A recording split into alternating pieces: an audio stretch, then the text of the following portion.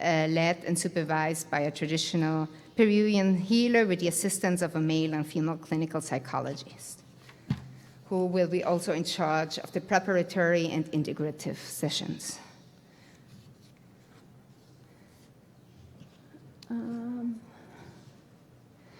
The first control group will participate in 3 music therapeutic sessions. This control group we introduced just to factor out the fact that those patients receive an extra attention, and they will receive the same complementary psychotherapeutic care as the treatment group.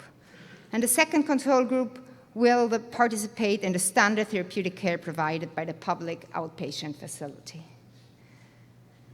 I also already mentioned the parallel observational study, and the assessments will be at baselines 1, 3, 6, 9, and 12 months, hopefully also 18 months, depending on the financing.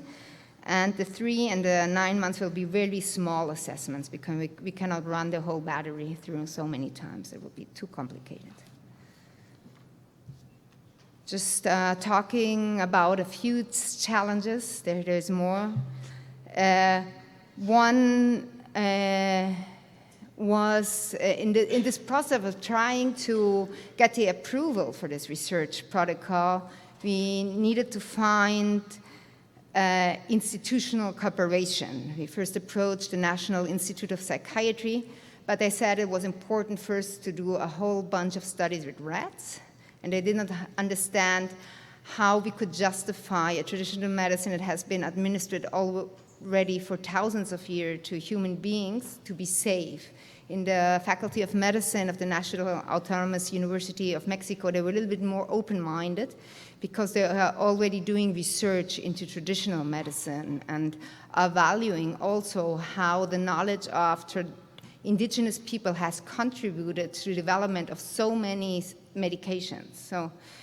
So we had to find the right institution and find the right wording. A big challenge was to find the thing with the dose. They're telling me I need to move on. So for those interested, I can talk privately later with you about some of those challenges we were facing. Just wanting to conclude that we hope to make a contribution with our research to the recognition of ayahuasca as a legitimate intercultural therapeutic tool for the treatment of addiction and other mental health challenges. Maybe not only the treatment of psychological disorders, but also a personal growth process and the training of therapists, enhancing their therapeutic intuition and their sensitivity. And we hope that that we have positive outcomes in the study that could be reflected in regulatory processes. Thank you very much.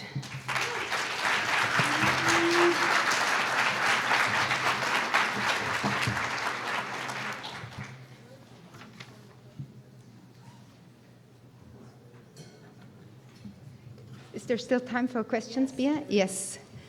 So I'm sorry I needed to rush a little bit through these slides. It's always like a lot to share and so little time, but there's some time for questions. So, Bia, how do you want to go along with the questions? Excuse me, hello? Can you come here? The questions will be here. So people can line up here for the questions. I have a question about... Can you come here? Could you please come to the front with the questions? That's because of the filming process.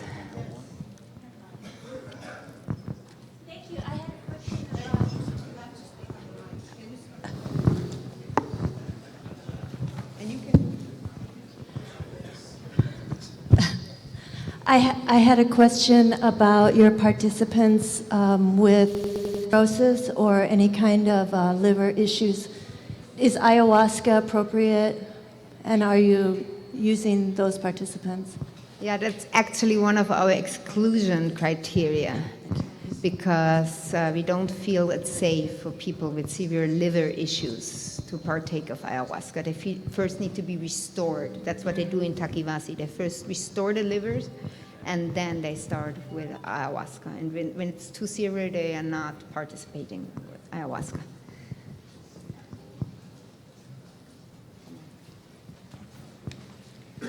What was the duration of the stay of the subjects? How many months did they have to stay in Takiwasi for the protocol?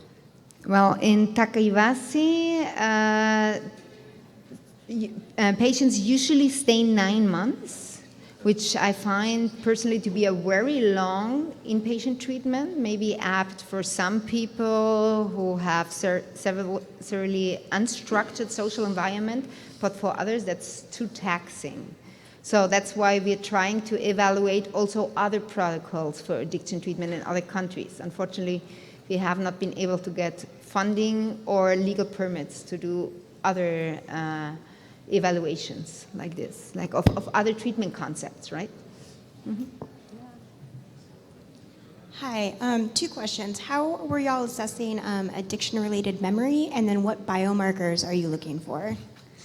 Okay, the addiction-related memory will be assessed by a colleague of mine, so I need to look up my notes, because that's is a recent project which came up. 1 second.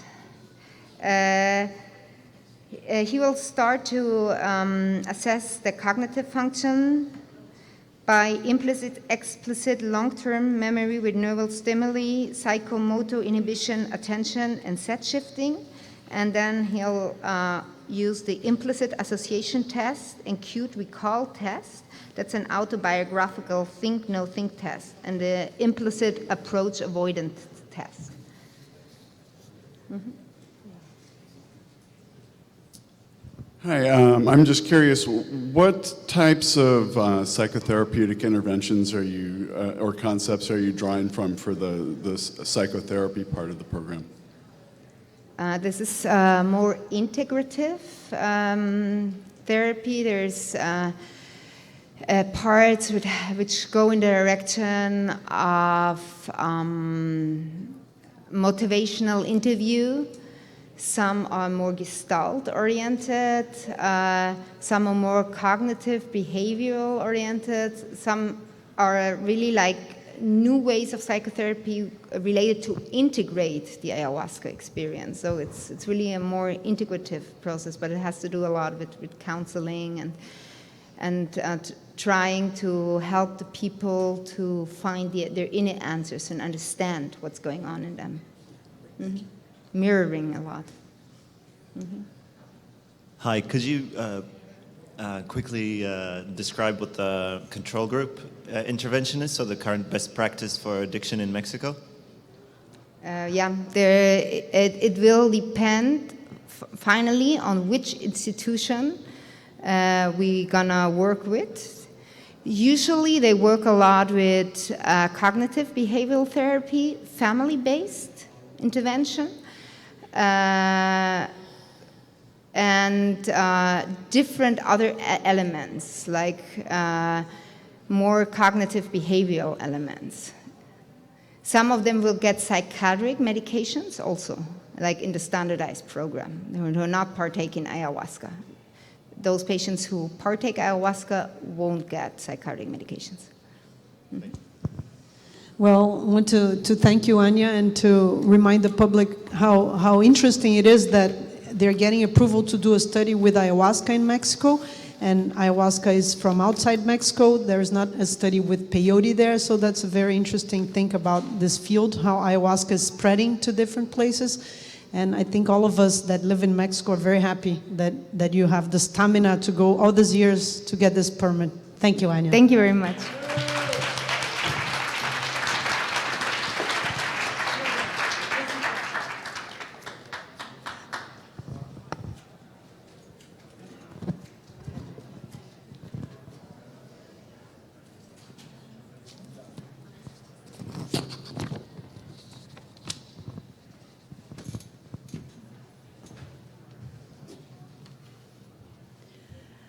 I would like to welcome to stage our next speaker, Luis Fernando Toffoli.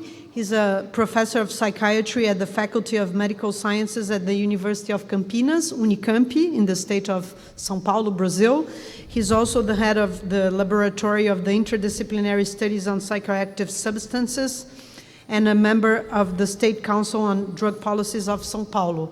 He also has been battling to get legal permits to study ayahuasca and funding, and he has a wide range of knowledge in drug policy and empirical experience. Welcome. Thank you.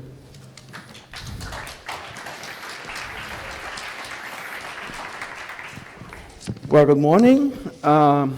As Bia said, I'm a psychiatrist and a psychiatry professor. And today I'm here to talk to you about the possible treatment of alcohol-related disorders with ayahuasca. And so you probably know that alcohol-related disorders are a serious worldwide public health problem, and that there's currently, the currently available treatments have limited efficacy and application. So any new option is welcome in this field, or should be welcome in this field. So we are looking for new treatment options, and that's the idea of discussing ayahuasca. So briefly, first, I'm going to quickly review with you the evidence that we have that suggests that it would be interesting to study ayahuasca, and Anya has already mentioned a couple of the information that are important for that. Second, I'm going to present to you the initiative that we are assembling in Brazil to address this question. And third, we would like to briefly discuss some of the dilemmas that may involve ayahuasca research and ayahuasca treatment in Brazil and in South America. So let's start with the evidence, and it's important that you know that this evidence is under construction. It's far from being complete at the moment. But from preliminary evidence, we can say that we have the reports from the anthropologists showing that people who take ayahuasca in ceremonial and religious settings present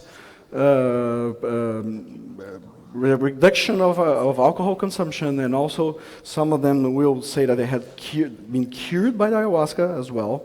We have reports from the ayahuasquero groups, and these reports are anecdotal reports. And when I talk to them, they normally say that alcohol would be a very good first option regarding substances for the treatment, from their experience. And also we have the evidence from studies, from the Ayahuasca Project study from Fábregas, a study from Paulo Barbosa, showing that ritual ayahuasca users consume less alcohol and have less problems with that, with alcohol consumption. And also we have the experience of Takiwazi. It's the oldest experience of ayahuasca setting for treatment of Western people with drug-related problems, and this is also interesting and important. It's important that we know that we have already animal models of alcohol dependence that being tested with ayahuasca, and new groups are replicating this right now at this moment in Brazil. And this is a study by Oliveira Lima, a recent study with mice that shows that ayahuasca showed an effect for the prevention of alcohol-related behavior that would be an animal model for alcohol dependence. We also have clinical evidence, and this is the study by Thomas and colleagues with Canadian First Nation subjects. It's an open, uncontrolled study, so we need placebo-controlled studies, and Anya has already mentioned that, and we are going to the same direction as well in Brazil as she's going in Mexico. And also, when you look, for instance, at this data from Paulo Barbosa, showing, this is a survey of almost 2,000 UDV members, showing that previous to, considering their lifetime and comparing to the Brazilian population, the consumption of the prevalence of alcohol consumption is more or less the same. When you go to the last year and the last month, consumption is far less when compared to the general population. This does not mean that it's ayahuasca, it's the only responsible for that, but it shows that it might be important to look at this brew.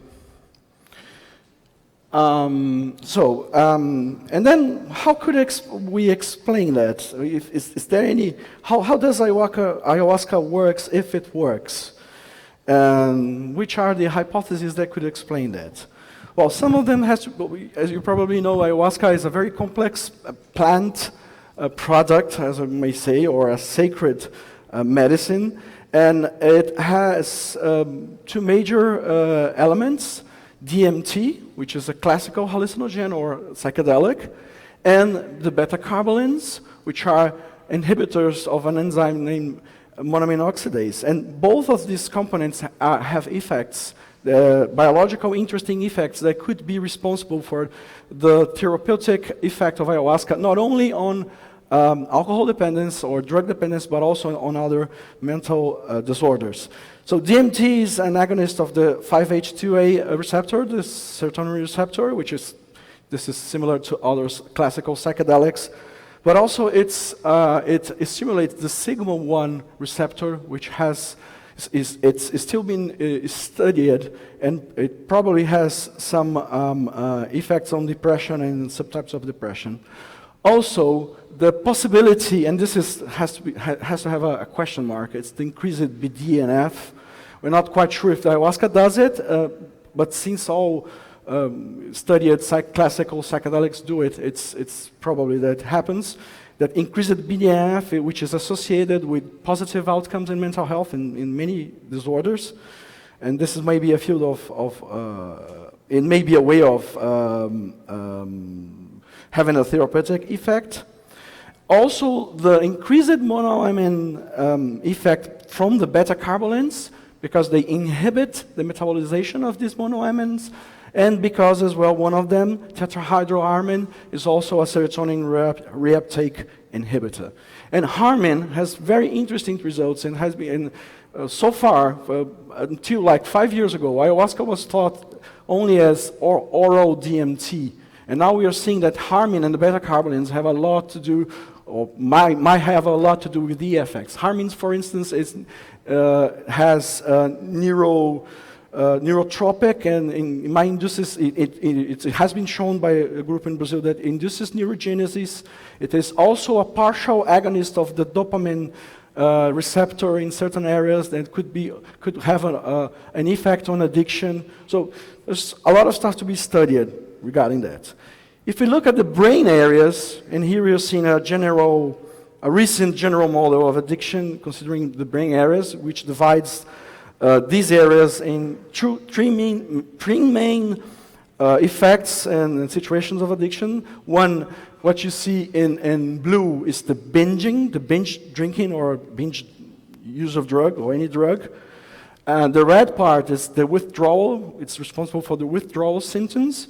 And the green one for craving.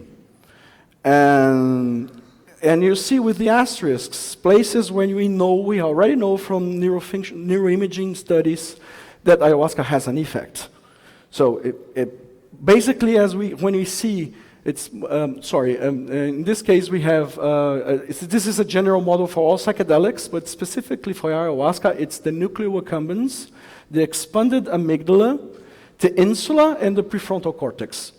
So it's basically withdrawal and craving, which would be more interesting to be examined or hypothesize the effect of ayahuasca.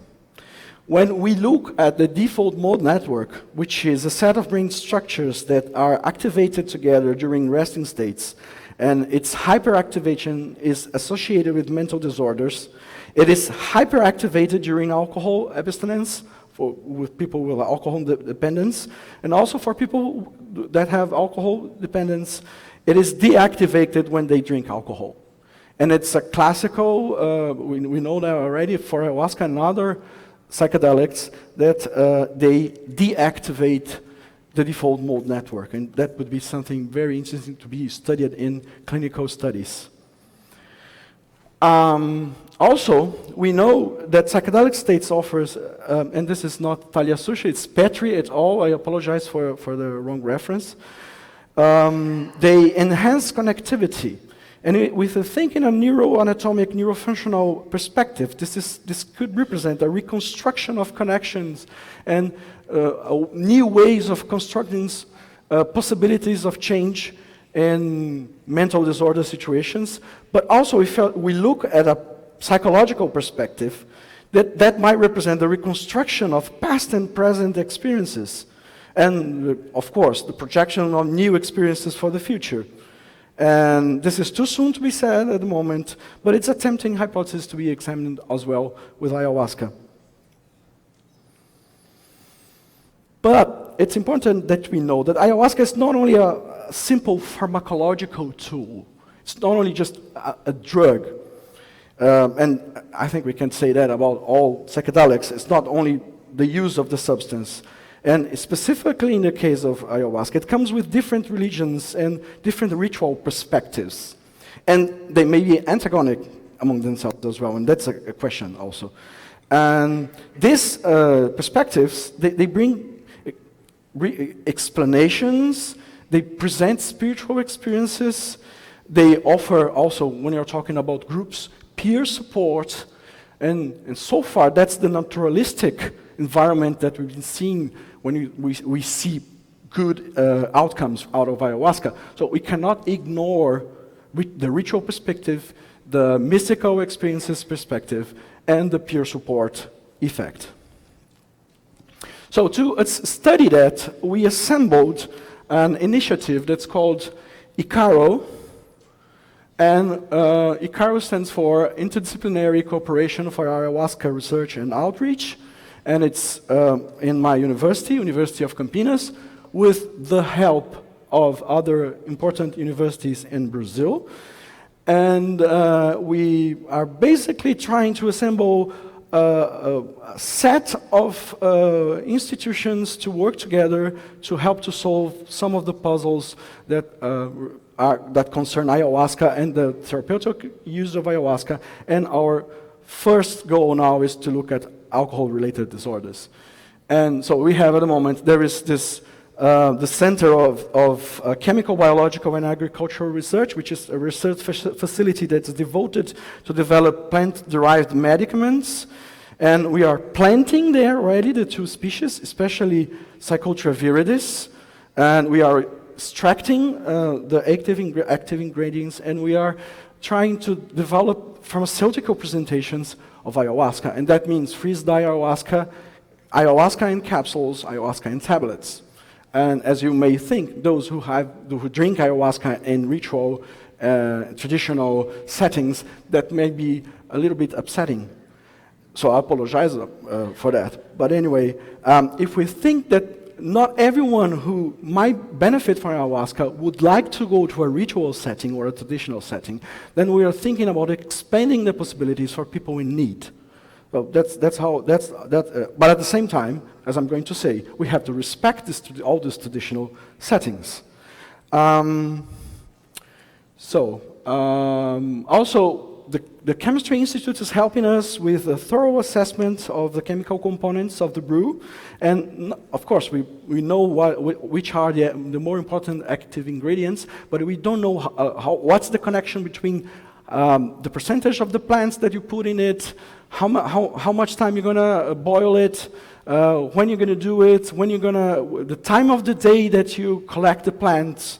So all these questions we're trying to address all these questions in order to understand better how it will translate in the final product. And also we are studying the possibility of organic contaminants and heavy metal contaminants in these different batches of ayahuasca that we've been collecting for this study. Also, we have a group that's specialized on the assessment of the active ingredients on body fluids, and our group at the faculty of the School of Medical Sciences, where we have designed 2 protocols to examine the question. They are already approved by the ethics committee of our university, so that won't be a problem at the moment. We're waiting for the funds to do that. One of these protocols we want to do in the ritual setting, comparing people who are having the regular treatment for alcoholism and others who are having the regular treatment and are going to ritual sessions in the UDV, one of the Brazilian ayahuasca religions.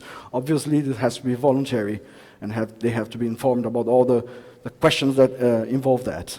And also another one where it's the more classical psychotherapy assisted ayahuasca with a placebo-controlled group, and also the blinding of who's taking ayahuasca and who's not taking ayahuasca. And we have a lot of technical questions regarding that. But about the dilemmas, I don't want to go into the technical questions of placebo, and has been discussed for a while. I would like to address some of the questions that involve the fact that we have a situation that is connected to sociological and anthropological perspectives and very different settings. The first of all, we have to think about biopiracy of ayahuasca. Or in other terms, we're talking about the possibility of the biological and cultural appropriation of a traditional medicine or a traditional sacrament. So how can we operate in this field being respectful? And I'm going to address a lot of questions. I don't have answers for all of these questions. I'd like to think about them together with you. So another one is, what is that we call ayahuasca? So it can be bottled as Coca-Cola. And is this ayahuasca? Is this ayahuasca? Are those tablets that we made ayahuasca? And they're made out of freeze-dried ayahuasca. But can we call it ayahuasca or not? That's a question. For some groups, this is sacrilegious. Also, many of us criticize which is the real power of psychotropic medication. In this case, we're talking about Prozac, fluoxetine, and how it can be influenced by mass media. And for me, it's always a little bit frightening when I come to the US and I see antidepressants being advertised. I mean, as a psychiatrist, this is very strange for me, and because we don't have it in my country. But would that ever apply to ayahuasca? We're going to have this mood brightener situation. Can it be commercialized? Will it be a commodity? We have to address these questions. Also, I would suggest, or really suggest, I'm not talking about Troy Peters because of the time now, but regarding this book by Nicholas Langlitz, it's ethnography of psychedelic laboratories, and it addresses a question where he points to attention, and I really recommend this book, that is present in psychedelic science, which is what psychedelic science says, and the difference between that and the beliefs of the psychedelic scientists. Part of the beliefs are not uttered, they're not mentioned. You can hint at them, and of course, when you talk to them during coffee breaks, you can understand that, but it's not always presented. And I understand that, because the idea is to find a way within the mainstream. But when you talk about ayahuasca, it's unavoidable that we discuss about that. How you get interested in ayahuasca, how I got interested in ayahuasca. Of course, I drank ayahuasca many, many times, and that made me interested in that. This is not only a scientific question. Well, I have to disclose that to you, and we have to address the question with, of course, looking at evidence, looking at what it shows, and not trying to say that ayahuasca is a miraculous drug, because it's not. I've seen a lot of people drinking ayahuasca and having zero changings in their lives, but we have seen a lot of changing as well. So there's no magical bullet, as Anya already said about it, and I agree with her. But it's important that you have that in mind as well. And there is one fundamental question that I think that means the yellow is 5 minutes. Thank you. I'll do it. Is the fundamental question when we talk about ayahuasca is who owns ayahuasca? Because if you go to any traditional group, they're going to say that they are the owners of ayahuasca, even among, and we say Native Americans, Indians, well, among themselves they fight regarding that as well. Not fight physically, but they're going to say, it's our ancestor who brought ayahuasca, or we discovered it. And so how can we, in this field, and can I say that biomedicine will ever own ayahuasca? I don't believe so, and I hope it won't happen. But if we don't address the question, we might be, to get into this field in a very naive way and perhaps not go in the more productive way. And so I would like to suggest two concepts that could help us to think about this and perhaps trying to solve these problems. One is the concept of community-based participatory research. And we are talking about bringing those who drink ayahuasca, who have experience with the settings. And settings of ayahuasca may be very, very complex to deal with. And ask them advice about how to integrate that for Westerners or for people who don't want to go into the traditional setting. And I think this is very important, and we can bring these people, and they can be co-authors of papers as well. This has happened in other fields. Why can't we do that with ayahuasca? Oh, this has happened with ayahuasca, in the ayahuasca project, actually. Where a lot of UDV members were co-authors in some of the old papers. And also the idea of benefit sharing. It's the idea that the possible profits that will come if we prove or that ayahuasca is therapeutic in Western terms. Someone is going to produce ayahuasca and sell it, because someone has to do it. What are we going to do with the money?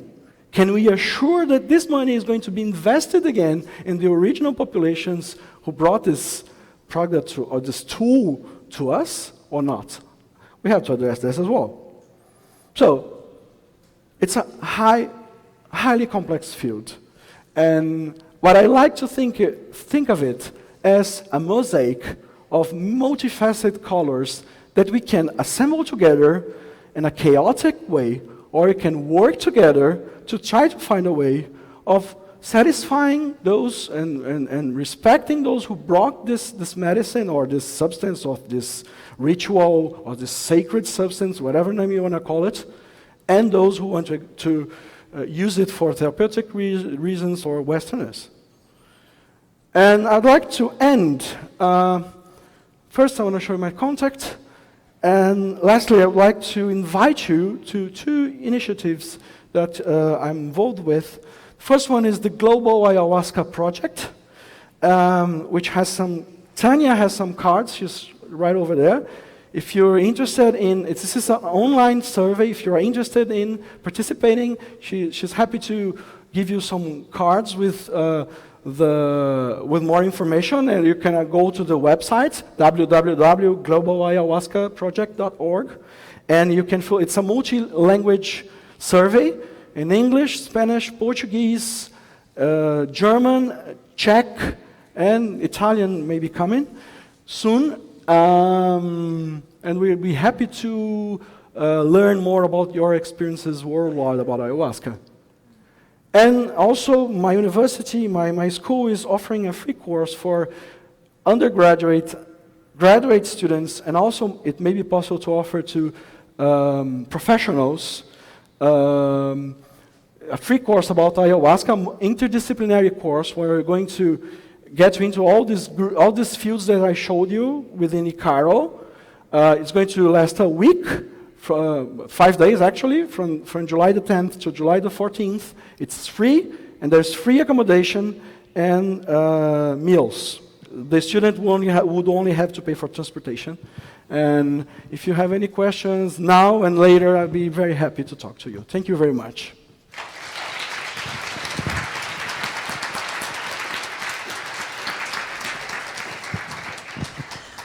Thank you, Toffoli. I just want to point out something that he threw out casually out there, but I think this is as hot as it can get. They're actually planting the vine and the leaf in the university campus for scientific research purposes. So I studied undergraduate, master's and PhD in Unicamp, and now, like many years later, I can go back to the university and visit a plantation of ayahuasca that him and his group is creating in the university. I think that's really mind-blowing. Thank you. Congratulations.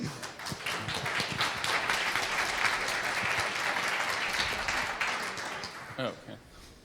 First of all, thank you for this excellent talk and the research that you're doing. I'm very pleased to hear that you're looking at producing ayahuasca in tablet form for dose standardization. Is that what you're actually going to administer in your studies? Yeah, we are developing the standardization of ayahuasca. And this, of course, it might be going on as we do the trials, because this is not very well established. There are some theories that are not even published about the difference between daime ayahuasca, yahe, vegetal, and there are subtle differences in how they might apply to different mental disorders as well. I don't have evidence for that. It's just, science gossip about that. But the idea is that we could provide some standardization of ayahuasca, not only in terms of tablets, because as we saw in another study, the tablet might not be so good as the capsule form. So it would probably go with the capsule form or the liquid form. And not only this, but also which ayahuasca with which procedure we could reach a scientific recipe for having a standard ayahuasca that could be tested. That's one of our goals, certainly. I have a second question, which is, I personally think the vast majority of the therapeutic benefits come from the dimethyltryptamine molecule. And so are you looking at including a third arm where you have a group that's administered just the Banisteriopsis caapi without the Psychotria viridis to rule out the influence of the beta-carbolines as being the therapeutic molecules? That's an excellent question, because we have some evidence that some of the original groups and some of the indigenous groups only drink ayahuasca vine tea without the admixtures. So why do they that? Why do they do that? We want to know about it. So at the moment we can proceed on that branch of exploration, but it's very tempting, it's very interesting, and I would like to study that. Not at the moment, but I think it's very tempting and very interesting to study that. Thank you. Hello. I have a question kind of for both you and Anya. As Americans, we see a lot of advertising for ayahuasca retreat centers, ibogaine retreat centers, in these places in Brazil, in Peru, Costa Rica, Mexico. And it gives us the impression as Americans that these things are totally legal and accepted there. And I've been sort of surprised in the last hour that it seems like some of your research is aimed at trying to decide whether or not these things should be allowed and how. And so I'm just sort of wondering, like, what is your take or the take of your colleagues in Latin America on these centers and the ayahuasca tourism and the other kind of psychedelic tourism in Latin America? Well, one thing, thank you for your question. One thing is the legal status is different depending on the country. In some countries, ayahuasca is just tolerated. In Peru, for instance, it is regulated for therapeutic purposes, but not religious purposes. And in Brazil, it's the contrary. It's legal for religious use. It's not legal for therapeutic procedures. So what happens is when people want to, and they do exist, these places where people treat with ayahuasca in Brazil. I guess they are not as, probably Bia has more input about that than me, but they're not as common as we see in Peru. But what they do is they adapt to one of the ayahuasca religions and use this core, as religious centers treat, without ayahuasca, treat drug addiction as well. So, but there is a gray zone. This is a very complex question. We have to talk a little bit about that. But one thing that's important that's inside of your question is that it's not the same thing. And there are gray areas, and we have to be careful about it. I think that's one important message about it. I have a question for you, Toffoli. So for those of you who don't know, he is modest, but he has a large empirical experience with ayahuasca. And first, I just want to know, like, how does your empirical experiences and years in ayahuasca communities in Brazil influence the design of your research protocols? This is an even harder question, right? Well, thank you for that. One thing I think is it's important. For a while, I was reluctant about studying ayahuasca. I was already a scholar, and I studied something else, public mental health and other issues like that. And for a while, I was reluctant about studying ayahuasca because that was a personal thing. It was good for me. How could I study that without being biased? So, but the ongoing experiences with ayahuasca taught me that certainly it's not as simple as giving Prozac, and even Prozac is a very complex issue. And with time, I thought that it was important that I would get involved with that.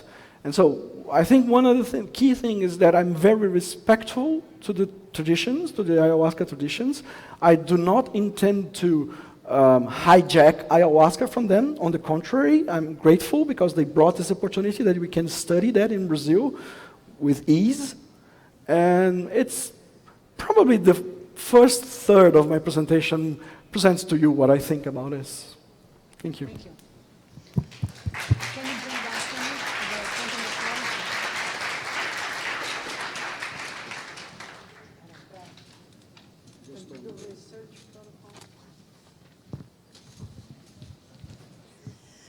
It's my pleasure to present the next speaker, Braulio Barros de Araújo. He's a professor of neuroimaging at the Brain Institute of Universidade Federal do Rio Grande do Norte in Natal, Brazil.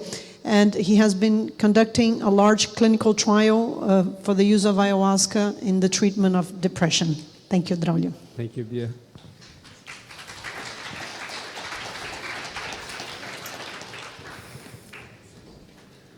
So, good morning, everyone.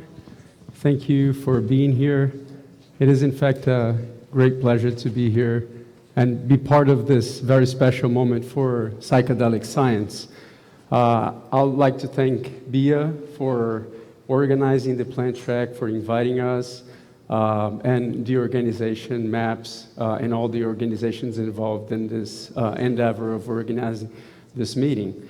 My idea today is to tell you a story that began in 2008 when we first heard many anecdotal reports from many churches in Brazil that uses ayahuasca as their sacrament, telling us that there were many people in the churches that seemed to get better from mood disorders. From this anecdotal perspective, we began to try to look for the steps that we need to take and all the steps that, that any medications would need to take in order to be tested scientifically, the efficiency as, in this case, an antidepressant. So the story I'm going to tell you is basically all the steps that we should do, that anyone should do, if you are interested in testing that substance as an antidepressant. I work at the Brain Institute as a professor in the Brain Institute in Natal, Brazil. But part of this work, the beginning of this work was mainly developed in the south part of Brazil, in a city called Ribeirão Preto, under the supervision of a psychiatrist called Jaime Halleck. So when you are about to try to understand the antidepressant effect of a substance, the first thing you need to do is to first understand how safe it is to have that substance used by a special group of individuals, in this case, people that had depression. So basically attesting the safety of using that substance to that group. How is it that that substance will interact with that specific group of individuals?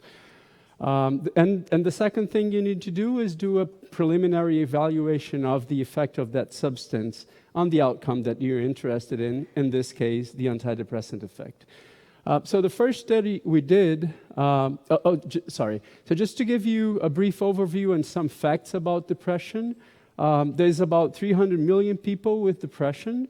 Out of this, about 30% do not respond to the available antidepressant medications that we have today.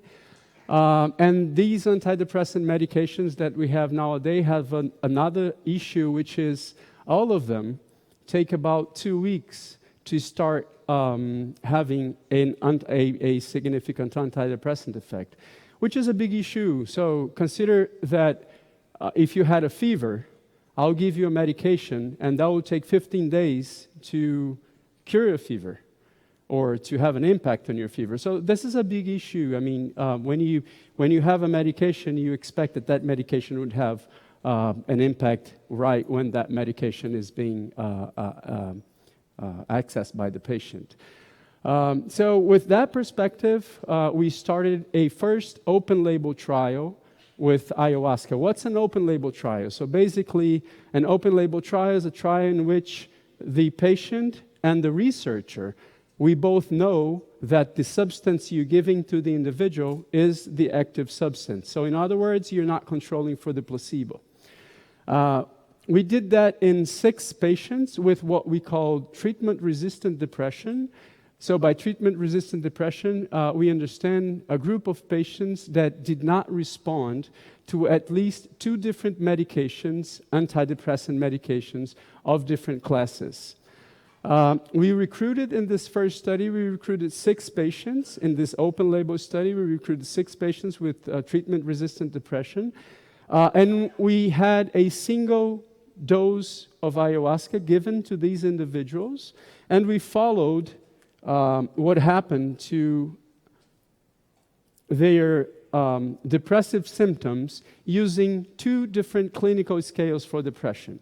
What you see here are these 2 lines here are the 2 scales that we used to access depression.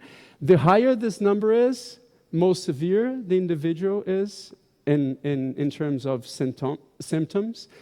So what you see here in this first part is the experimental session that goes from 0 to 180 minutes. And then we follow these patients 1 day after the dosing session, 7 days after, 14 days, and 20 days after. What we see here in these 6 patients is a decrease in the depressive symptoms already 1 day after dosing. So you have a significant decrease 1 day after dosing.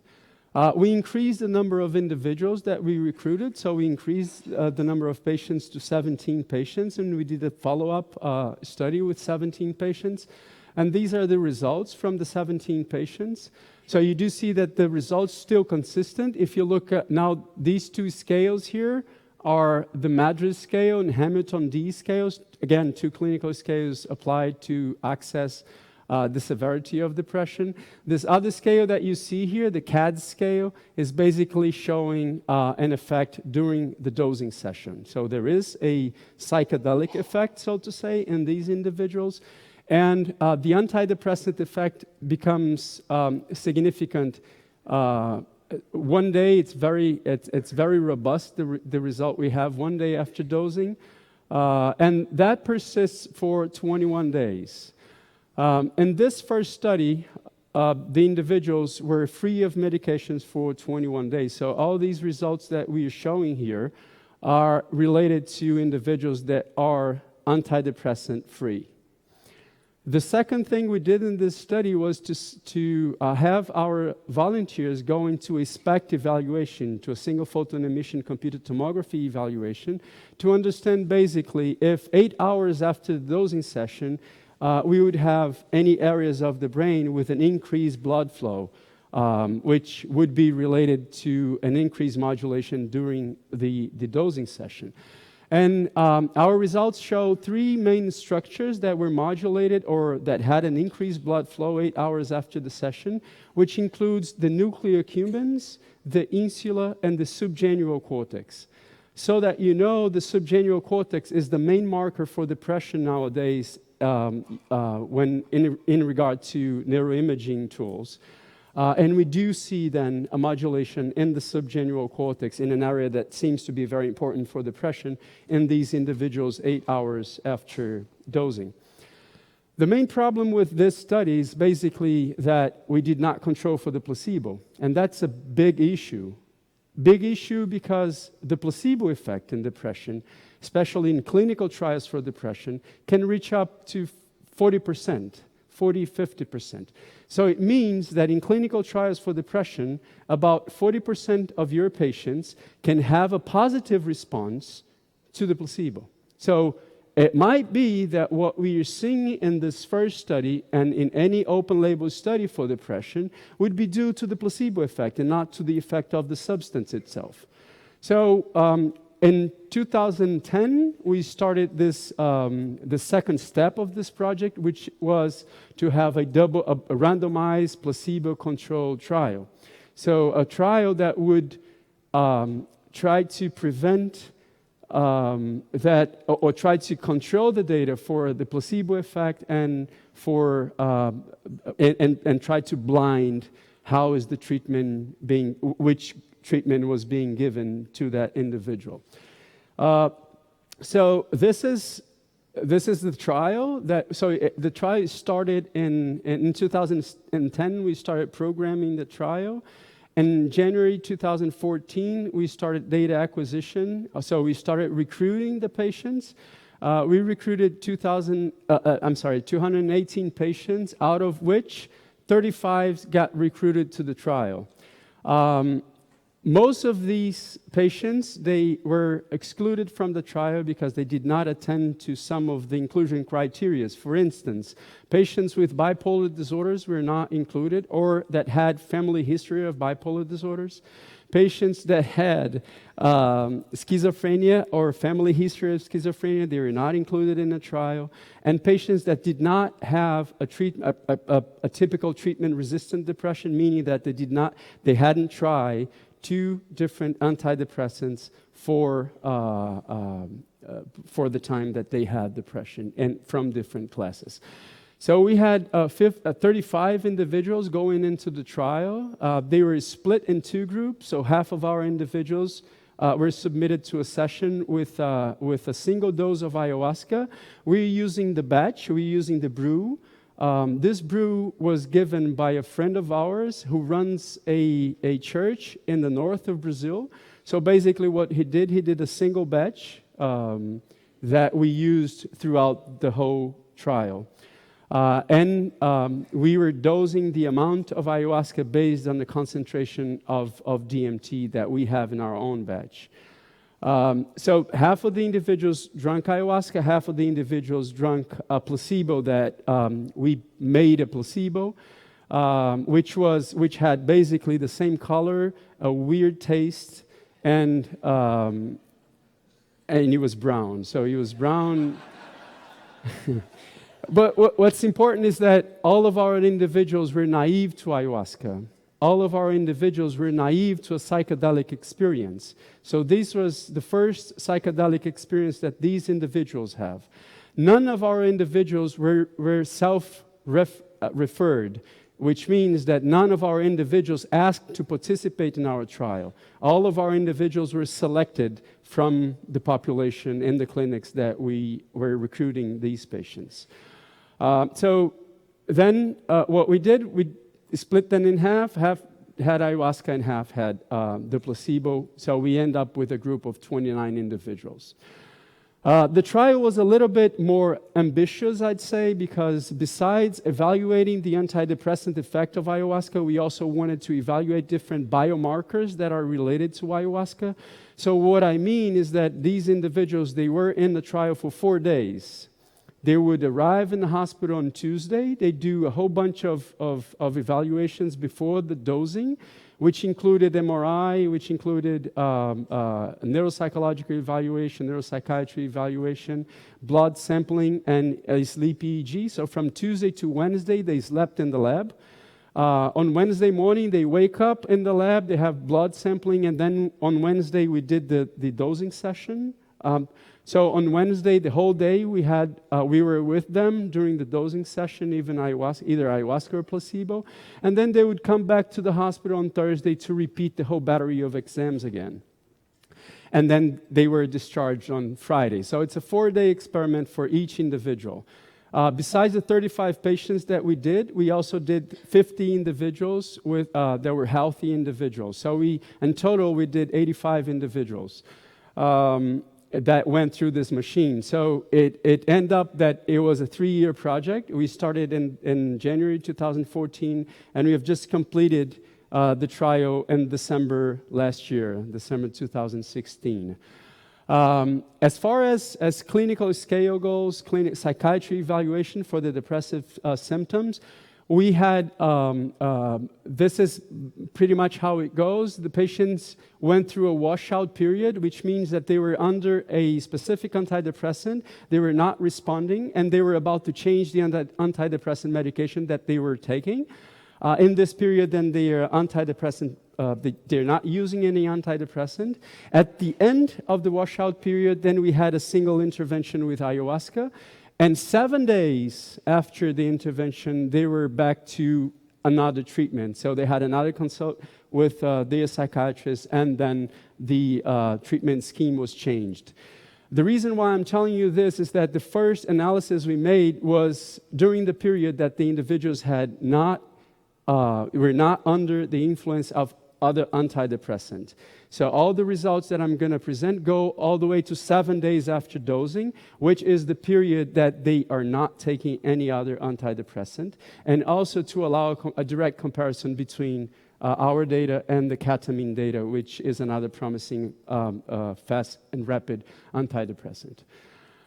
This is our setting. So this is our room. It's a very simple room, a very clean room, which this is where the individuals would sleep in the lab twice, and this is the recliner where they would go through the whole experimental session. So during the dosing session, they would just be in a recliner listening to music that we brought from UDV.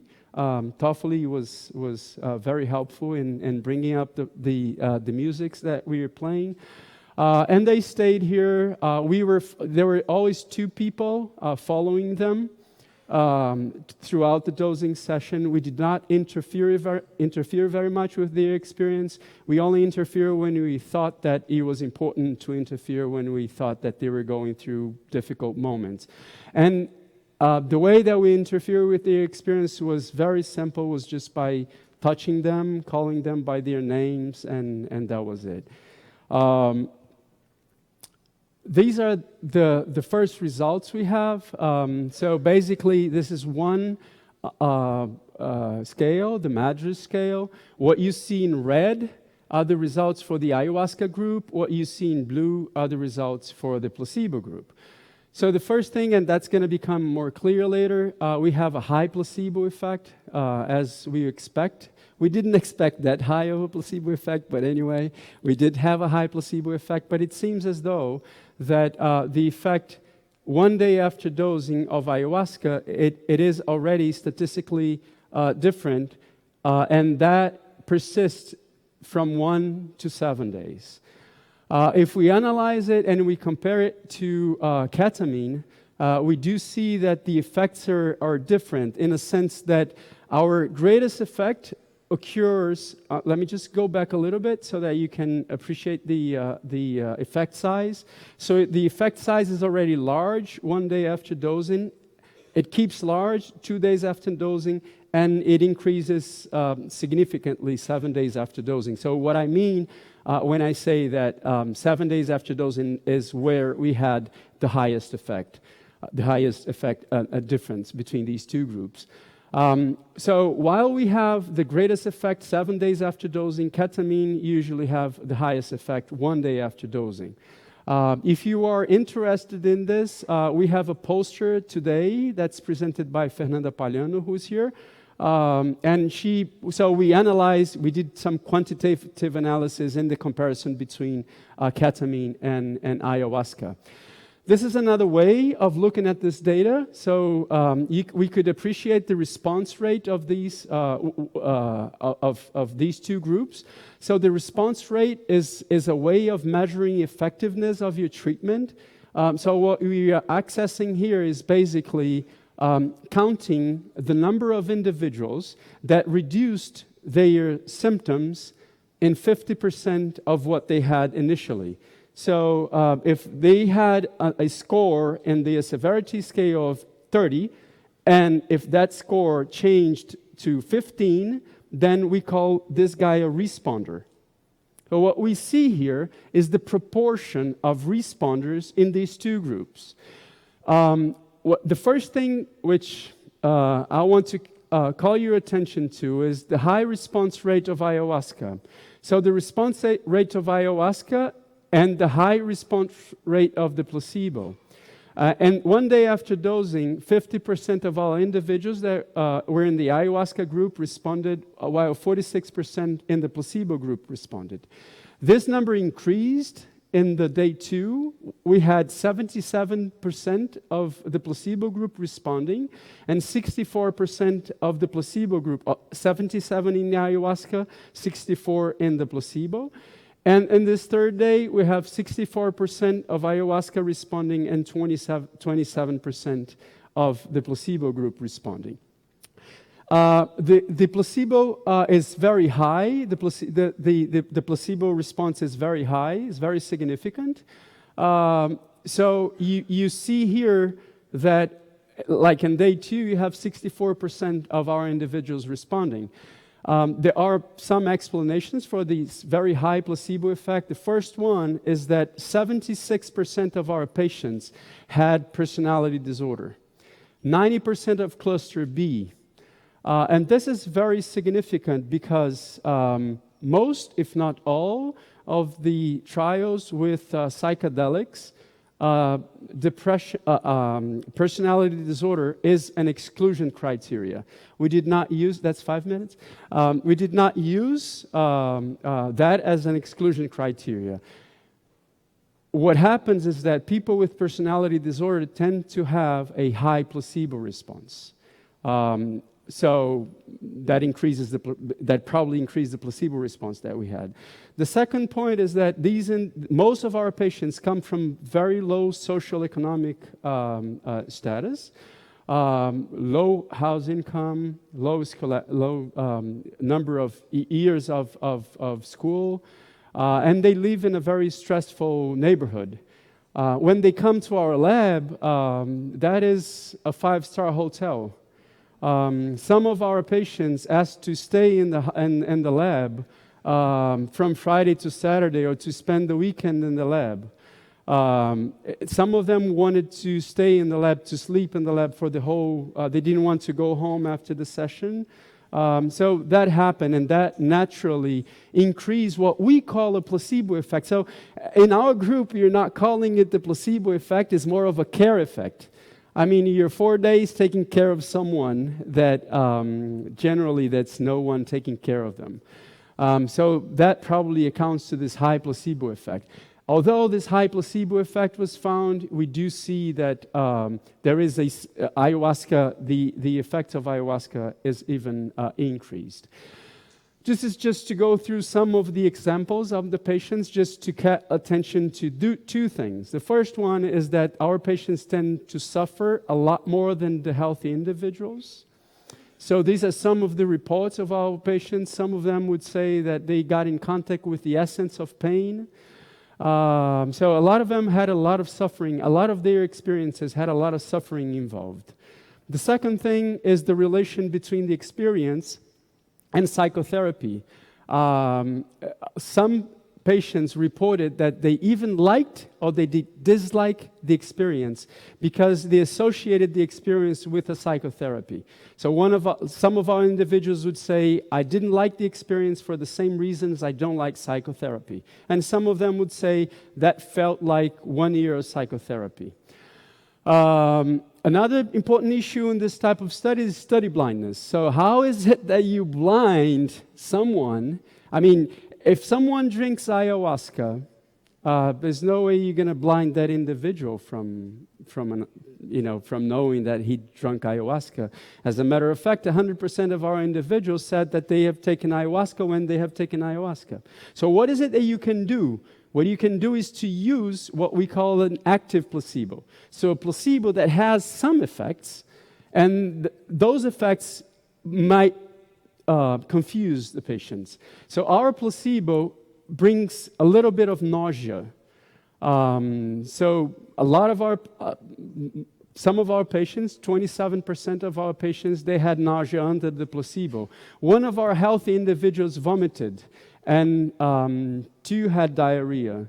So it had a infect in the bowel. So the first thing we did is to use then an active placebo. The second thing we did was we had a team of 5 psychiatrists, and they were running on rotation. So to blind the psychiatrists, we had one psychiatrist that would do the experimental session, and then sometimes the same psychiatry would not evaluate the patient anymore. You'd be evaluated by some other psychiatrist that was not in the experimental session. So that, I'm just telling you this to say that we are aware of the problem of blindness, and we're just trying to find creative ways of having a detour on that. This is a huge project. It involves a lot of people, so actually I'm here representing these 30-some people from different specialities, from different parts of the country, from different institutions. So I'm just representing these people here. And I'd like to thank them, everyone that was involved in this. Part of our placebo effect is certainly due to the fact that the people that were in this trial are really nice people. So we were really lucky to recruit such a nice group of people that were really into taking care of whoever was there. So that was our primary goal, that all of our individuals would leave the hospital saying, I was well treated. I liked the experiences. So all of our individuals said, we felt safe, we liked it, thank you. I'd like to thank just the institutions. This project was wholly funded by the Brazilian government, and the Brain Institute, the hospital where we had that, and the financial agencies and the Brazilian government for supporting this initiative. So thank you so much for listening.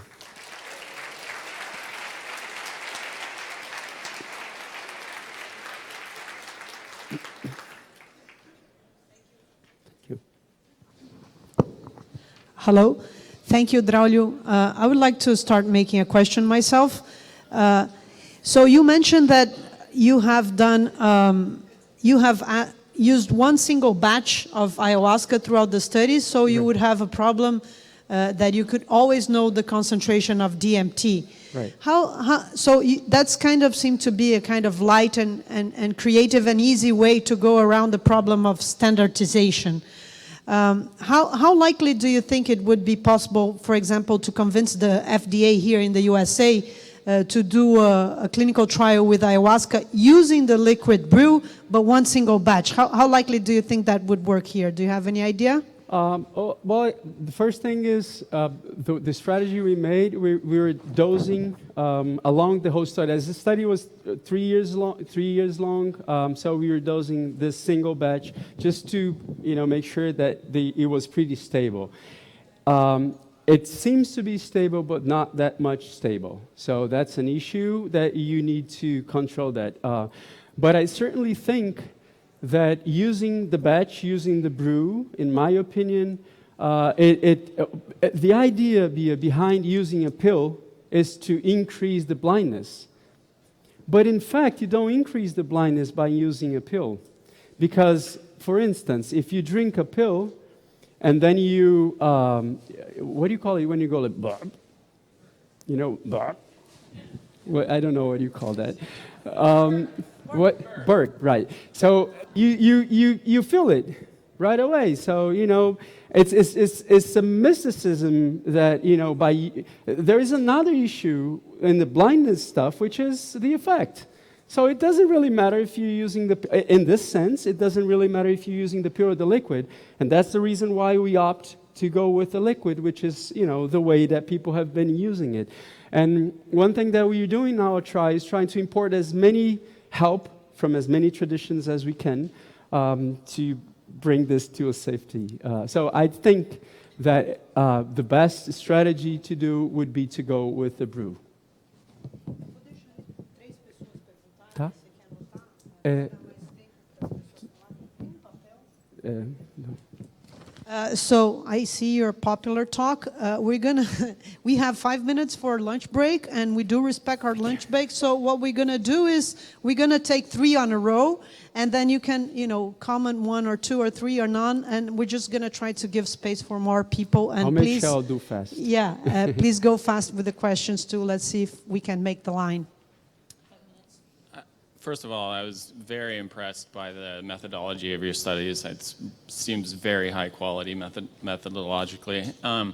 And then my question is, it seems like you were using doses sufficient to produce profound mystical type experiences, as in the psilocybin research. And did you run correlations of the intensity of the mystical experience with the therapeutic effect? We're just doing that. We don't have the results yet, but we are doing both with the mystical. We are focused right now with the correlation between the HRS, hallucinogenic rating scale, with the effects they had later on. And we're trying also to dissect the idea that, trying to understand a little bit better what we are calling the suffering. And how much suffering, in the case of ayahuasca, has to do with the improvement afterwards. So these are our goal. It's a very simple question, and it's good it's 3 questions because you can, jump this one, skip this one if you want. But how difficult is to publish this type of results? Very difficult. Very difficult. We've submitted it to already 9 different journals. And we haven't got it through. Although, that's very interesting because we don't have a significant critique on our method, on our on the results. It's all the time is an editorial decision. It's an editorial decision not to publish for some reason that I really don't know what that is, but it's not science. So I understand the trial was designed to study depression outcomes up to 7 days, but you have the experience of working with these individuals and doing the open label study from before. So I imagine there's some kind of duration of time that you would guess that ayahuasca works to treat depression. Similar to the psilocybin seems to last a lot longer than ketamine does. Mm-hmm. How long do you think that duration is? The thing is that the data we have, it's very variable, and variable in both sides, in the sense that a lot of people in the placebo did have a significant response for very long. So we really have to appreciate the placebo effect as something positive, but as something that influences very much your data. So it's difficult in the long run. I mean, we have people. If you look at the remission rate, for instance, so people that are cured after a single session, the remission rate in the placebo group is very high. So it's very difficult to, in the long run, then you have an interaction with the new medication that they have. So it's, what I'm saying is that part of the result we have in the long run for ayahuasca is certainly influenced by the results of the placebo effect. So it's, for now, I'd say that it's very preliminary to say that we would have a response for a single session that would last a lot longer than 2 weeks. Pode. So everybody will make a question, and he will just make one single final comment.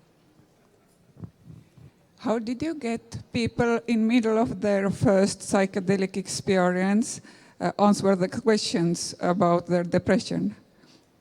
I'm sorry. People were in middle of their first time psychedelic experience, presumably very intense mystical experiences. How could they answer the questionnaires about their good question. state?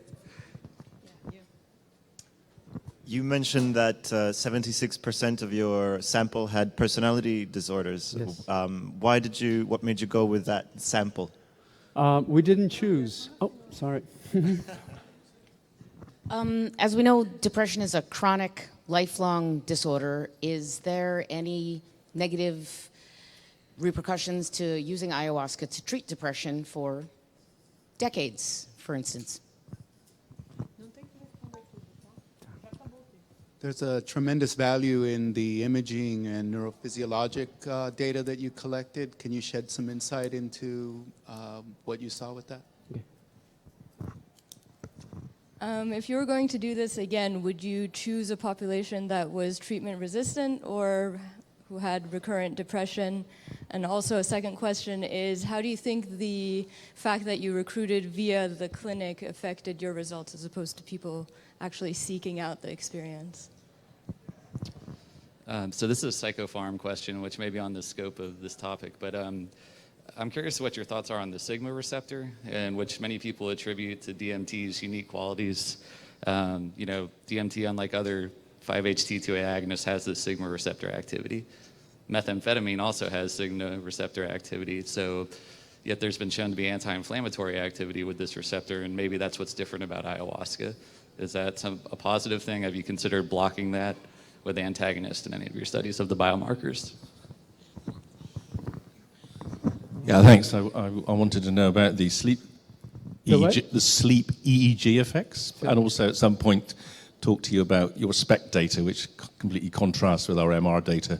But maybe you have some MR data as well now? Yes. The problem of these conferences is that everybody's an expert, so it's too hard. I just want to say that Braulio is going to be presenting on University of California, San Francisco on April 25th. After this event, we have a post-event, and it's free, and you're all invited, and he's going to give a long lecture there. Okay. I'm going to try to go really fast. First, about the questionnaires, when we apply the questionnaires. Actually, we applied the questionnaires after the experience had been over. So at the end of the experimental session, we try not to interfere as much. As a matter of fact, in our first set of patients, we would have the first psychiatry evaluation 40 minutes after.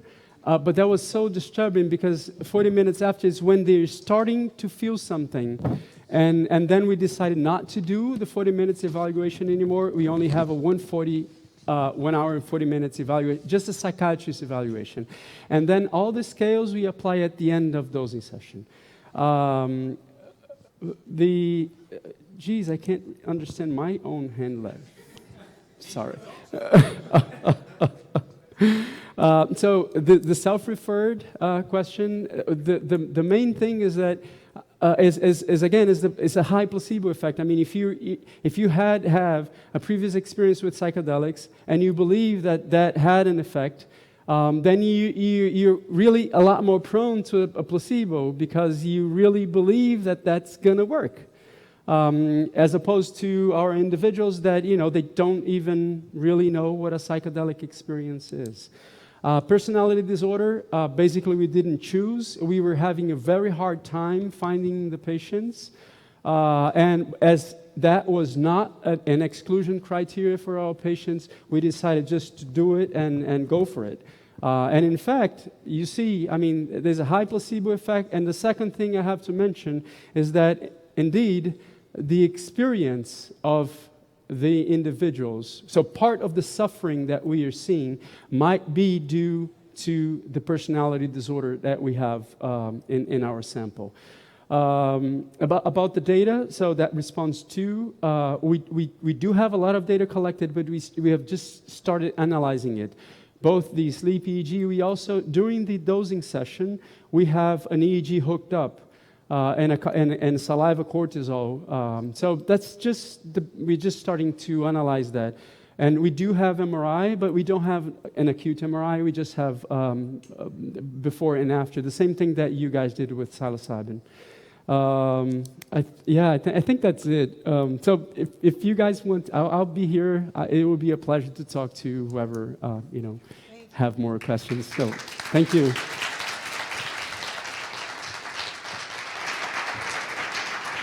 I want to remind everybody that the symposium stage is in the marketplace in the West Hall. Please go visit. All three talks will be live streamed into the Grand Ballroom, the Junior Ballroom, and the Skylight Room.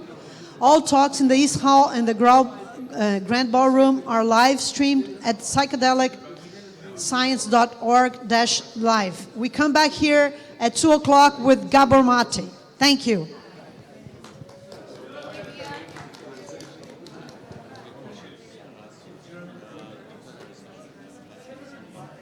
Alex.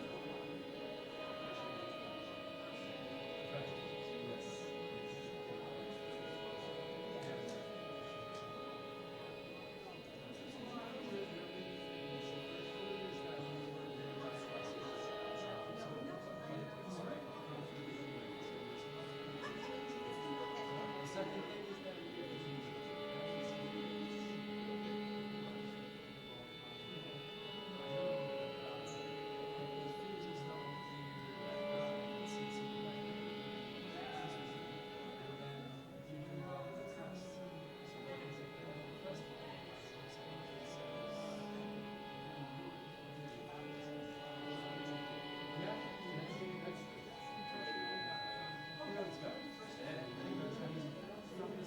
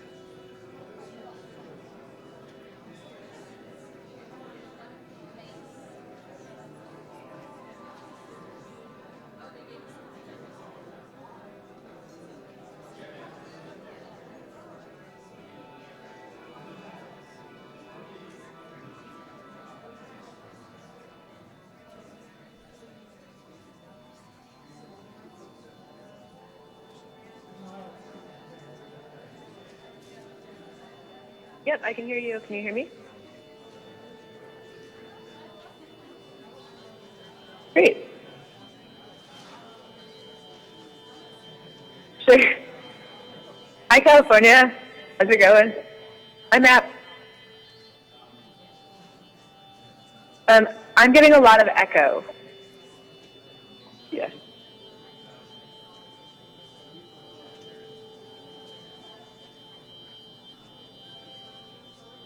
Okay, I'm talking now. There shouldn't be echo because I'm not getting any sound. Can you hear me? No, there's not an echo that way.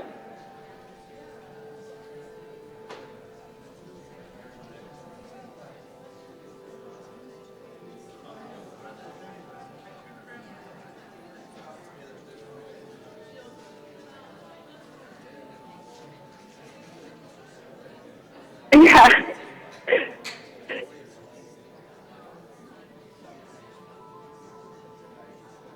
Yep.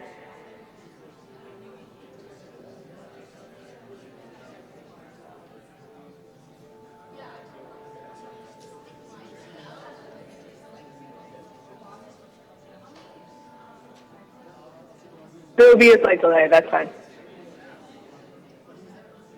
Okay.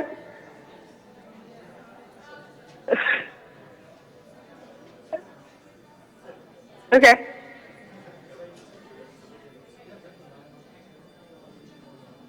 So I'm looking at the stream right now. So do you guys have a copy of my slides?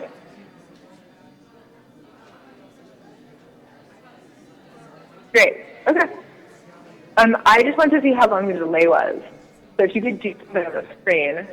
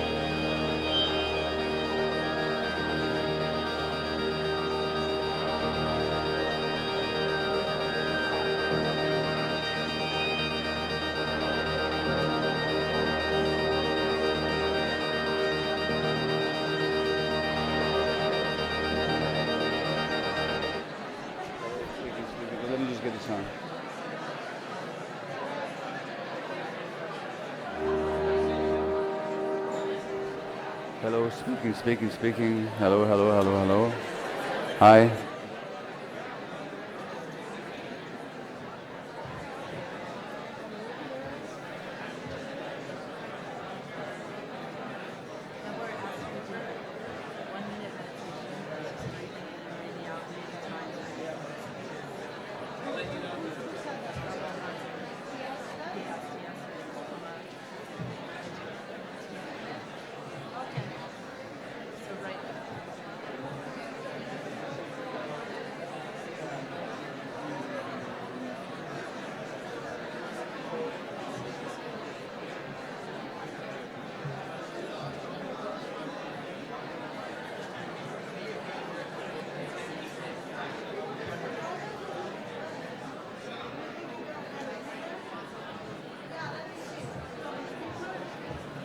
Sit there, please. Let me compare to see which is best. Only 3,000 breaths. Uh-huh. Only 60 seconds. No, it's okay. I just wanted to know. Yeah, of course. A lot of people have ideas that they could come up and invent, so I'm happy to know you are authorized. Hi. Apparently there's another timekeeper already. You know? I don't know, this guy just told me he was the timekeeper. Well, there shouldn't be two time.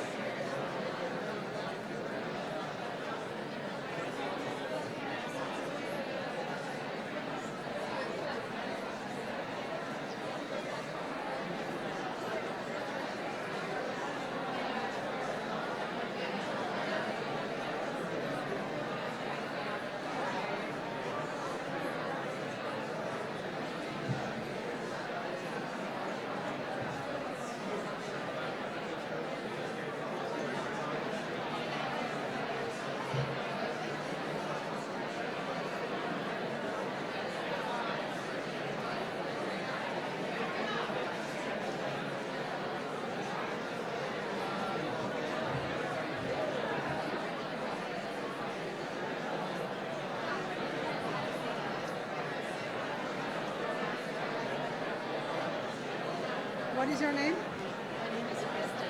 Kristen. Okay. I'm a little nervous. It's only 3 breaths, but I did it before the MDMA talk, and everybody said it kind of around with them. It's just breathe in, breathe out, breathe in, breathe out, breathe in, breathe out, breathe out. Okay. So are you gonna come up here? Okay. I'm gonna introduce him, and then I'm gonna say I'm gonna do a quick meditation, and then. So, but first I'll introduce him. Okay.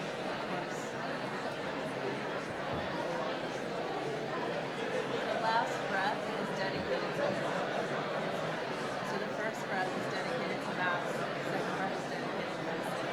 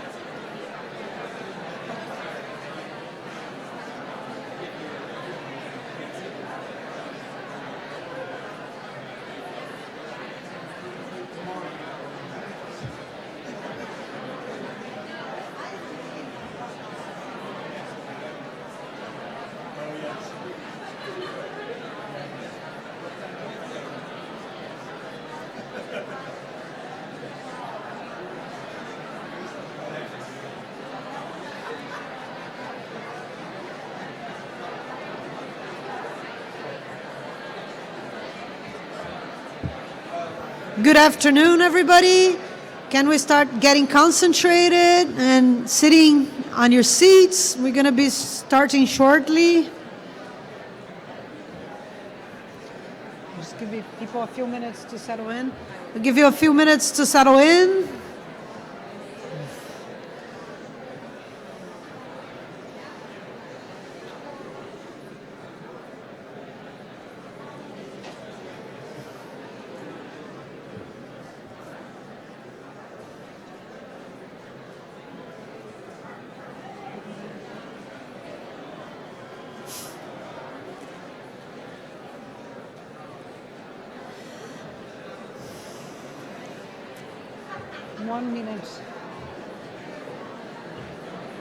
I lived 2.5 years in Germany, so I kind of have it in high regard, being punctual, you know. I mean, there's no other way. Okay, everybody, we're going to be starting. Can I ask you, please, your attention? Can we try to be quiet? Thank you. Hello, good afternoon. My name is Bialabaci, and it's my pleasure to be here to introduce Dr. Gabor Mate.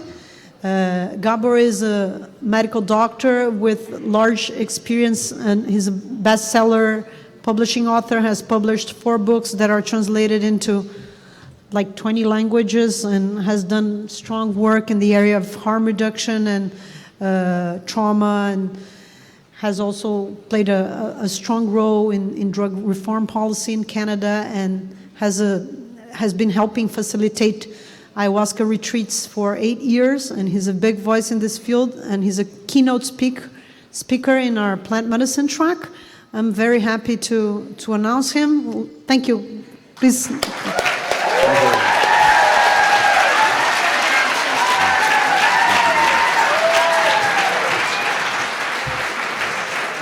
I'll introduce her. Just I'll introduce her. Thank you for this raucous welcome. I've met somebody today, just momentarily in the hall, and her name is Kirsten, and she suggested and offered to lead a very brief meditational process. So I've invited her to begin our session with that. So Kirsten, yeah. Good afternoon. Let's take a deep, grateful breath in. Gratitude to MAPS. Thank you for all your work. Deep breath out. May their research continue to expand. Let's take another deep breath in. Dedicate this to plant medicine. Thank you so much for your wisdom. Deep breath out. May it reach all the souls with the wisdom that we're learning. And the third breath, let's dedicate it to you, Gabor Mate. Thank you so much. Everybody take a huge, deep breath in. Thank you for your wisdom. Deep breath out. May it reach the souls that still suffer from trauma. May they find relief. Aho. Aho. Thank you.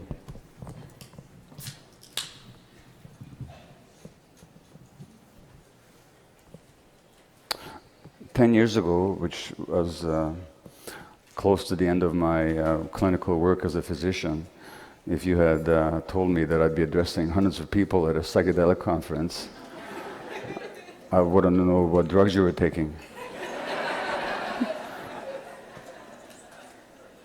That I am here speaking to you and that you're here listening to me reflects both the crisis of Western society and also the wisdom of cultures that in our arrogance we ignore and even suppress. Now, psychedelics, as you know, have been used, and plant medicines have been used by humankind for ages. In fact, one of my favorite books is Homer's Iliad and then the Odyssey.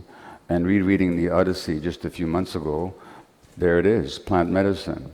This book was written down, composed probably 2,700 years ago, and written down maybe 2,400 years ago.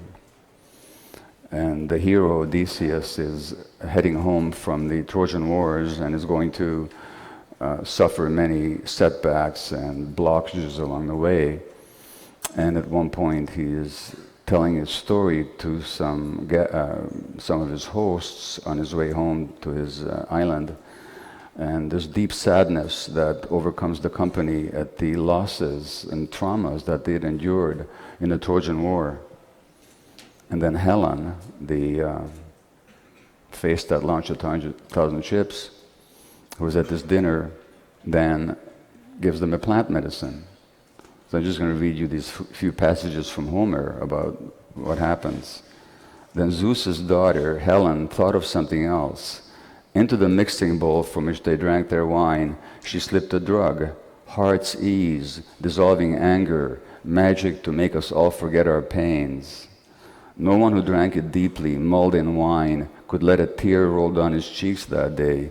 Not even if his mother should die, his father die, not even if right before his eyes some enemy brought down a brother or darling son with a sharp bronze blade.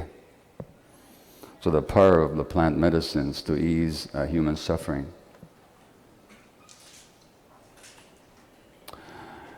Let me begin with a story of suffering. This is a woman who has a condition called scleroderma. And scleroderma is an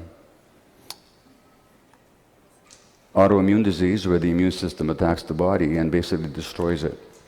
Sclerosis has to do with hardening, and derm is the skin. So scleroderma is a hardening of not just the skin, but the connective tissues in the skin and in the joints and in the muscles.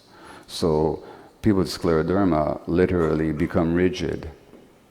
And this woman was so rigid that if you look at a photograph of her 3 or 4 years ago, her face was like a rigid, distorted grimace of a mask. And although she was a highly capable executive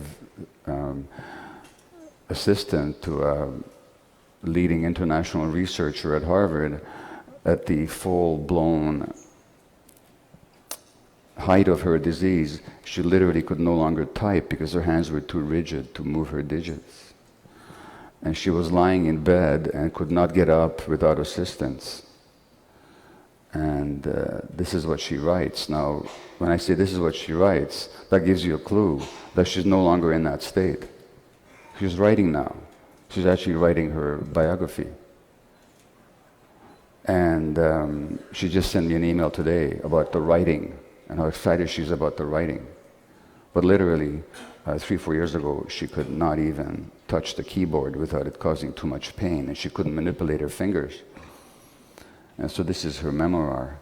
Feeling my skin tighten with the cruelty of a balloon that won't pop, I'd watched my face harden against my skull like a lifeless reconstruction of a prehistoric head from ancient remains. With gravity wrenching at my every aching joint, my only thought for so long was how I would have welcomed the warm black dull of sleep over anything in the living world. I hadn't slept in nearly 2 years, the dark under my eyes waxing like a black moon. Night after night, I lay in my bed, unable to remain in a single position for more than 15 minutes, rolling like a broken tortoise, side back side throughout the night. In an act of mercy, I would occasionally fall into depths of my unconscious, only to return to a body that had been tortured while I had drifted desperately into the hungry twilight. Oh, how I paid for every scrap of sleep I stole. My eyes somehow always closed and always seeing, somehow always dead and always dreaming. And then what she did, and I don't recommend that you try this at home, kids, but what she did, because she was unable to attend or travel anywhere, she could not even get out of bed without assistance, she could not move around without a wheelchair, she actually ordered some ayahuasca online. Again, I'm not suggesting you try this at home. But she did. She drank the ayahuasca, and that night she stood up independently for the first time in a couple of years. She has since traveled to a foreign country where we do our ayahuasca retreat. She walks without assistance. She's mobile. She's active. she's writing her biography. All this, despite the fact that all the Western medicine she was given had failed and the physicians had written her off for dead. In fact, all she wanted was to get an assisted suicide until she discovered some of my work on the mind-body unity, and she discovered ayahuasca. Now that speaks to a number of issues. Number one, obviously it speaks to the potential of the plant medicines, which I'll return to later. Number two, it speaks to the nature of disease. Now, disease in North America and in Western medical ideology is perceived as a biological entity that strikes people for either genetic reasons that we can identify or for causes that have to do with random bad luck, which we cannot identify. But in any case, the disease is seen as purely as a biological event, and the solutions are only biological, in the sense that the best we can do with chronic illness, like autoimmune diseases, mental health conditions, and often cancer, is to mitigate its symptoms, but not to actually heal the underlying condition. And that's the best that Western medicine has to offer. Now, as a physician, I'm well aware of the miracles of cure that Western medical practice can also offer in many acute conditions. But we're really inept at dealing with chronic conditions of the mind and the body. And if we're inept, it must be because we don't quite get what it's all about. And if we're looking in the wrong direction, we'll never find the answers. Now, a big difference between Western medicine and shamanic medicine is that Western medicine cleaves the mind and the body, let alone the spirit that it's not even aware of, into separate entities, and it considers that they have no impact on one another, no relationship to one another when it comes to health and illness. The reality is otherwise. The reality actually is that you cannot separate mind from the body in health or in illness. And let me just give you an example. A study last year showed that amongst American black women, the more experience of racism a black woman has had to endure, the greater her risk for asthma. So there's something about the nature of racism that clearly stresses the individual, and that stress can cause perturbation of her lung functioning. This may seem mysterious, but it isn't at all when we consider also the studies that show that the more stressed the parents are, the more likely the kid is to have asthma. And of course, how we treat asthma is with stress hormones. Clearly, chronic stress disorganizes the immune system, and through the connections of the emotional brain with the nervous system, it actually constricts the the airflow to the lungs. Is that the problem of an individual? Or clearly not. The child whose parents are stressed and who suffers asthma is clearly stressed by the stresses of her parents. But what are the parents stressed by? They're stressed by life in a particular society, as we can show in the case of the black women whose asthma rate increases as racism increases. So can we say, therefore, that the asthma is the disease of an individual person, of a single, isolated human being? We cannot say that. We have to explain and understand that the asthma is actually a manifestation of a whole culture and a whole way of living, as it has an impact on the psychology and therefore the immunology and therefore the physiology of a human being, which is to say that the only rational scientific way to understand human beings is that we're biopsychosocial creatures, which is to say that our biology interacts with and is affected by our psychological and social relationships, which also means by the culture and society that we live in. Now, if we look at the society that we live in, and speaking specifically of the United States, which uses up a huge proportion of the world's resources and is ever hungry for more, so in this resource splurging, incredibly wealthy culture, we have 50% of the adult population with chronic illness. something like 70% of adults are on some kind of medication or another. Now, if in a laboratory you were growing microorganisms, bacteria, for example, in a culture broth, we call it a culture, we're culturing bacteria in a broth, and if 50 to 70% of those microorganisms were ill, dysfunctional, what would you call that culture? You'd call it a toxic culture. My statement is, my observation is that we live in a toxic culture. We actually live in a culture that makes people sick. And we have to look at the reasons why. And when we understand the reasons why, and when we also understand how shamanic and plant medicines work, then we get the glimpse, the possibility that maybe there's another way of understanding human beings, and therefore there's another way of healing. So what happens then, to take the case of the scleroderma I just told you about, this woman had been to doctors for many, many, many years as her condition deteriorated. And one little thing that nobody asked her was what her history was, what her emotional states were, what her personality patterns and emotional dynamics were. That did not occur to any of the specialists that treated her. It was all about the biological manifestations of the disease and how do we control them with different kind of drugs. When I asked her, well, tell me about your childhood, she told me what everybody with chronic illness tells me, that there was significant trauma. In her case, she was a Korean woman who was given up by her birth mother, and at 1 year of age, she was adopted by an American evangelical couple who brought her to the United States. The adoptive mother then had a nervous breakdown when my friend was 4 or 5 years old, an enormous stress on the child. And the adoptive father, in a fit of religious remorse, when she was 16 or 17, confessed to her that he had sexually abused her from age 2 to age 6 or something like that, which she had not recalled. She had totally repressed that memory. Which is to say that the basis of many adult illnesses is actually trauma. Now, I'm not going to go into the mechanisms by which trauma causes illness. I'm just going to state the fact that it does, and I'm also going to state the fact that in all cases of chronic illness, when you actually look at the childhood experience, there were significant traumatic incidents or influences.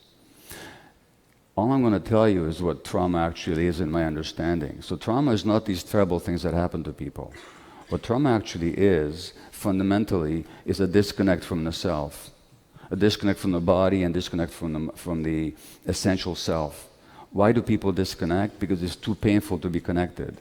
So that disconnection is not a mistake, it's not an accident, it's actually a coping mechanism. When you're being hurt and you have no recourse to help or escape or fight, then in order to endure the hurt, you're going to have to just adapt somehow. And how do you adapt? You adapt, one way to adapt is to disconnect from the self. Now you no longer are in touch with your feelings and with your gut feelings or with your emotions. And that means that you start living life inauthentically. Now, coping mechanisms that in the short term help the child endure can become the source of pathology later on.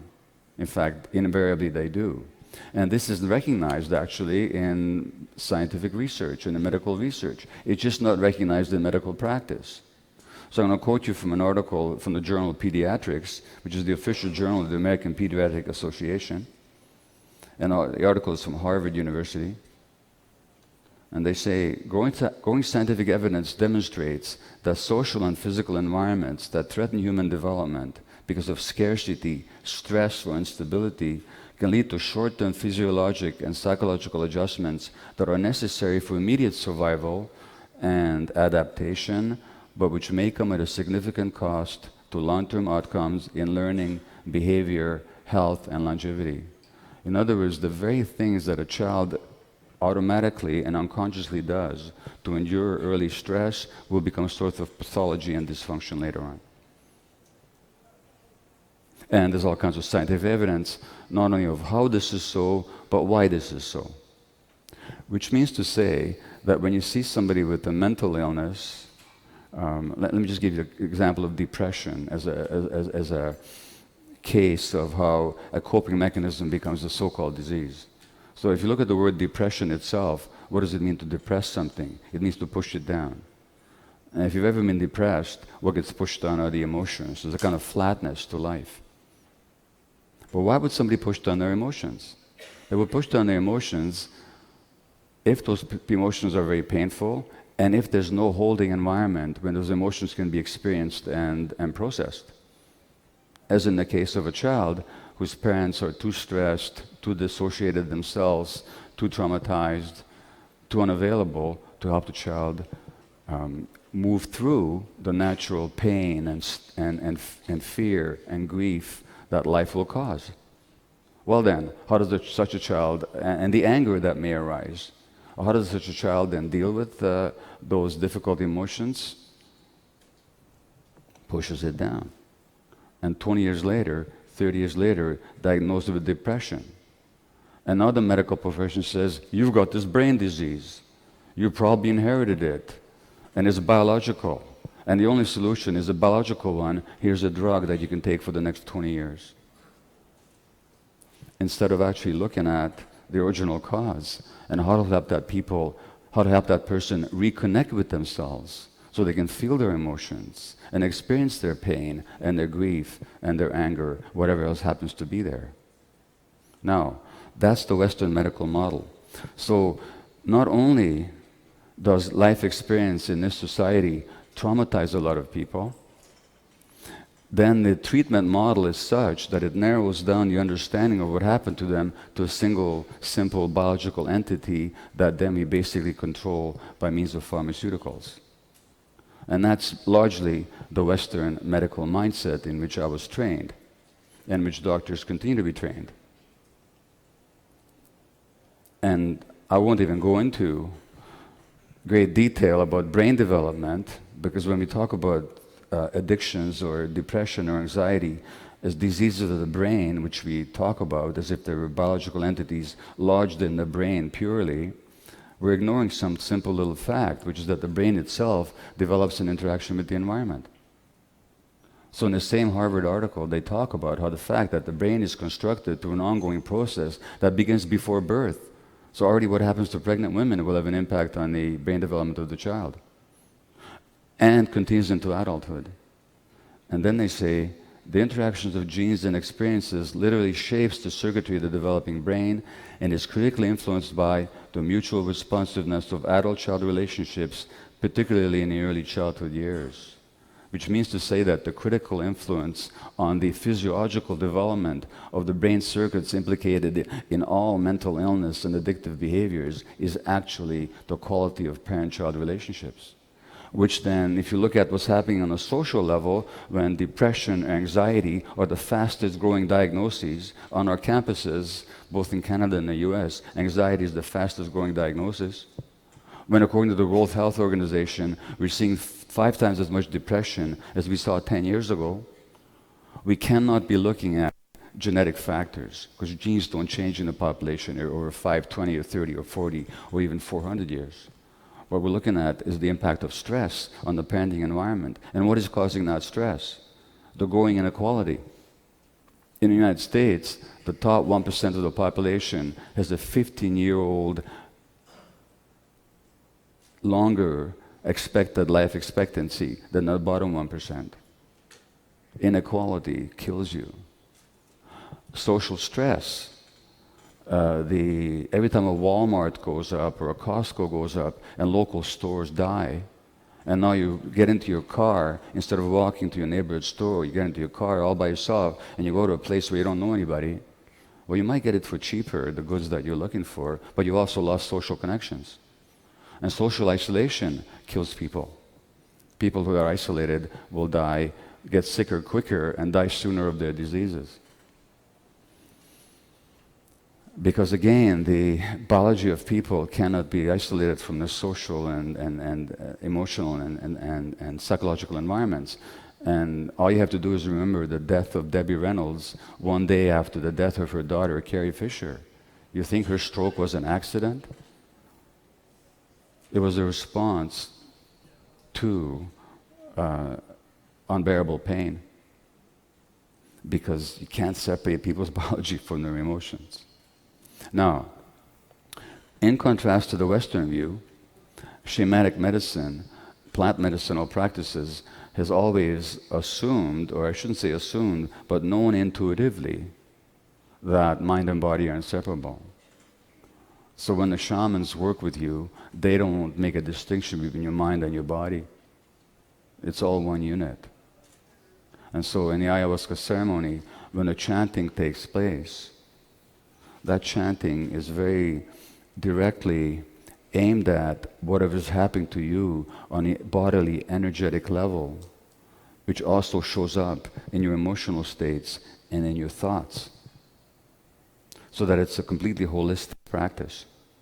So even if you did not allow any credibility to the power of the plant itself, the very nature of the healer and you might say recipient interaction is healing, because they're working with the whole mind-body unity.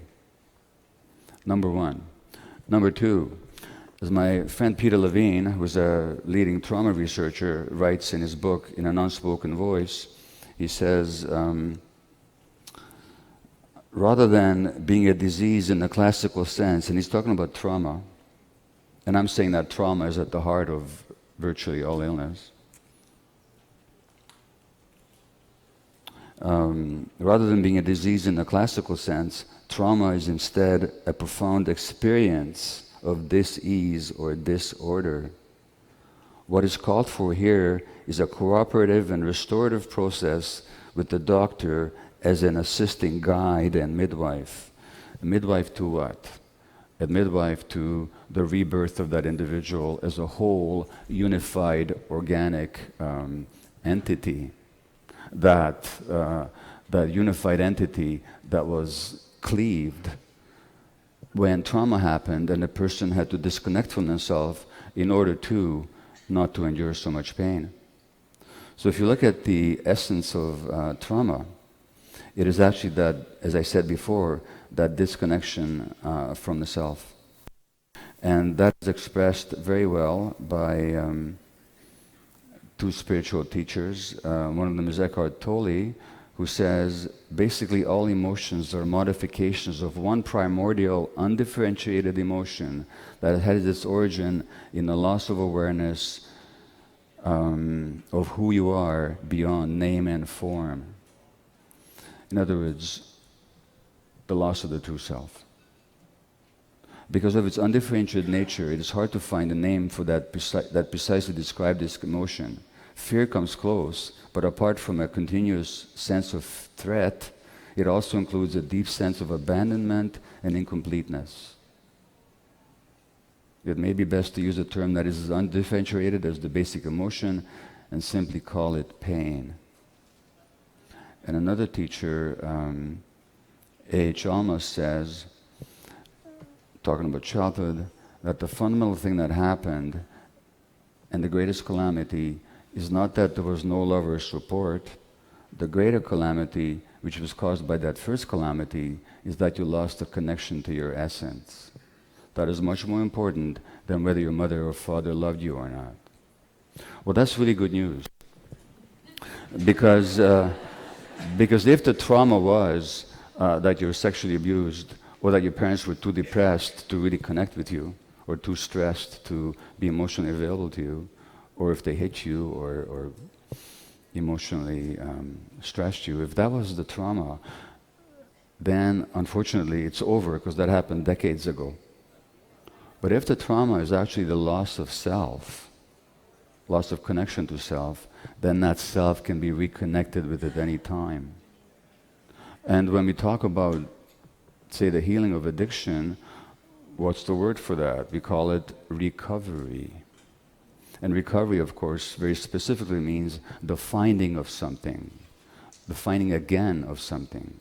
Well, what is it that's recovered or found again in the recovery from addiction? Well, I mean, you ask people, just what did you find when you recovered? Invariably the answer is, I found myself. So what happens in recovery is that remembering of the self, which means that it's always available.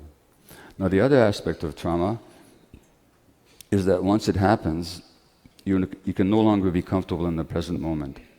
When the present moment hurt you so much that you became afraid of it, then your whole mind will be oriented towards escaping the present moment. Escaping it by any means possible. And what kind of a culture do we live in? We live in a culture that is predicated and economically based on escape from the present. And that was very well expressed by the Catholic monk Thomas Merton, who wrote the following, if I can just find it.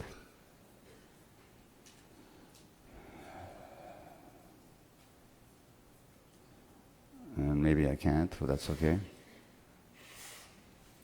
Maybe I can. Maybe I can't. Well, I'm not gonna sweat it. He basically said that society is based on the satisfaction of false needs, and that entire industries under the beneficial wings of capitalism, entire industries are dedicated to exciting every nerve in our bodies so that we can be focused on externally trying to meet these false needs. And that it's all about escape. Whether you're talking about the products of our factories or the products of our entertainment industry, we're looking for the most part at escaping from ourselves. So, we live in a society that causes us to escape from ourselves. And why is that? It's because, as I said earlier, connection has been lost. Now, if human life began at that wall over there, when I say human life, I don't mean our current species. I mean hominid existence on the earth, human-like or humanoid precursor species. If they began their existence on Earth 2 million years ago, which is about right, which is that wall over there, and then if that door there represents modern society, then until this far away from that wall, we lived in hunter-gatherer groups, small band hunter-gatherer groups, which means that we lived in a social context, intimately related to other human beings, and children were never separated from their parents. And children were always picked up.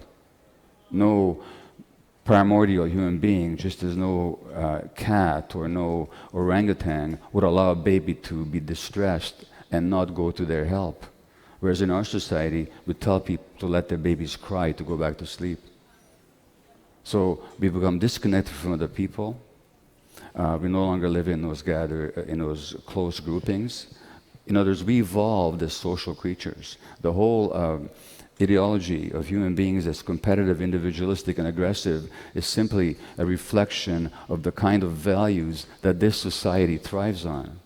When I say this society thrives on, I don't mean that we as human beings thrive on it. I mean the people that derive profits thrive on an ideology that creates human beings as individualistic, aggressive, and competitive.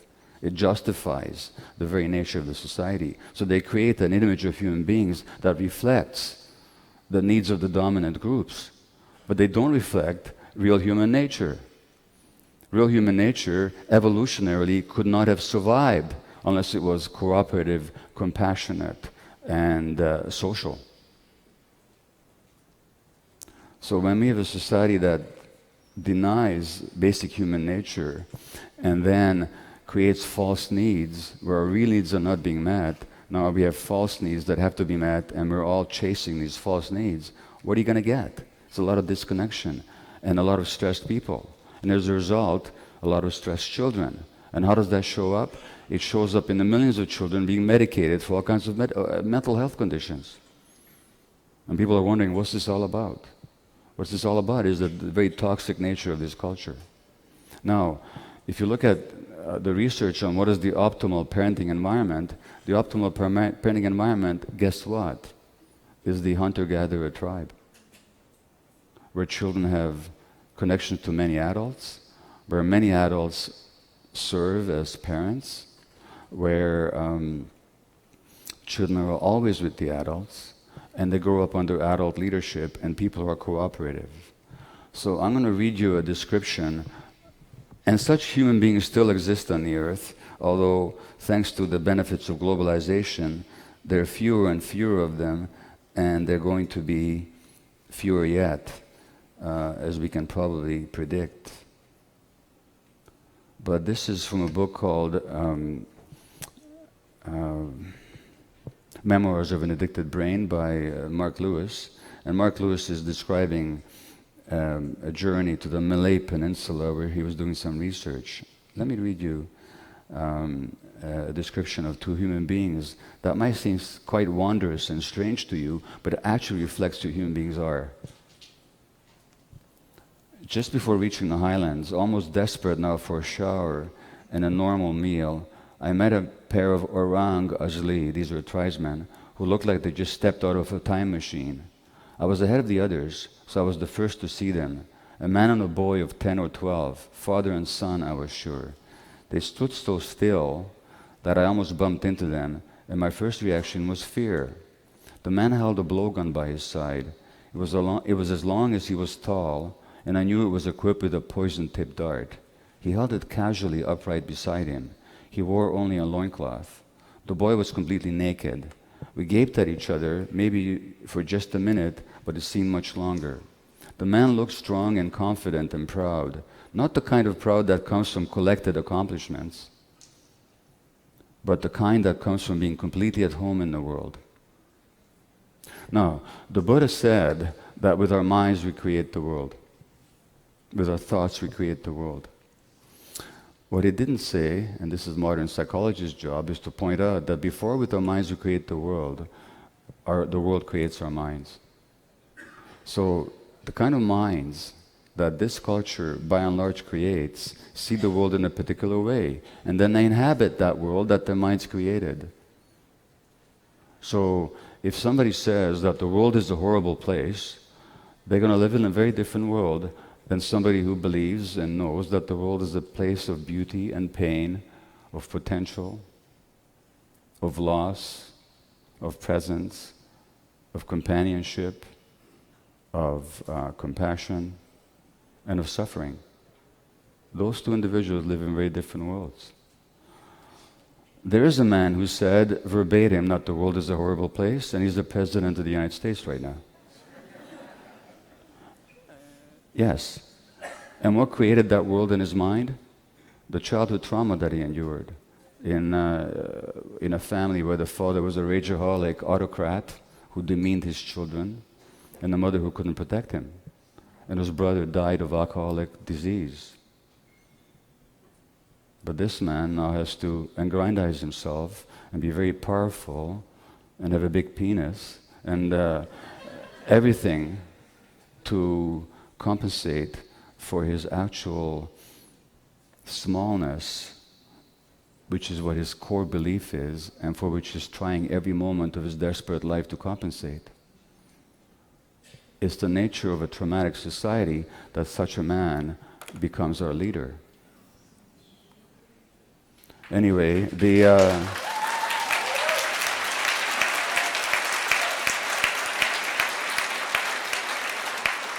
man looked strong and confident and proud, not the kind of proud that comes from collected accomplishments, but the kind that comes from being completely at home in the world. His smile was magnificent. He seemed to revel in this unfathomable moment. There was nothing he needed to say or do, but the boy's expression and stance were even more remarkable. He regarded me with a face so open, so unclouded, that it seemed to lie outside the repertoire of the human. His eyes were a window between his body and the world outside him, uninterrupted by the opacity of self. Have you ever looked at the world uninterrupted by the opacity of this artificial self that you believe yourself to be? And that's where the plant medicines comes in, by the way, because they allow you to do just that. Not an atom of self-consciousness, not a hint of anxiety, no shyness, no attempt to please. For days I tried to understand what I had seen in this boy, and bit by bit it came to me. He knew himself instinctively, without a self-image to maintain and adjust, without norms and standards by which to evaluate himself. He felt exactly what it was like to be at home in himself. And ask yourself, how often have you felt completely at home in yourself? And for this I envied him enormously, because no matter how hard I tried, and despite my additional years, I couldn't find myself, couldn't know myself, not like that. All I could find was a collection of evaluations. Now that not knowing oneself, again, is the essence of trauma. The boy stood completely still with his father's hand on his shoulder. There was no flinching away in anxiety, no concern that he would do the wrong thing and shatter the delicate father-son relationship. No contracting in shame because his father knew him and accepted him completely. No concern about being too strong because there was no way that would be taken as a challenge. No fear of being too weak because his father, his family, and his tribe were there to protect him.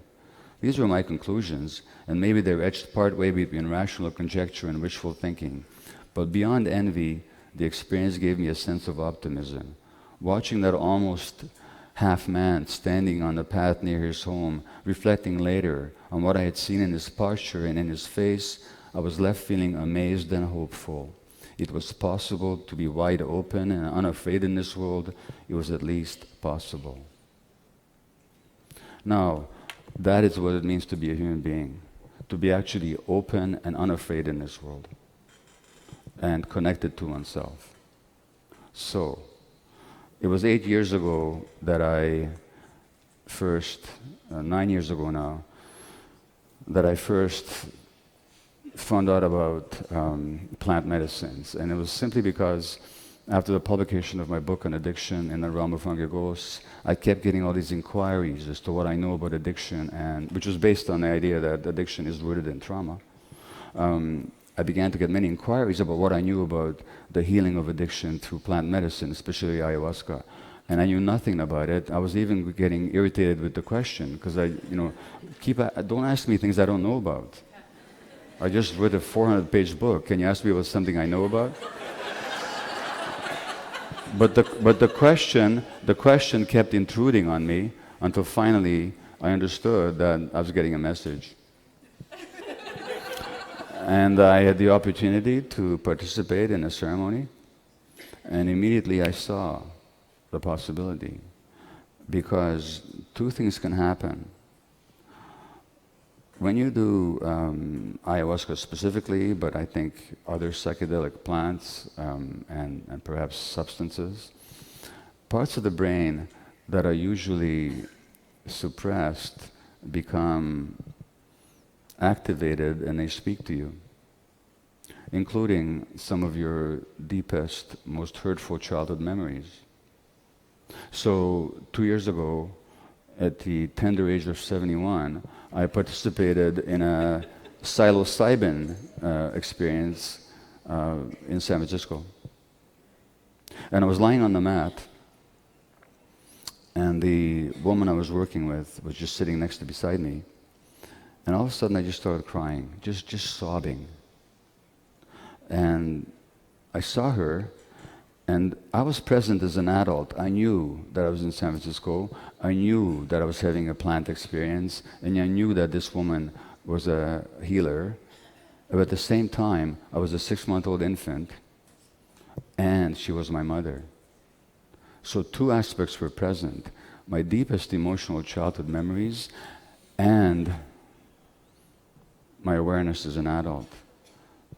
And I said to her words that I'm sure I would have wanted to say to my mother at 6 months of age, as a Jewish infant of the Nazi occupation in Budapest, when she had such a hard time to keep us alive and our life was under threat almost daily. And the words that came out of my mouth, and which I articulated to this therapist, was, "I'm so sorry for having made your life so difficult." Now imagine the burden on a 6-month-old of that kind of consciousness. And imagine the freedom that can occur when you can release that burden. You can actually voice it, and it's received. So in the plant experience, you are able to revisit the traumas or the disconnects that happened long, long time ago, but you can do so in a safe, supported environment and in the presence of people that can hold you, which is your parents couldn't do, which is why you were traumatized in the first place. That's the one thing that they can do. And that's powerful work. I'm not saying it's instantaneous, I'm not saying it's immediate, and I'm not saying that everything changes all of a sudden because you've had that experience, but it opens up a whole slew of possibilities for healing, or reconnection with the self, which is the essence of recovery, is when you reconnect with the self. In other words, you get to experience what it was that got between you and the self in the first place. And then secondly, on a deeper level, in my first experience of the plant, I just experienced deep love. And I'd remembered and understood with some self-compassion how I had actually run away from love so often in my life, how I had betrayed love, in fact, because it was so vulnerable. Because in the first place, when I loved, I was hurt. So then you spend your life escaping from love or looking for it in the wrong places. But when you reconnect with love, you connect with who you are, because that's who we are. That's our essence. It has to be our essence, because without it, we'd never have survived as a species. In short, to encapsulate the plant medicine experience in the right context, and I have to really emphasize the right context, you experience how you lost that connection, but you experience also what you were disconnected from, which is your true essential self. Now that's a simplified statement of it, but that is the process. That is the process that opens up, that these plant medicines make available to you. So not only that, as Peter Levine says in his book, there's something else here as well. He says, in contrast to the Western medical approach where I am the expert and I'm going to cure you, in the shamanic traditions, he says, contrast the alignment to that of the shamanic traditions where the healer and the sufferer join together to re-experience the terror while calling on cosmic forces to release the grip of the demons. The shaman is always first initiated via a profound encounter with his own helplessness and feeling of being shattered prior to assuming the role of the mantle of the healer. Such preparation might suggest a model whereby contemporary therapists must first recognize and engage with their own traumas and emotional wounds. Now, you know, that's just the opposite of what we do in medical training, you know, just the opposite. So that's why I'm saying that even if we leave out the use of the plants, just absorbing the lessons of the plant traditions into the therapeutic model will go a long way towards restoring healing to psychological and psychiatric and medical healing. And there's one more quote I wanted to give you if I can possibly find it. And again, I've lost it. Just give you one quick second, and if I don't find it, well, you know what? Indulge me for 10 seconds, because I do want to find this one. Yeah, here it is. This is from a book called A Story Waiting to Pierce You, which is about Tibetan shamanism. And remembering, he says, is simply a matter of recollecting the essence of ourselves. And then he says, when it comes to how difficult it is in our society to get this message across, to get it accepted, to get it understood, because there's powerful resistance to it, but just ponder these words. He says, times change, are always slipping and shifting. Things that once were necessary, are allowable, are not even possible anymore because the energies and opportunities are no longer the same. suddenly the directions of life have switched and a new path opens up for us ahead. And I'm suggesting that here at this conference and with this kind of work, we're actually forging a new path. Suddenly the directions of life have switched and a new path opens up for us ahead, full of obstacles to begin with, but easier and easier for anyone to follow as soon as the first travelers have cleared the way. Before we know it, yesterday's impossibility will be tomorrow's laziness. Thank you.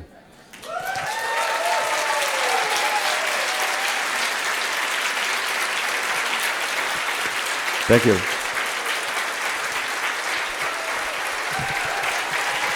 Thank you. Thank you. Right. So we have a few minutes, 7 minutes or so for questions or comments. So where's the mic? Via's got the mic right here. Let me just give an apology. I know that books are for sale here. Within half an hour of this event ending, I have to leave, catch a plane to my next gig in Salt Lake City, so I won't be here. I'm so sorry. I'd like to have met many of you and talked with you, but that won't happen. You're welcome to visit my website, and this year we'll be offering online courses on addiction and other things, so you're welcome to check that out and get on the mailing list. For now, I'll take questions, and then in 7 minutes, I'll bid goodbye. Okay, go ahead.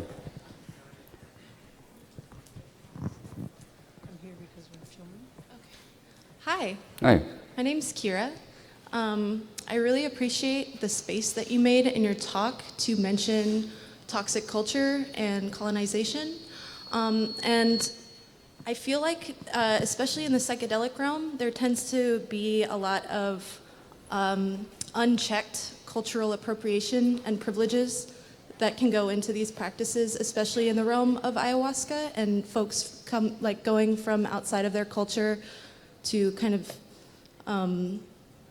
just spend thousands of dollars and get somebody to facilitate an ayahuasca ceremony. And I don't think that that's always a bad thing, but I'm just wondering if there's ways that Westerners can show more solidarity. So thank you. I think that the people that are committed to this work and who do it seriously are very aware of what you're talking about, and they really honor the native traditions and actually support the protection of the Amazon jungle and the respect for native traditions. At the same time, there's going to be a lot of exploitation and appropriation. Just to suggest, there's not a whole lot we can do about that in this culture, but we can forge a different path and show a different model and hope to draw people to it. Okay?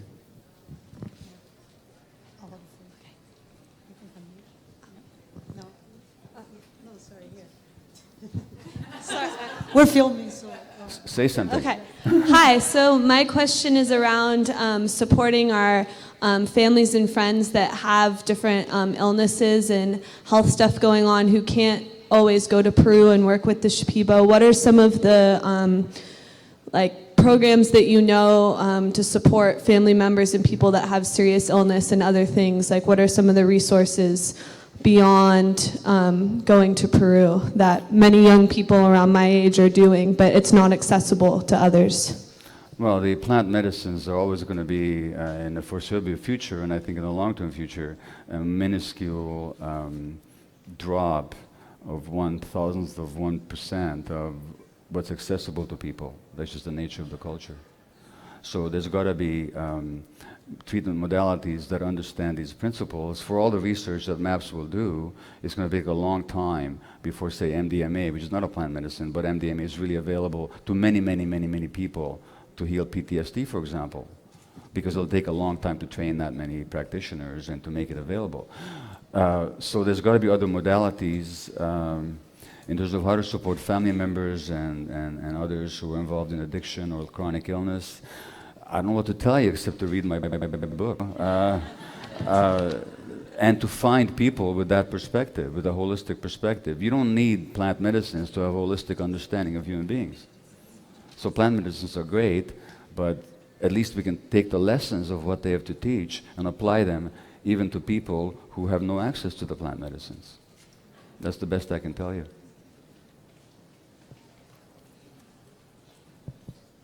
Hello. Hi. Hi. So quality of parental connection, that was the part that really struck me about what you were talking about. And as a parent now of a 15, almost 16-year-old daughter who is flailing and an 8-year-old son, my question to you is, how do we create that quality when we are stressed and we're disconnected and we're in a concrete jungle and and the devices and everyone's plugged in all the time and Well, like so how do we look, do that? just to be really quick, and I apologize for the rapidity of my responses, which may make them not as accurate as I might wish. But what I'm hearing in you is there's a real sense of difficulty and blockage and fear.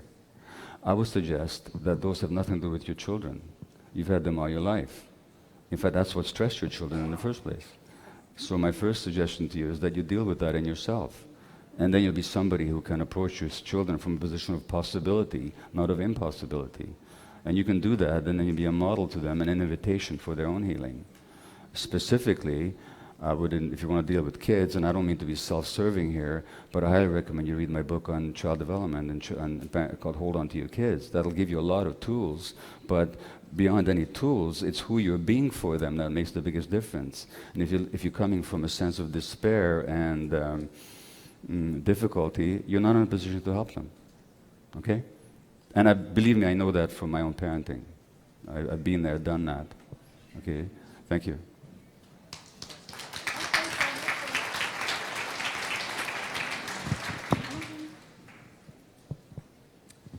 Hi. Okay. Hi, Dr. Vate. Thank you so much for being here. So my question is about what does it mean? What does the self mean? And I'm a psychotherapist and have been trained like in the psychoanalytic tradition, and like when that's okay. You can heal. You have a great sense of humor, by the way. Thank you. No, I was serious. No, it's true. It's true. That's why we do this. Okay, come on. So how do you, what is the real self? Is that what you're asking? The question is, my understanding of how the self develops in infancy is in relationship with the mother. And so if there's never a self that develops, how do you return to the self? Okay, let me ask you a question. Have you ever had the experience? No, stay with the mic. Have you ever had an experience where you realized that you'd done something or said something, and then there was a kind of a twinge of shame afterwards because you thought, I wasn't myself there? Have you had that experience? I think it was connected to myself, and then I felt shame. Or I believed it was connected to myself, and then I felt shame. Yeah, well, there's no sense of shame in connecting with the self, okay? Have you had the experience, is anything in that tells you when you're not being yourself?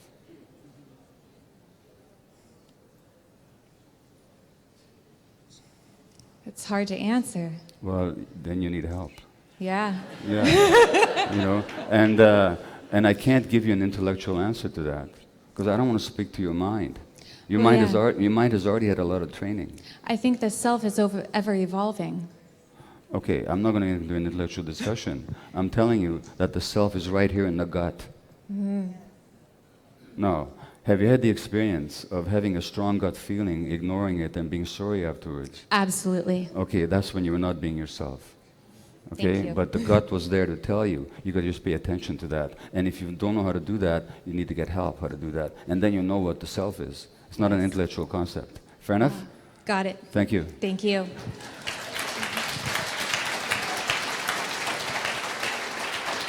This is going to be the last question, so I apologize for that, but this is the last one. Hi, Dr. Mate. In 2009, I emailed you. My name is Lisana Red Bear, and I asked you if you had worked with indigenous peoples up in Vancouver. Yeah.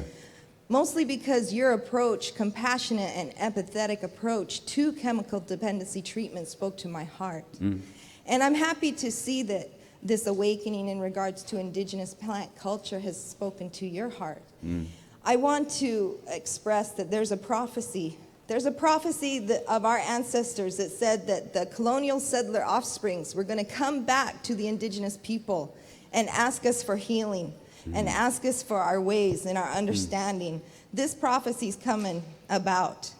But in context with that, as an indigenous person, even standing here, my heart is pounding like a rabbit, a jackrabbit in my chest, because what I have to say is not going to necessarily going to maybe make anybody happy. But I want to say that cultural appropriation is a form of re-traumatization to indigenous people. And that by saying that there's no accountability and there's nothing that you can do about it, that's dismissive. And it just broke my heart to hear you say it. And I know that it's within this context and you have a short amount of time, but I'm going to ask you to pray on that. Well, if that's what you heard me say, listen, I get it. If that's what you heard me say, given your experience, I can see why it would break your heart. But when I speak to indigenous groups in Canada, which I often do, because they want to hear this message, they want to understand about their historical trauma and their current addictions, and I totally understand. I totally understand. What I'm saying is I get a lot of invitations from First Nations groups in Canada. I can't keep up with it because they want to hear this message. And one of the things I say to them is that we have a lot to learn from you. That's not if I learn from somebody, I'm not appropriating anything. I'm just learning. So in the First Nations traditions, there's a lot of communal activity and supposed of individual healing. There's a lot of chanting and ceremonial work. But here's what I'm noticing with you right now, and I'll have to finish speaking here. You're speaking from a deep wound. I'm sorry you took what I said the way it occurred to you. I'm not going to make you wrong for it, but I cannot stand here and heal your wound. I just can't do it. But Everybody here to just be accountable for your own white privilege. all right, well, look, I appreciate your courage in standing and challenging me, and I'm very grateful for it. Thank you, and thank you all for listening.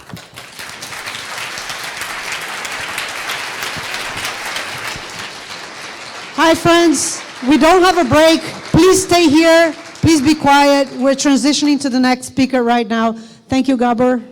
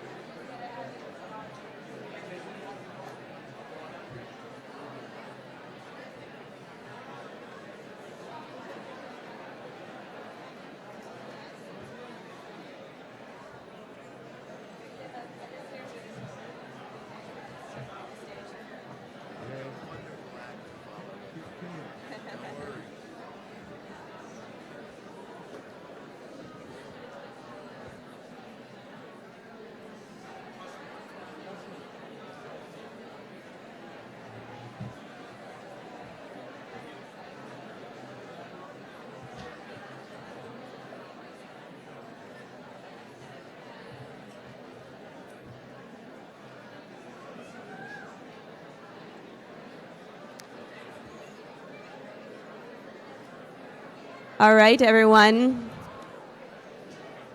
So right now,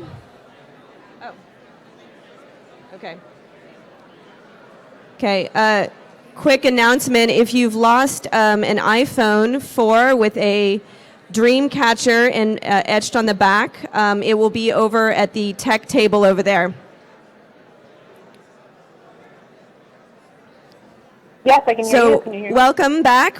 So this is going to be switching over from the plant track to the interdisciplinary track.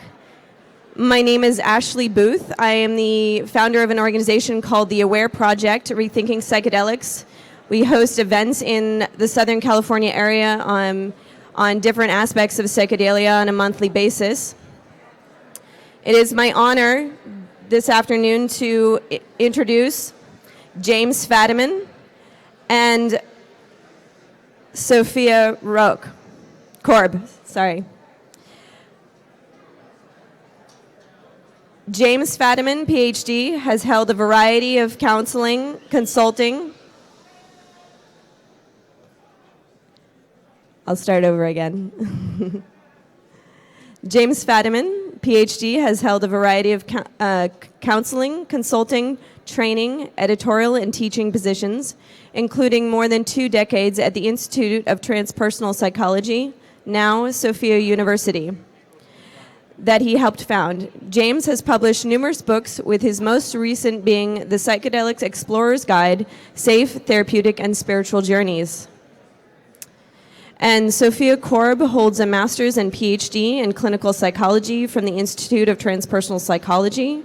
Dr. Korb's clinical work thus far focuses on people with severe and persistent mental illness. She has been working with James Fadiman since she was a graduate student. Their most recent project examines the experiences of people who use psychedelic drugs in very, very small quantities. Dr. Korb consults on research design and statistical methods on diverse projects from New York City neighborhood, mental health resource utilization. I think there's a typo in the bio, sorry. She is passionate about participants' engagement and ownership of research. And unfortunately, Sophia had a medical emergency, so she's actually going to be phoning in, but we've still got James here with us, so please join me in welcoming James Fadiman and Sophia Korb.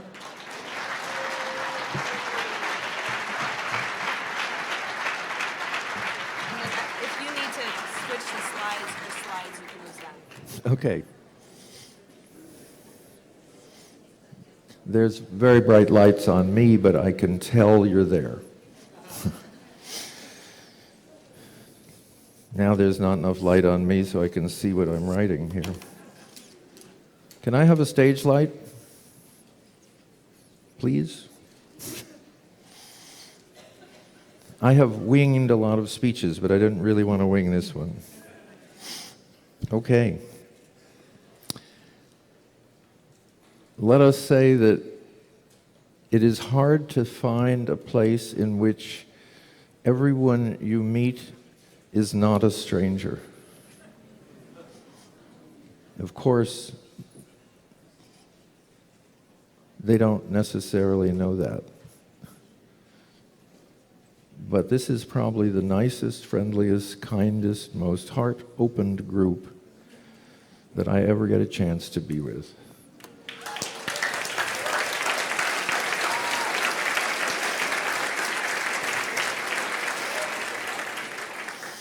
And we get to talk about psychedelics. Okay, this is most of the research talks that you'll be hearing are incredibly finished and polished and sharp, and they've got great images. We're giving you research in motion. We're giving you research that we are in the middle of, and that we're giving you as finely cut a slice as we can of a rather large experiment that we're in. And for some years, I've been getting reports of people microdosing, and I have several boxes of those reports. And I keep, of course, them all perfectly cataloged correctly in my mind. When Sophia and I joined together, we moved from that to well-designed self-reports, online, checking in, standard protocol, pre-report of symptoms, diagnostic categories, and a control group. That's all since February. As of Monday, our working sample, and I know you've been to other reports of 8 and 12 and maybe as many as 20 subjects. We have 1,304 subjects in our study. But in terms of the ones that are 30 days out and that we can give you some more detail, we're only going to report on the first 418.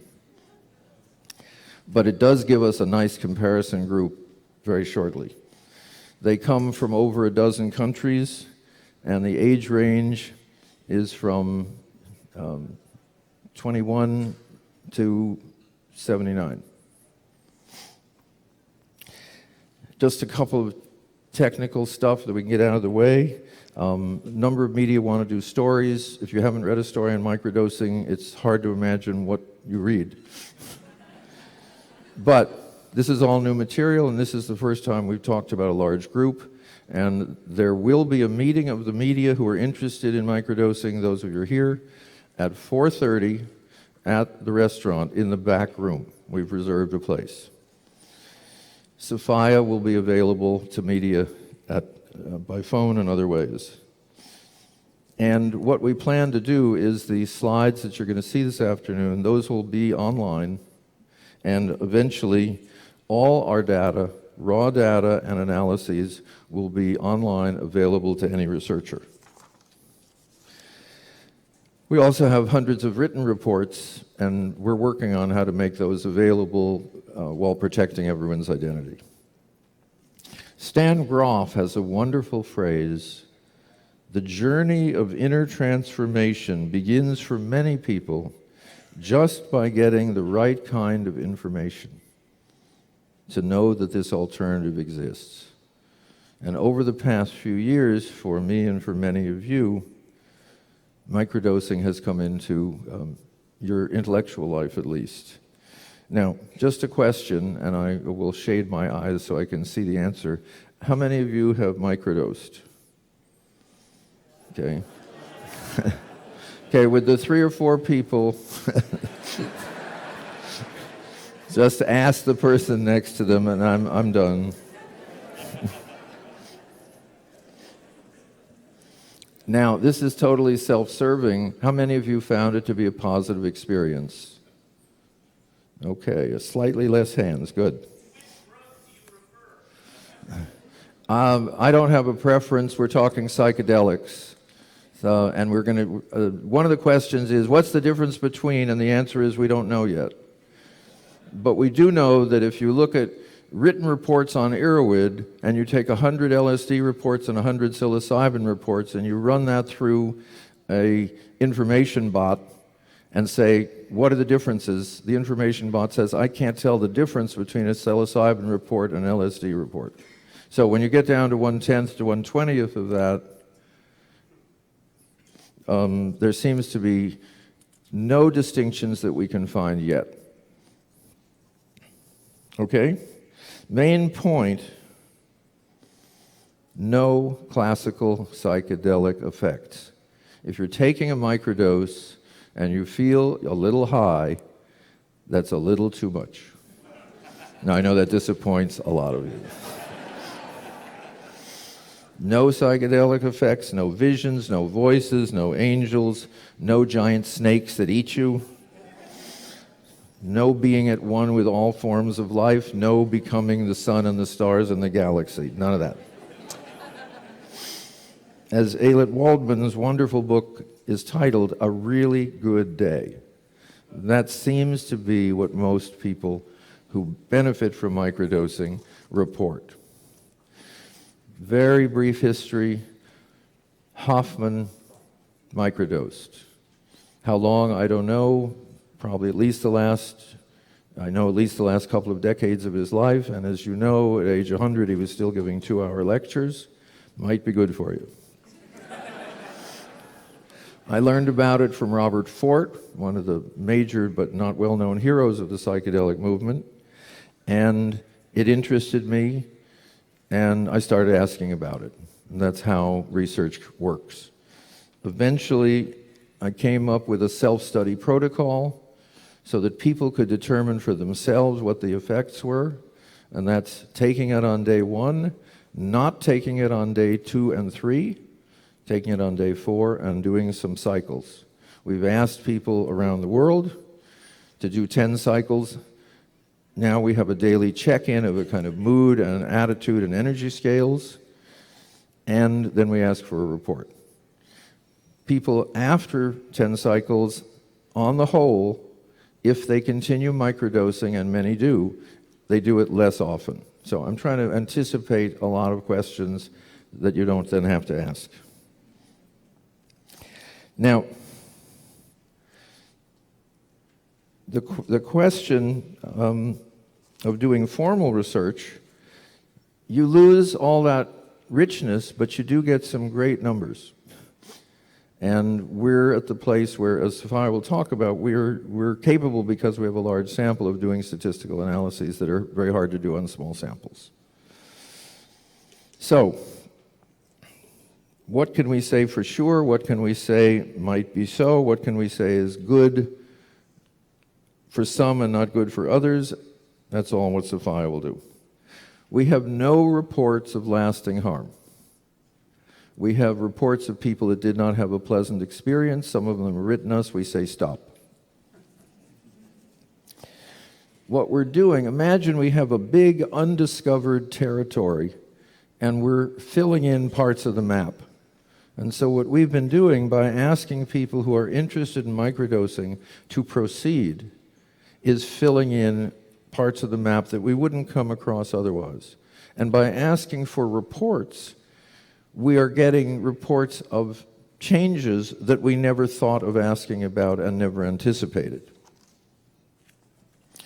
And I argued with Brad, who put a lot of this together at MAPS, over my title, because he wanted a more formal, like real research title. And I said it had to keep the word surprises. So after Sophia talks, we'll do some surprises. We had two major divisions in what we're learning. We basically have people with mental and physical difficulties. We try and avoid diagnostic labels. One of the reasons is they're often wrong. And I cannot tell you how many people have written us and they say, here was my psychiatric diagnosis, but then it got changed to this, and then it got changed to this, and none of the meds worked anyway. So we're just trying to keep it at behavior and physical symptoms and things like that. Largest group of people who write us are people with depression and treatment-resistant depression. That may or may not be the largest group of people microdosing, because the kind of Silicon Valley creative types, and again, we get requests from way around the world on this, usually find out all the information on Reddit or other places and don't bother us, and don't want to fill out forms. Interaction with meds. So far, almost all meds can be taken while microdosing. We're not sure about lithium carbonate, so we say that. We're not sure about lithium carbonate. But almost everything else we found, people can take their meds. However, very often, people reduce their meds while microdosing. And that's one of our really more interesting findings. This is also true of the uppers, Adderall, Provigil, and I'm not sure you call antidepressants downers. It's not fair. But they are. Now, the other group is what I would call, and thank you, Bob Jess, is enhanced wellness or enhanced health. In an article that Michael Pollan did in the New Yorker about one of the research studies of people with terminal illness, one of the people discussing in that article, after seeing how wonderful the psychedelic experiences were, said, why do we have to wait till we're dying to be allowed this experience? Similarly, microdosing is good for a lot of things that ail you, but you don't have to be sick to be better.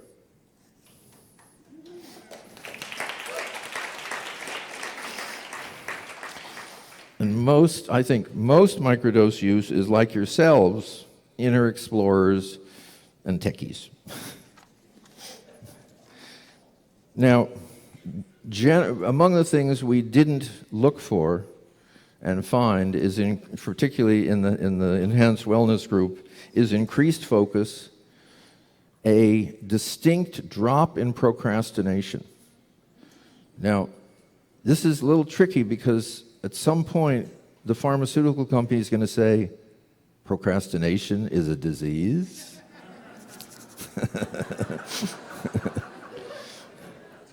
Because with microdosing, people get better. However, so far so good, they're not on our case. Also, increased tolerance of other people.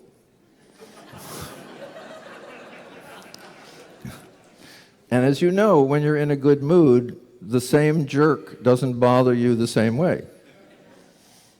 And also then the same jerk becomes a lot nicer because you're not doing your side. So it turns out that microdosing seems to be very helpful in work groups, social groups, and whoever you're sleeping with. The other side of the wellness results are many people are taking them, and the word creativity is used pretty sloppily. Let me give you a little better term, which is increased pattern recognition, able to see more variables in motion more of the time. That turns out to be what people report. That is applied to coding, machine design, social policies, etc. Everything that we really look at has lots of variables, and what we're taught is how can you, in science, how can you shrink the number of variables so you can say something with numbers? What we're doing, since this is all real life, is how can we get people to be able to include more of the variables coherently? So both groups, and this again was, see, one of the other questions let me handle, is it all placebo? No. Okay. And one of the ways that you can look at that is when you have unanticipated results across people who don't talk to each other and consistently. What we've found consistently, regardless of what you are interested in taking it for, is improved health habits, improved sleep, less social anxiety, lowered use of meds. Now, some of you might not like this, but lowered use of cannabis, lowered use of alcohol, lowered use of coffee, healthier food choices. Wonderful early subject who wrote me voluminous letters where I got all kinds of ideas. He said, this was kind of a junk food guy, and he said, I looked at the menu and by God, I wanted the salad.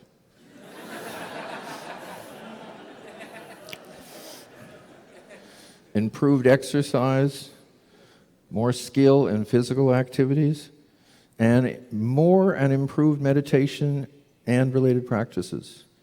And I was talking to someone here who's a world-class athlete of a particular sort, and he indicated that microdosing clearly improved his performance. And it's wonderful because when you're at the world-class level, not only are, improvements awfully small in most sports, but these are very, very, very self-observant people. So, now, I'm going to take 30 seconds for an info commercial. So close your eyes and hide if you don't want to hear this. Basically, I've been supporting this work for 5 years. I now have a fantastic partner, and for the first time, we are open for funding. We want to continue to make our data available to everyone. And I asked MAPS if they would be comfortable being a nonprofit that we could put money through and give them some. And Rick wrote back, as only Rick could do, we'd be very happy to, and how many funders have you got? I wrote back, none. Okay.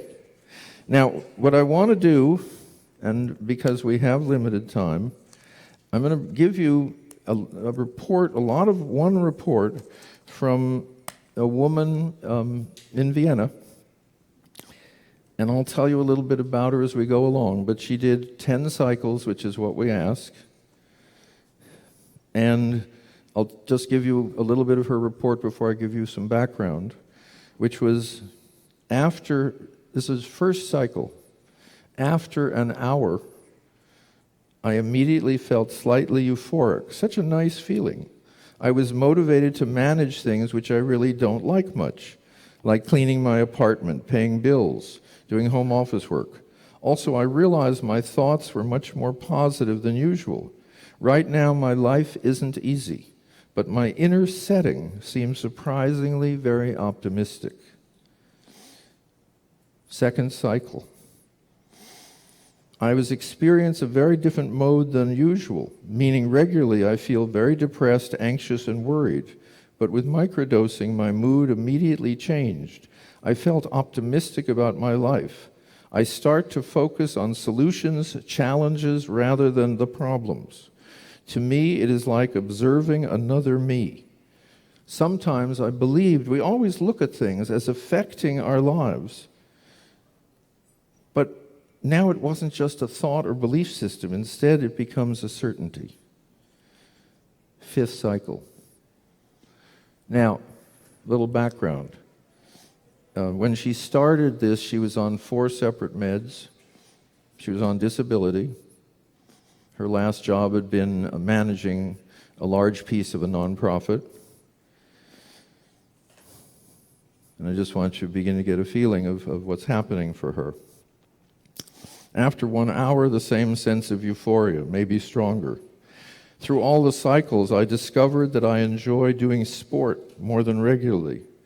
Also, I still eat too much, but I didn't have any of this horrible binges since I started microdosing. This is because I've really struggled a lot regarding bulimia. Background, bulimia, 18 years. 6th session, I feel more alive and connected. This is so inspiring. It's like getting deep roots and a beautiful vision of myself for the journey of life. Also, I'm not so emotional anymore. This is helpful, especially regarding my relationship. We've had a lot of difficulties and fights in the past because of my struggling with depression and ADD and things like that. I always felt I had no skin. Now I'm much more calm. My life companion gives me the same positive feedback. Struggling with depression, anxiety, eating disorder, post-traumatic stress disorder, and learning disorder for 18 years. 7th microdose. Remember, 1 tab is 10 microdoses. Quality of sleep is much better than before. Normally my sleep is light and restless. Now I fall asleep about midnight. I sleep without waking up till morning. In the morning I feel relaxed with a smile on my face. I can't remember the last time I felt so comfortable in my own skin. 8th cycle. Eating behavior is getting better and better. Not even that I eat much less. I also start choosing healthy foods instead of instant noodles, bread, and sweets. Something now we haven't talked about, and I'll just finish up. I got my menstruation today, but this time I didn't experience any pain. So great! Exclamation point, exclamation point, exclamation point. Because normally I'm really struggling with this. 9. Went on a bicycle ride, just beautiful, everything inside and outside, so much brighter. And I love being in nature. Before, because of my depression, I preferred staying at home most of the time. It was like being afraid to leave the house. I wasn't very social before. Now I love to talk to people. I'm experiencing a much better version of myself. So that's the first part of this presentation. And if the spirits and the electronic spirits are fine, we should be hearing from Sophia and we should be seeing some slides. Thank you.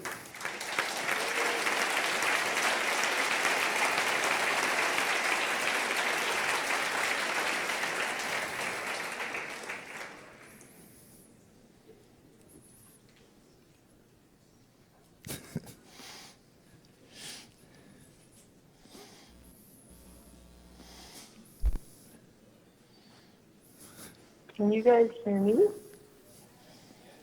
Yes. Hello? Hello.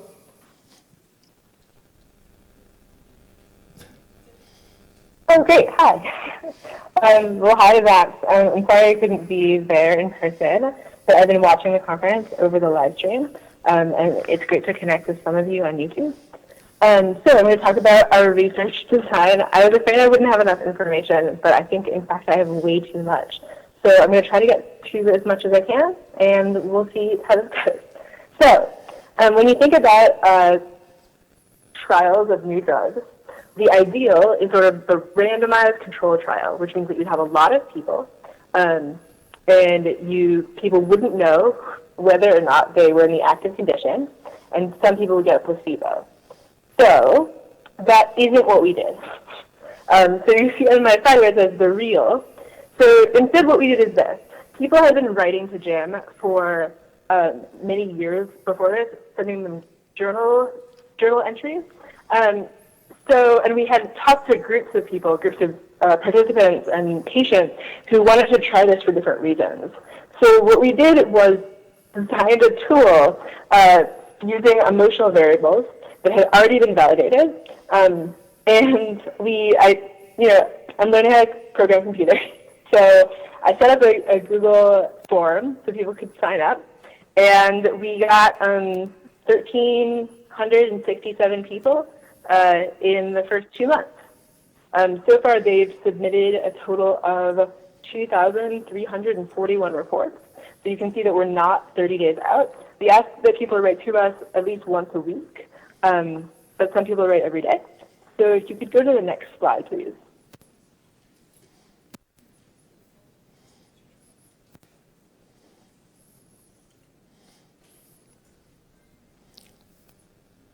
Great. So you can see here that this is the demographics of the group of people that I'm going to be talking about. So it's the first, there's 418 participants, but it's 500 people because of the control group. Our control group is not as many people as the active group, but they have similar properties in many ways. So we began February 1st. So of those 418 participants, 226 people said depression was their primary concern, and 304 people had filled out more than one report. There's a wide variety of professions involved. There's been a lot of media attention to the people in Silicon Valley, but we also see people in the building trades, people who are professors, artists, writers, computer programmers, and there isn't a lot of difference between the people who are doing this for medical benefit and the people who are doing this for wellness enrichment. So of this group, 284 people are men, 126 are women, 4 didn't respond, 5 people were trans, non-binary, or genderqueer.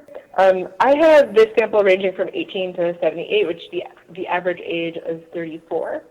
So we asked the people why would they microdose. So if you go to the next slide.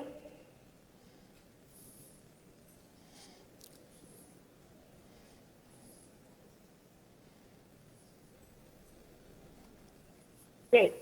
So I just pulled these off, so that's the reason why there's 730.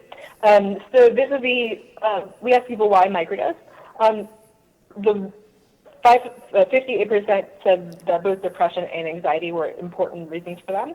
And then if we could go to the next slide.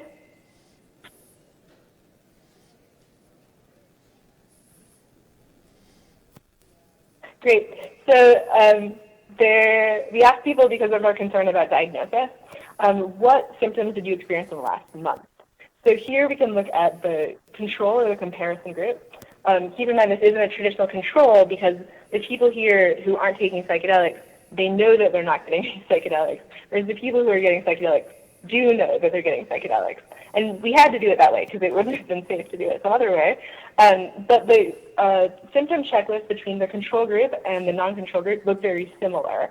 So most people complain of having low mood and trouble focusing. Most people complain of a lack of energy. And then if you could go to the next slide. Great. So then you can see that there's also a lot of low mood, a lot of pain, a lot of trouble focusing. So the groups are very similar in many ways. And so looking at the next thing is we're going to look at the large group and what were the differences between the active and the control. So here I took the largest group that I could to analyze this. and compared those groups, I didn't segment it out by a particular diagnosis, or because then we would have less statistical power. I'm not going to talk a ton about statistics, but I can talk about statistics all day. So if you could go to the next slide, where there's red and blue. Okay, so the blue group here are the active group, people who are getting an active psychedelic, and the control group are orange. So these are differences on a point scale. So you can see, and I've taken out all of the differences that weren't statistically significant. So these are the things that there actually were a difference. But we tested 30 variables, and this is something like 15. So if this were just by chance, we might expect to see, say, 5% or 1% of the. Sorry, there's a problem with this one. So you can see that the changes on a point scale. So at the top, we asked people how much did you feel determined in the last day, and these are changes over time. So you can see that the active group has gone up 4 points. Sophia, quite just a significant. small interruption. And the difference between the Sophia? active group and the control group is 2 points. Okay, just a note to talk a little slower because of the sound system. Thanks. Oh, sorry, thank you. Okay, so we're going to go through the variables that were different. So determined is different. Active, being full of energy, is different. Alert is different. Proud is different. Strong is different. Enthusiastic, nervous, and jittery. So here, it's important to notice that the nervous and jittery, these are both increases where the active group is more than the control. So in other words, people were experiencing an increase of the symptoms of anxiety in certain ways. Some people don't like microdosing because of this, because it increases their anxiety. That's the most common group of people who don't want to microdose in our experience. So if you go to the next slide. So these are things that were scored inversely. In other words, they went down over time. So depressed went down over time quite significantly. Upset went down, guilty, and afraid. So these are the changes in the largest group that we can compare. So I said I wasn't going to talk a lot about statistics. I'm just going to talk a little about statistics. So if you could go to the next slide. Okay, so when we talk about statistical significance here, what we're talking about is the likelihood that the data in the sample would fit your model by chance.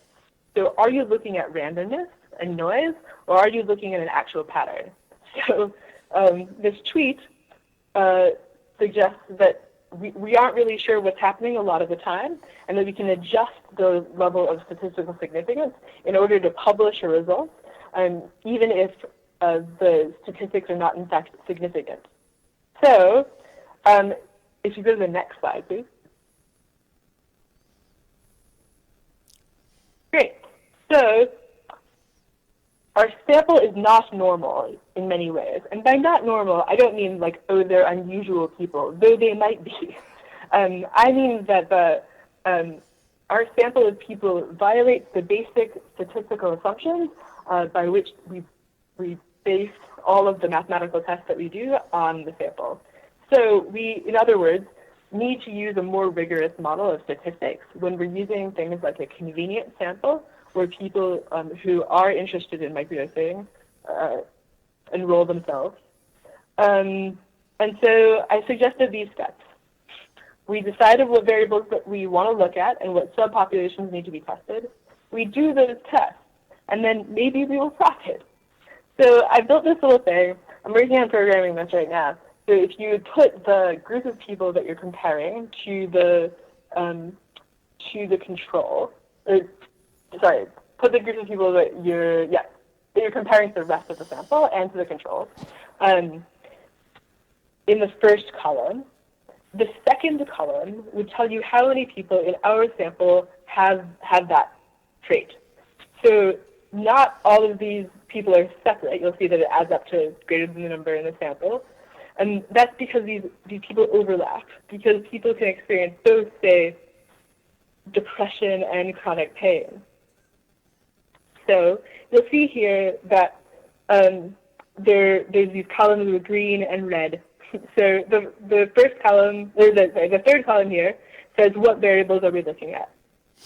The fourth tells us, do we have enough data? Because what we don't want to do is enroll people only so that we can sort of game the system, that we would have a statistically significant sample by chance. So we want to know the question that we're asking before we attempt to answer it. So here, you can see in the fourth column, you can see the likelihood that this would occur by chance. The fifth column is the same. The sixth column expresses the difference between groups. And the fifth column here, or the column with the yellow where it says cross-validation table. So what I've done is use a different method of statistics where instead of trying to explain something like we traditionally do in the social sciences, I instead try to predict what the next thing would be. So I held back part of the data and tried to see if I could create a computer model that would tell me whether or not what the next step was in the analysis. So that is a much harder type of statistical significance to go by, and I haven't done all of those analyses. But here we can start to see what things are likely happening, and we can start to make guesses as to why. So people with PTSD. So we see some difference between them and the rest of the population, but only in sort of the least rigorous cases. And the group, I have a note that says bimodal. Perhaps there are groups within this group. So my theory in my head currently is that there's a group of people with PTSD symptoms who are more anxious, who have more flashbacks, who report more panic attacks. Those people don't do as well on microdosing as the other people with PTSD. And we're going to need to tease those differences out as we continue to do analysis.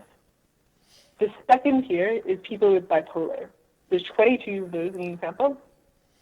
And I haven't fully done this analysis, partially because I'm starting to suspect the same thing, that in fact that there are multiple groups of people in the bipolar sample. We need to take a more full history before we continue to do analysis. The third group here is depression. So you'll see that the depression one is green all the way through. Depression, microdosing definitely seems to have an effect on depression. I wrote microdosing may have an effect because I'm trying to express this in a very statistically accurate way. What I can't do is, I can't say that there for sure is an effect. What I can say is that there might be, and that we need to do further analysis. Treatment-resistant depression, people seem to be doing quite a lot better on microdosing, where they've tried many other things in the past. Even people who were treated by macrodosing, people who were in studies in England, for example, where they took larger doses of mushrooms, those people relapsed into their depression and got into touch with us. And they're now microdosing and seeing a huge effect in their lives. The next here is menstruation. So menstruation, you'll see it's grayed out because we have 6 women who have quite startling and dramatic effects to microdosing. So, for example, we have one woman who, before microdosing, needed to go to the hospital to have blood transfusions every week because she was losing so much blood during her period. And now with microdosing, and she only microdoses once a month, she doesn't have to have that medical treatment anymore. So there's a bunch of different stories, and I got into touch with some menstruation researchers, actually, and those people suggested to me that the women don't all have the same menstrual disorder, and there's a lot of variation between people with different menstrual disorders, but they said that it's certainly publishable, which I would believe because it's quite dramatic, and this is the first sort of reports of this. The next one, I have chronic pain. So we definitely seem to have a lot of information about chronic pain, and we know that in some people's written reports, they say that it has an effect, but statistically, it doesn't have an effect on the wide majority of people. The same is true with anxiety. With anxiety, however, it can worsen the symptoms that the person is experiencing. So with pain and anxiety, we don't know, but it doesn't seem to help anxiety, and it doesn't help everyone with chronic pain, certainly. The last category is people with psychotic disorders. So those are people who are experiencing delusions or hallucinations or are quite different from the norm in many ways. We don't have enough data on that group of people right now. But that group of people a long time ago was treated with psychedelics because the thinking was, they're experiencing hallucinations. Why don't we give them something that would give them more hallucinations? And that didn't work out so well. So my large suspicion is that microdosing will not help people with psychosis. Okay, could we go to the next slide, please? Great. So you'll see here, sometimes we want things to be different, and we change things. And what you saw in the last slide was that there's a lot of change that's occurred. But sometimes change can be distressing or not so good. So I've brought some more results of the quote variety. This group of people, the quotes are all from people with treatment-resistant depression. So if you go to the next slide, please. Great. So it says results qualitative at the top, then openness and lack of anxiety as the category for this quote. I think there's 5 categories that we've identified in people with treatment-resistant depression. So here, I have noticed that my mental chatter is considerably less than it was prior to this study. It was near constant before and not very positive.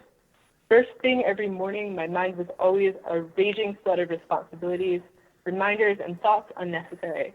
I remember telling my husband, you know that time in the morning when you're almost fully awake and there's nothing on your mind? I love that. But it was very fleeting. Now my thoughts are quiet and calm with a gentle flow. I am so grateful. So I want to point out here that one of the things that we know that can change the amount of openness to new experiences in a person's life is using psychedelics and macrodoses. We know this from the NYU study. It's possible that we'll see something similar with microdosing, where openness is coming forward so strongly as a theme. So if you could go to the next slide, please. Great. So here we have fuller engagement, more energy. I'm feeling very energetic, very focused, very alert. It's the same as taking the amphetamine, but without the jittery or the crash after, so that's wonderful. The next was interpersonal and social change. Unusually productive and pleasant social encounters with people I normally don't get well along with. And the next slide, please.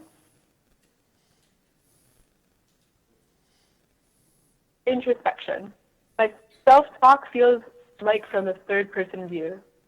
I've also been dancing to some music in my apartment. Not usually a dancer, but ate a macrodose in some city a few weeks ago, and I had a solo dance party on the balcony of the hotel watching the City Bridge light show. Maybe I dance now. So, those are quite dramatic quotes coming from some very depressed people. Okay.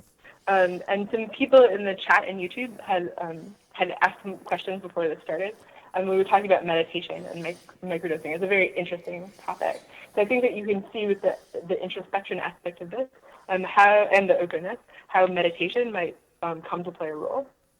If you could go to the next slide, please. Great. So here's what we're thinking that we're going to do. Collaboration. So we've been collaborating with lots of groups over the last year. In fact, we're collaborating with 17 groups in 11 countries. We've because Jim has been an expert in the field for so long, many people get in touch with him to ask his point of view. And we've tried to share resources with different psychedelic researchers. You can expect publications about the subgroups, and once we have 30 days from the whole group, you'll see that.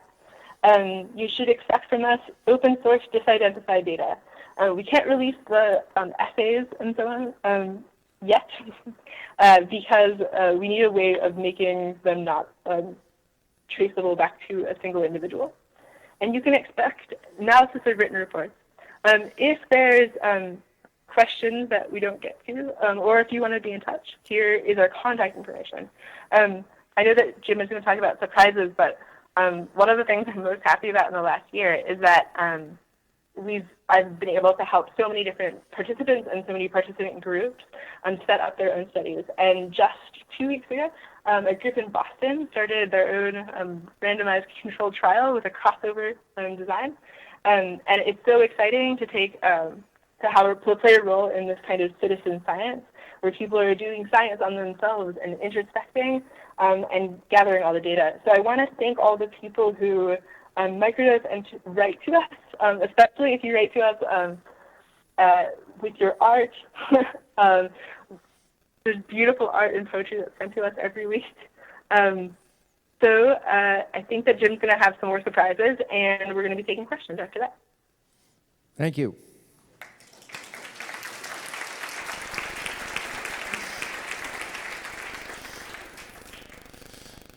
Okay, great. I'm going to turn on those. Okay. That's a couple of slices of a huge amount of data, and I will not tell you how many hours it has been since that got finished. But can you turn off your mic, please? But you notice I didn't say days. And I have a request, which is a lot of what we're talking about while we're here is what can we do to move the psychedelic realities into the general culture. Microdoses don't scare anybody. That's one thing to keep in mind. The other thing is it looks like we're going to have to do a kind of book of people's experiences. Now, when I asked you to raise your hands before, most of your hands went up. But I don't have in hand your experience. My email is jfadiman, one word, at Gmail. jfadiman@gmail, and if you got this far, you can probably find my name. Please, if you are interested in doing something to support psychedelics, tell me what happened with your microdosing. That's how we find things out. And that's how we go into new areas. It's like you're walking along and you see one little tiny diamond, and that suggests that that's a good place to perhaps dig for diamonds. We're interested in people who have menstrual problems. Why? Because a woman wrote us and said, during my microdosing for something else entirely, I had my period, and it was the first time in my life I have not had a painful period. I thought you'd like to know. And I thought, well, I've spent 40 years in psychedelics. I have never heard of anything like that. So I wrote her back and said, do you do that every month now? And how much do you take, and what substance do you take, and blah, blah, you know, that stuff. She wrote back and said, actually, no, I only took it during that 1 month. My periods are normal now. You've changed my life. Thank you. So we got interested. So in your reports, tell us something interesting. Now also, something to think about, which is, I'm one of the great set and setting kind of jerks that you ever hear about. Set and setting, you have to, so important. It doesn't look like it matters in microdosing, except for extreme negative external realities that you have no control over. If your life's truly horrible, you don't want to become a little more aware. So this is now the surprises. Okay, this is for the science geeks. Here you go. 5 men dropped out of our study. Why? What was in common? They were colorblind. They were seeing tracers at 10 mics. Now that was all of those who you see tracers at higher doses. Okay? Any of you that would like to do your research paper or your dissertation on that, there you go. We don't know why, and we're not going to play at it. Then one of the other areas that we're looking at is both age and difficulties, and recently getting reports of a 77-year-old man who had a major stroke at age 70 and had recovered a certain amount. However, he was unable to do stairs easily, and he certainly had stopped traveling for the past 12 years. Johnny feels so good, he's going to Mexico by himself. He's going to hang out with a friend in San Miguel. The microdosing has made a definite difference. His depression is lifting and his walking is improving. And there was also a comment about restored interest in sex. There's a skin condition. See, what we're doing is these are the things which get you to go in different directions. There's a skin condition called dermatillomania, which is bad enough to say, let alone have. And it's a very slight version of cutting yourself. It's picking at yourself until there are always running sores and open wounds. It's a person who had it for at least 60 years. My God, it's been my saving grace. All of my wounds have healed. I still get the urge now and then when I'm stressed or nervous, but I stop right away. I had tried before drug therapy, cognitive therapy, hypnotherapy, everything I could. This is the first thing that has ever worked. How many of you know how horrible Lyme disease is? Okay, it's horrible for the rest of you. It can attack any system at any time in any order, and Lyme, which is a virus, protects itself against any treatments. It cannot be destroyed in the body. However, this is someone who has had maybe eight years of treatments from very good, what are called learned Lyme physicians who know what they're doing. I began to feel in a day what I had felt as a normal person. Fatigue was absent, headaches disappeared, pain significantly lessened, circulation improved, rubbing in my hands and feet lessened, numbing in my hands and feet. All these things being in a state of harmony. Even though I have decreased blood flow in my frontal lobe, which causes confusion, loss of memory, etc., I seem to experience a normal type of sensation cognitively. My heart, which aches, and she means physical pain, on a daily basis was not as painful day by day. Almost it was like not only relieving the symptoms, but also having a lasting effect on the nervous system. Microdosing has been most helpful in getting back my quality of life. Has a positive effect on muscle, nerve, joint pains, headache relief, conquers fatigue tremendously, improves cognitive function, relieves anxiety and irritability. No, we don't know what's going on. And here's one of my favorites. There's a wonderful person, a physician, who wanted to microdose, and I gave the instructions, and he made himself a correctly measured mixture, as he's done for 40 or 50 years, only he did it wrong. He did it wrong, so he ended up giving himself and his wife 1 microgram. Aww. Now, this is the wife of a holistic physician who's had constant migraines, meaning they've tried everything. Guess what? Migraines went from 1 a day to maybe 1 a month. 1 microgram every 3 days.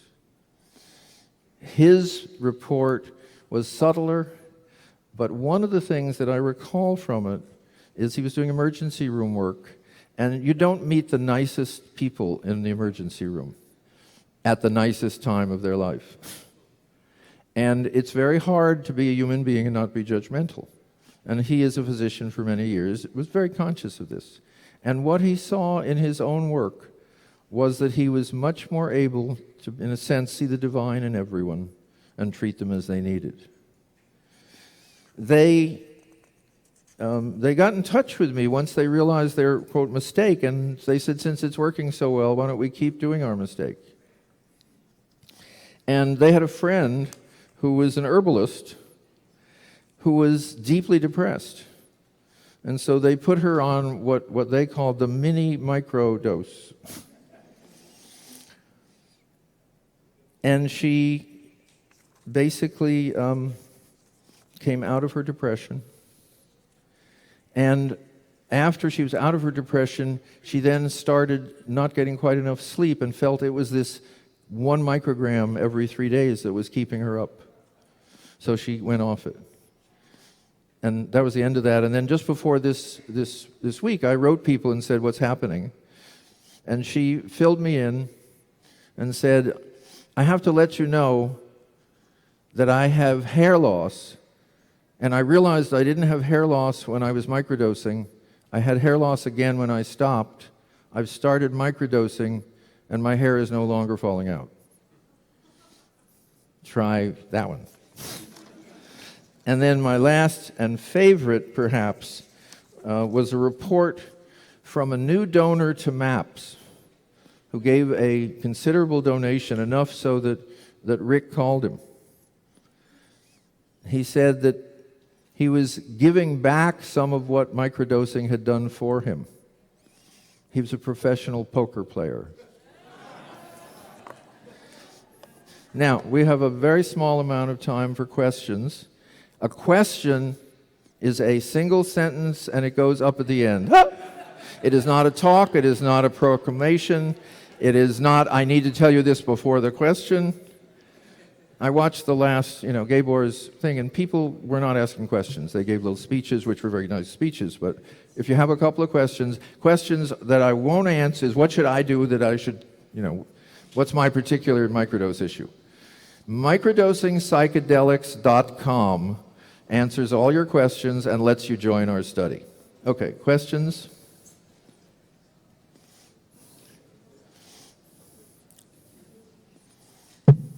In your case reports, did any of your bipolar patients or self-reported bipolar patients describe an induction of a manic episode from microdosing? Sure. The question is, what about the bipolar patients? One of the problems we're finding is bipolar is one of those diagnoses they give you after they used up a few others.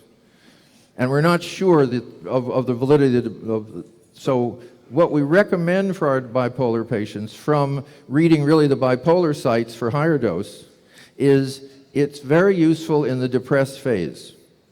It probably is not useful in the manic phase. So that was not an answer because I don't have the individuals, but that seems to be the way microdosing works. It's not good for, if you're anxious, you become more aware of your anxiety. If you're depressed, you stop being depressed, for most people. That's very different. Manic depression, again, if it's genuine, microdosing during the downs, not during the ups.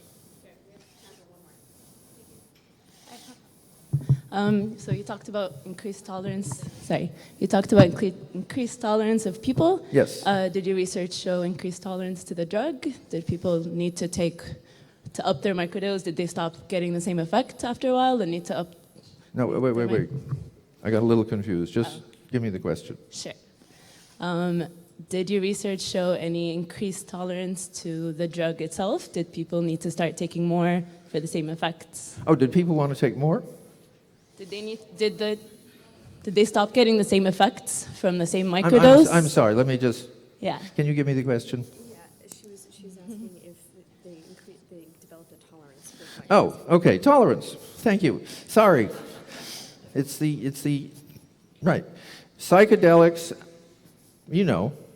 You can't take them every day. Yay, they're called by Hoffman anti-addictive.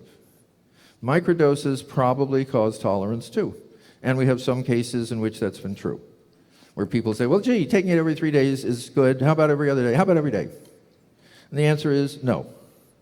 It looks like there's tolerance. The other thing is the 3 days is really important. Microdosing has a 2-day effect. High doses, and remember, we've done this all wrong for 40, 50 years. LSD does not last 12 hours. The big glowing effects last 12 hours. The effects last 6 weeks, or 8 weeks, or 35 years. Ibogaine lasts a number of weeks, etc. Microdosing lasts 2 days. Therefore, you're wasting it if you do it every day. And 2, tolerance may set in. We have some tolerance. We have some people who say they're okay.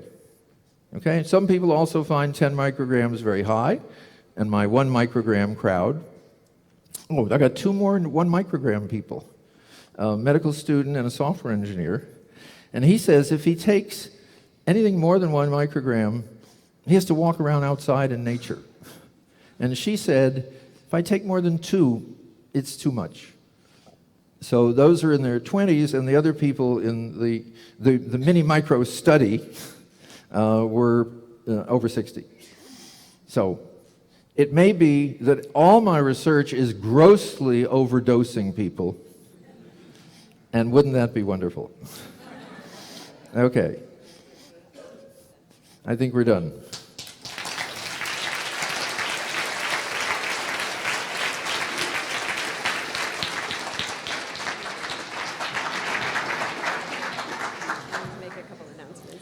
Sure. All right, we have a 30-minute break right now, and Bob Jesse will be speaking after the break at 4:30 on psychedelics, the uncertain path from re-emergence to renaissance. So please join us back here at 4:30 p.m.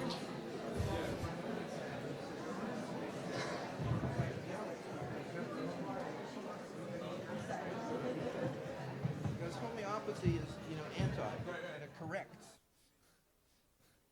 But they're making very small doses, and I mean the 1 microgram people, if that isn't homeopathy.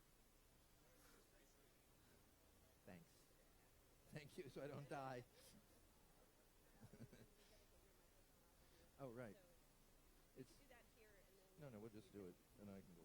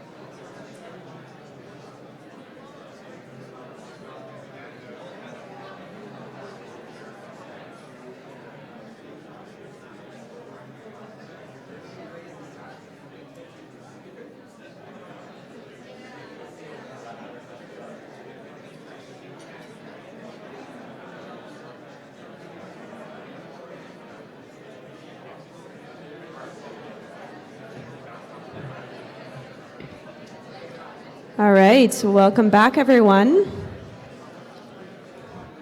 My name is Ashley Booth. I'm the founder of an organization called the Aware Project.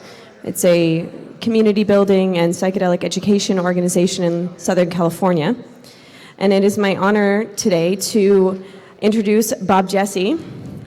And on a more personal note, Bob was so gracious with his time about 3 years ago, and we must have talked on the phone on a Skype call for almost an hour and a half before I even started the Aware Project, and it was really such a touching gesture. So it's just an honor for me to be able to introduce him today, 3 years later. So I'll read Bob's bio right now. Bob Jesse is convener of the Council on Spiritual Practices, through which he was instrumental in forming the psilocybin research team at Johns Hopkins, as well as being one of the team's co-investigators and co-authors. Bob serves on the board of the USONA Institute, where he led the writing of an amicus brief for the U.S. Supreme Court in a key religious liberty case that was decided 8-0, favoring the U.S. branch of the UDV. Please welcome Bob Jesse.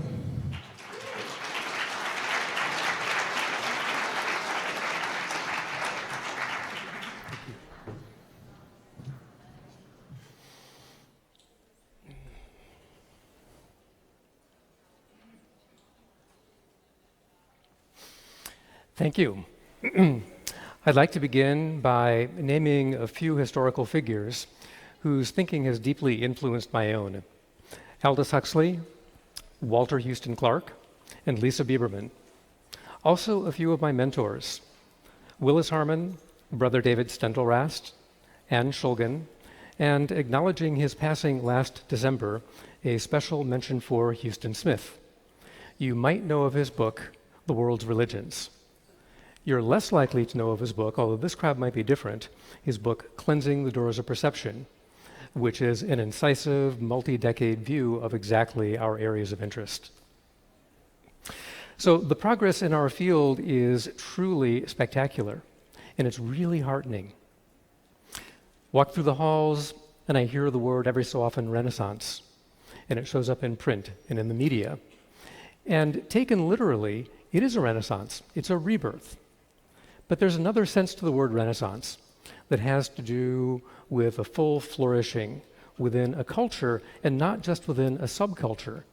So if we use that higher standard of the word Renaissance, I want to say it's not here yet.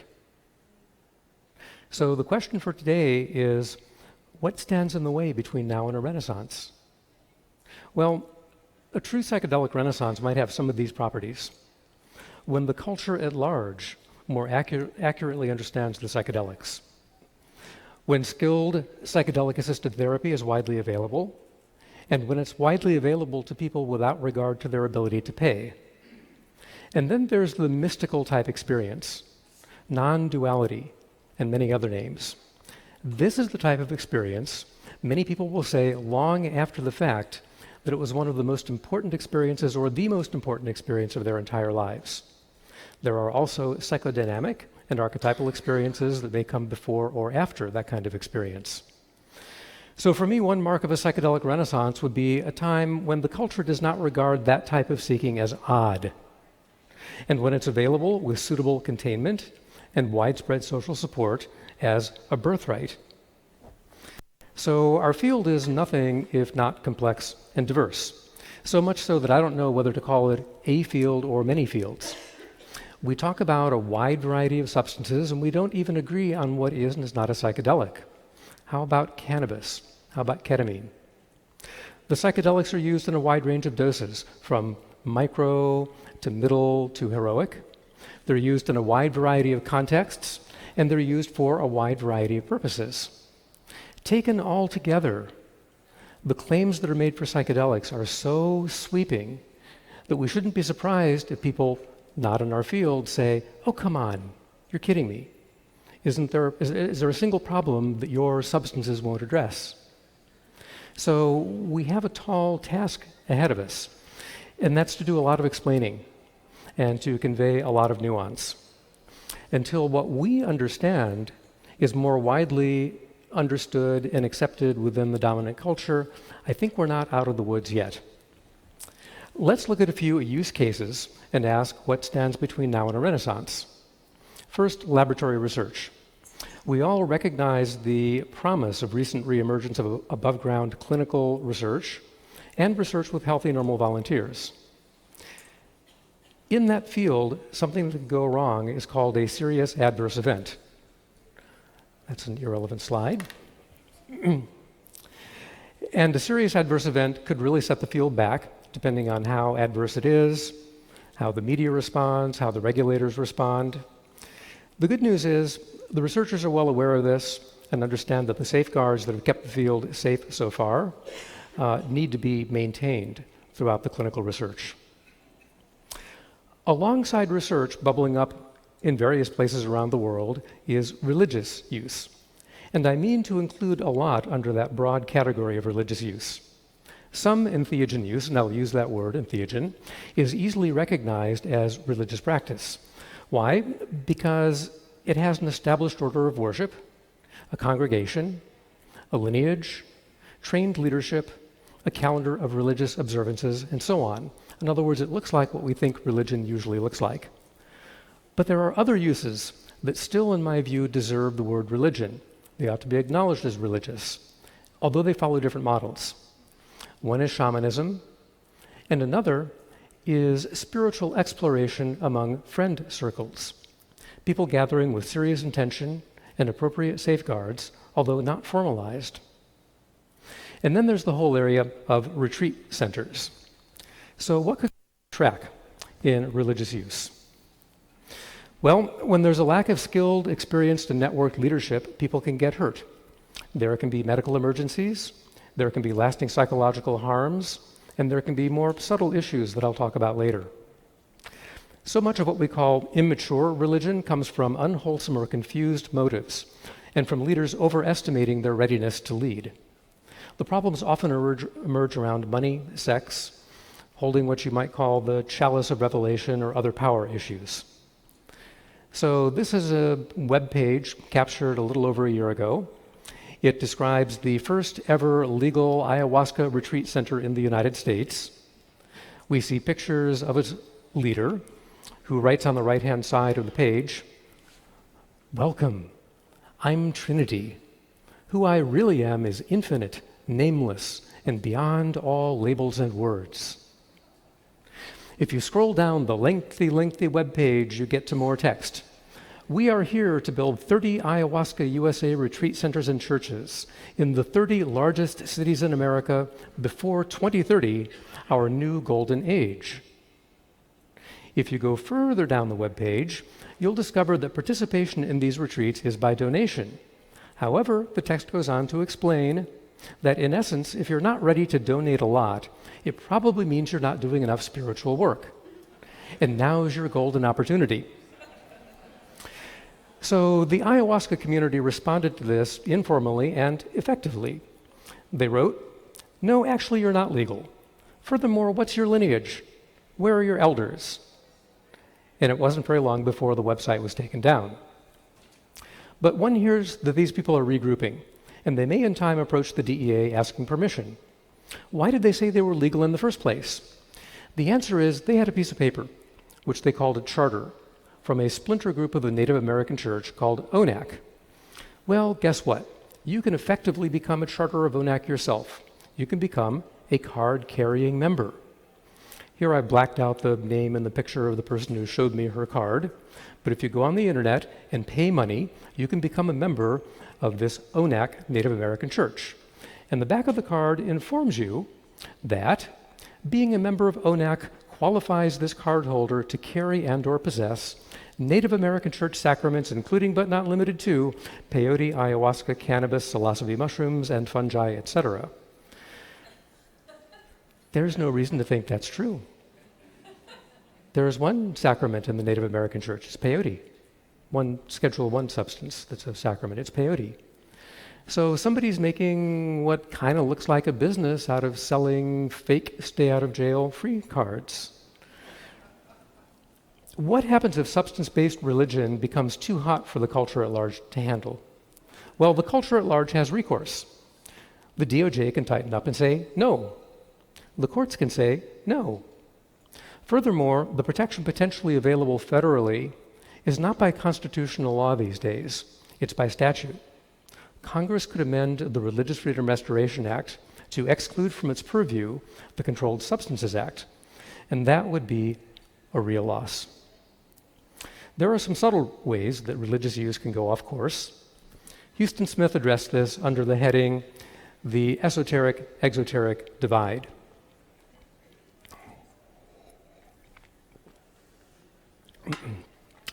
About Houston, he offered to the world a keen multimillennial view of religion and the place of religion in human affairs. I knew him to be an exceptionally wise and kind soul. There was not a mean bone in his body, and he was not an authoritarian. Nonetheless, he wrote, "To argue that there are things in religion that are best kept secret cuts against our democratic grain, yet tested religions do so argue. There are pearls which, cast before swine, will be damaged themselves by trampling, or will damage the swine should the swine eat them."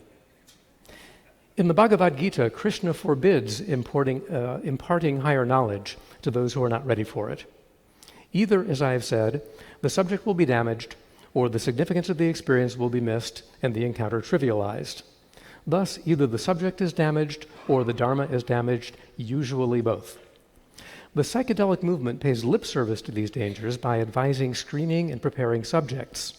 But on the whole, it honors the esoteric-exoteric distinction only perfunctorily.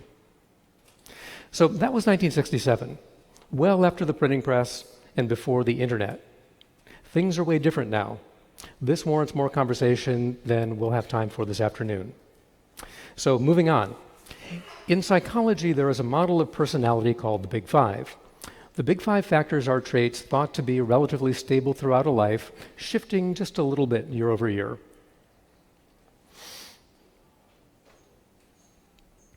There's experimental evidence from Hopkins, however, that major psilocybin experiences can significantly increase one of those 5 traits. It's called openness. That's a great thing, right? Who wouldn't want to be more open? Well, it turns out that openness is described by 6 subscales, 2 of which are the tendency to be intellectually curious and open to new ideas, and the tendency towards a vivid imagination and fantasy life. So this raises the question, where's the line between openness and gullibility? Let's talk about the New Age movement. An interviewer once asked the ecumenical Houston Smith, "What's the difference between your spiritual practices and the New Age practice of taking a bit from shamanism, a bit from Buddhism, a bit from the goddess, etc.?" And Houston replied, "What you describe as New Age, and what I call the cafeteria approach to spirituality, is not the way organisms are put together, nor great works of art. And a vital tradition is more like an organism or work of art than it is like a cafeteria tray. The New Age movement looks like a mixed bag. I see much in it that seems good. It's optimistic, it's enthusiastic, it has the capacity for belief. On the debit side, I think one needs to distinguish between belief and credulity. How deep does New Age go? Has it come to terms with radical evil? More, I'm not sure how much social conscience there is in New Age thinking. If we think, for example, that we are drawing closer to transcendence or God, but are not drawing closer in compassion and concern for our fellow human beings, we're just fooling ourselves. Do New Age groups produce a Mother Teresa or a Dalai Lama? Not that I can see. So, at its worst, it can be a kind of private escapism to titillate oneself. Here's an announcement that appeared on Facebook in March of last year. It's not atypical. It has some typos, and I'll do my best. Hello, friends. Less than 3, heart symbol. I invite you to come out to this very special spiritual activation event. There will be very great sound healing as well. Didgeridoo Master John will be doing didgeridoo healing, as well as polyphonic pineal overtone throat singing. These vibrations bring us into a higher frequency of consciousness as galactic star sister Jane transmits downloads to connect us to the solar disks upgrading our DNA. I highly suggest you try to make it out. This will be a very powerful healing ceremony. I hope you can make it. It will be a trip! Exclamation mark. So I won't really comment on that, though I will acknowledge my own experience of sound as powerful. That solicitation does bring to mind the delicate question of what is and is not leading people astray. And how's a seeker, possibly with elevated openness, to discern? A bit about integration, or know them by their fruits. Let's distinguish two kinds of integration. One is therapeutic, in the context of psychedelic therapy intended to address an identified malady.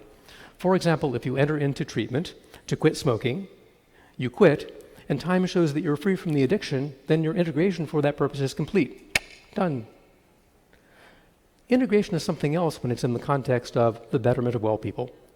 I think I speak for many when I say that that kind of integration for myself is far from complete, and it will last a lifetime. If your cosmology goes there, it will last multiple lifetimes. Brother David Steindl-Rast uses the term primary religious experience as a near synonym for mystical experience or non-duality. He writes, "A primary religious experience is no more, though also no less, than a seed for a spiritual life. A genuine encounter with the ultimate does not guarantee a genuine spirituality. The experience may be authentic, but how authentic their spirituality will be depends on what those who had the experience do with it. Will they allow it to transform their lives? Will they have determination and patience enough to let the light which they glimpsed for a moment gradually penetrate every smallest detail of their days?" Again, in my view, that's a lifelong process, and we can't do it alone. It virtually requires some form of supportive social vessel. It's not easy and it's not quick to develop stable, multi-generational communities that can hold that process for a lifetime. It's an extra challenge to form those communities in ways that make them resistant to the corruptions and the pathologies that so often plague groups. But I believe it can be done. For two templates, have a look at the Quakers and at Alcoholics Anonymous. Because of how they organize themselves, in other words, because of their organizational DNA, these groups have withstood the test of time with serious corruption virtually unheard of. A passing mention of other uses in which problems could slow us down. One is underground therapy, and the other would be the overlapping categories of personal growth, aesthetic enhancement, creativity, and recreation. By the by, in a real Renaissance, prudent and wholesome recreation would not be a bad thing. It would be appreciated for what it is without prejudice.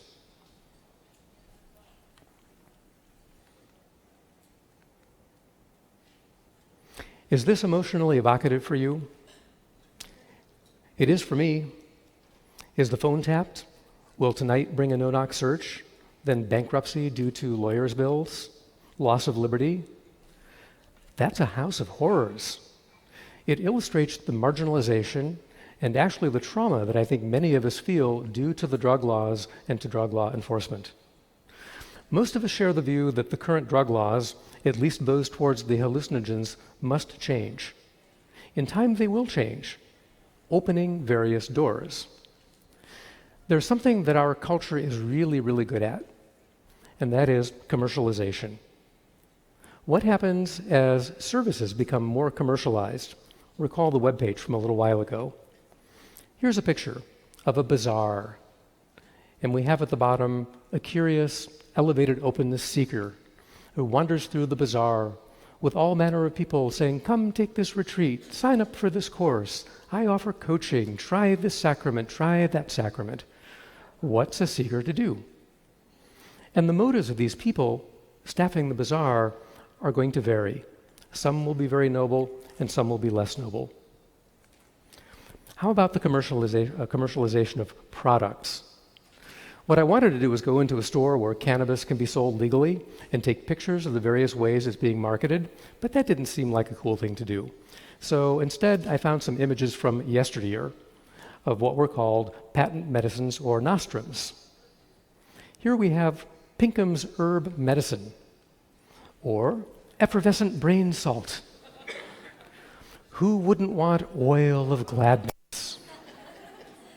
or Indian root pills, or nerve and brain tablets, or some great stuff described in a language I can't read, or Peruvian syrup, or my favorite, circumstances alter cases, so do Beecham's pills. So to some degree, this is already happening. So if we think about changing cultural norms, I hope that we can change them to avoid the one house of horrors that involves criminal justice and the other house of horrors that involves confusing and potentially exploiting people. In a true Renaissance, what would availability look like? We have a model from some decades ago. This is indocybin, which is Sandoz's trademark for psilocybin. They made it in 2 milligram pills, and this is what it looks like before the marketing department gets to it.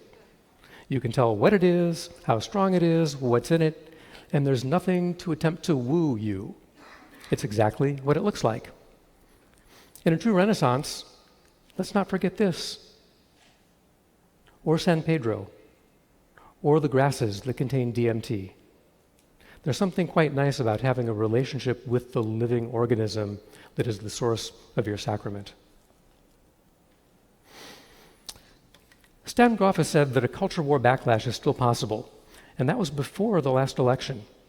A great provocation, in my view, would be promoting these substances as agents of progressive social or political change. They change how people think, how they vote. They're out to change you. That's not going to fly very well. Contrast that exuberance, for example, with the character of meditation centers, like Zen or Vipassana. They don't promote themselves that way. They just say, hey, we teach meditation. You're invited to come check it out. They take it as an article of faith, quiet faith, that change starts from within. When public hearings are held in Washington about the FDA process, those processes are not immune from political forces. I hope that they sail through without too much flack. Our field entails some particular occupational hazards. 2 of them are inflation and grandiosity. Examples abound. One preventive is the AA tradition of attraction rather than promotion, and it's consonant with the notion that change starts from within. A corrective to those hazards, as well as with other benefits, is for us to develop a culture of freely offering and receiving feedback, even when it's uncomfortable. I'll make it personal. If you hear something from me that sounds off track, particularly if it seems like it could harm our collective interests, I will welcome it if you come tell me, even if it makes me uncomfortable, and I will do my best to receive what you have to say and to thank you for it. Imagine how much stronger we would be if the entire culture, our entire culture, held each other's backs in that way. There's a context for everything that I've said today, which you could call the long arc, spanning generations. Some of the milestones we care about may be reached in just a handful of years. For example, the clinical availability of psilocybin and MDMA for therapeutic use. But this larger task of developing stable, multi-generational communities to play out lifelong integration, in which we come to let the light penetrate even the smallest details of our lives, that's the work of lifetimes. I look forward when we can all claim a true psychedelic renaissance.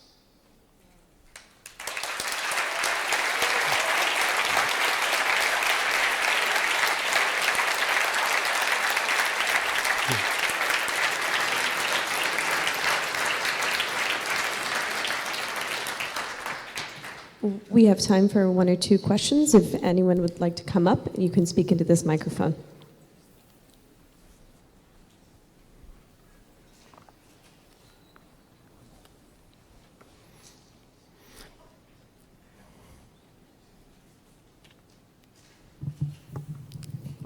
Bob, what's your biggest fear right now? What's your biggest fear right now in this regard? And what's your considered response? Because you and I have talked before about the potentiality of this going off the rails. It's a great question. For a little while after the election, I lost sleep for the same reasons many of us did. Other than that, I don't feel embodied a lot of fear. And one of the reasons is I might be a little bit too anchored in this long arc. I might be a little too, well, if not this decade, a couple decades from now, if not in my lifetime, some other lifetime. And that's not necessarily the most compassionate stance. So I'm not actually that fearful. But if I look for fear, it's in the form of a cultural backlash. It's in the form of unbridled, wonderful, youthful, bubbling enthusiasm with insufficient containment, with insufficient social fabric that somehow, metaphorically, spills out into the streets and looks to the dominant culture like things are getting out of hand. We were there in the late 1960s, and there's room for it to happen again. What is the corrective to that? I've offered two, and I'll say that meetings like this are tremendously helpful for weaving together community fabric. The internet has completely changed almost all of our lives. So there's reason to believe that being in more dialogue, having each other's backs more, pulling aside people that are going astray in ways that might hurt them or all of us, we have a real opportunity to do it much more smoothly this time.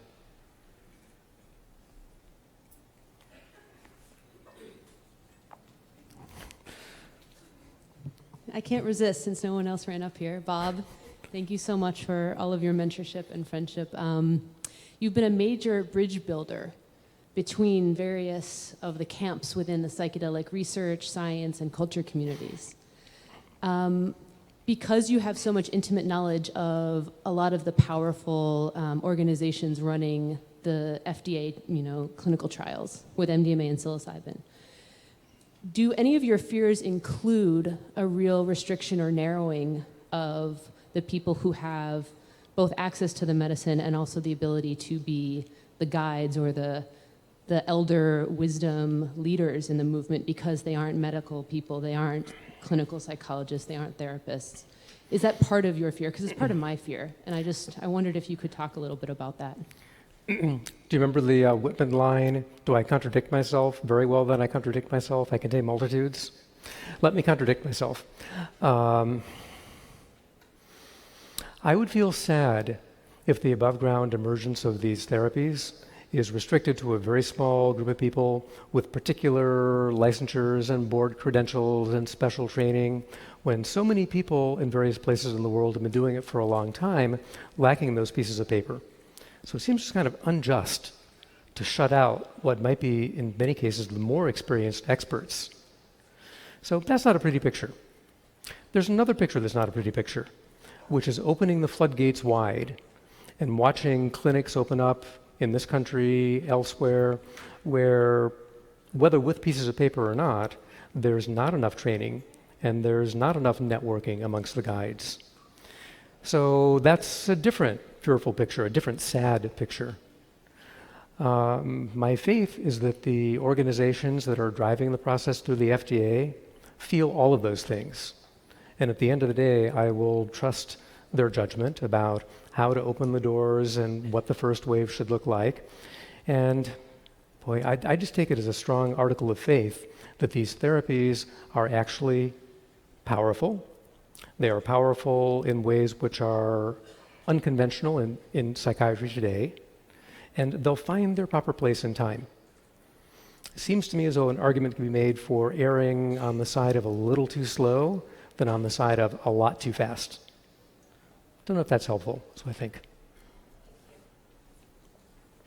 Thank you.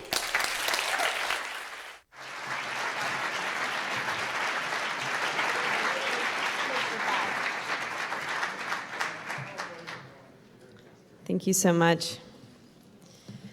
Next, we have Vanya Palmers.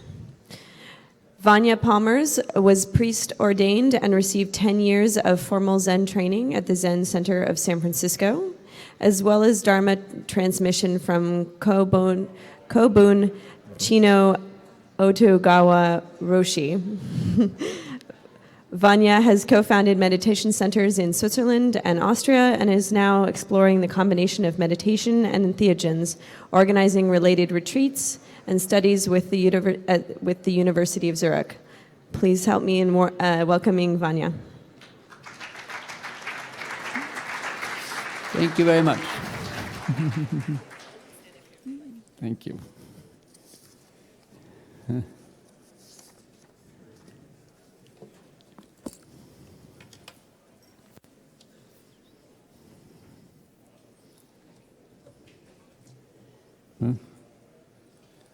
watch.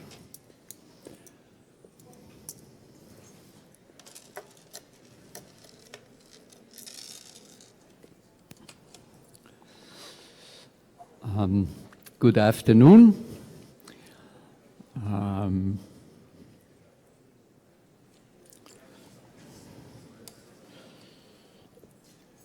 Maybe we all have been hearing a lot today, a lot of interesting things and a lot of intense things. Since I sort of represent here the meditation group, I suggest we are quiet for like 2 or 3 minutes to just calm down a little bit, sit comfortably. If we usually say if you sit in a chair, you keep your feet on the ground, and you can close your eyes. And I have a little dog like that at home. Just settle and be quiet for a couple of minutes and relax.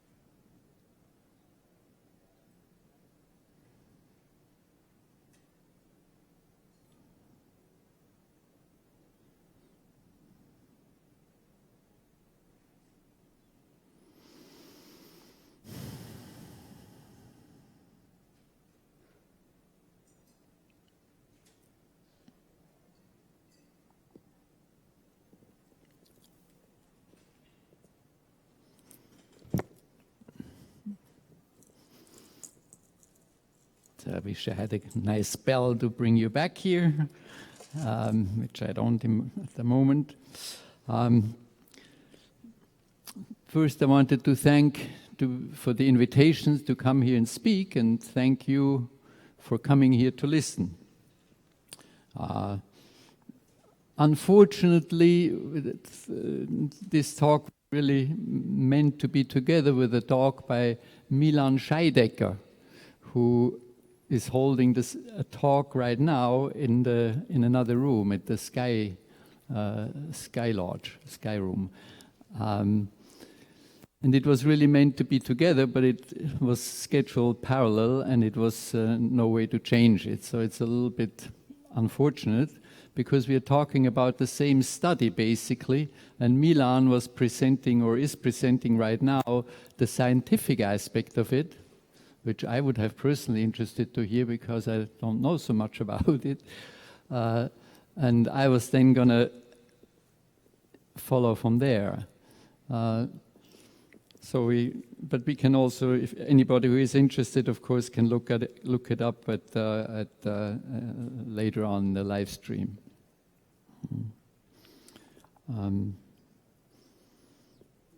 the theme of the talk today that is psychedelic and meditation, psychedelics and meditation. And this is something that has occupied me for a few years now, and I like to talk about it on the one hand because it is really something that concerns me, that I have some personal interest in it. On the other hand, I don't like so much to talk about it because it tends to split people or the Sangha. Probably not in this group. Probably in this group, most people have a open, positive attitude. But when I talk about it in Buddhist circles, it very quickly polarizes the reactions. Some people think it's finally somebody talks about it and how great and liberating and so forth, and some other people feel really offended, and that I'm betraying the ancestors or something like that. So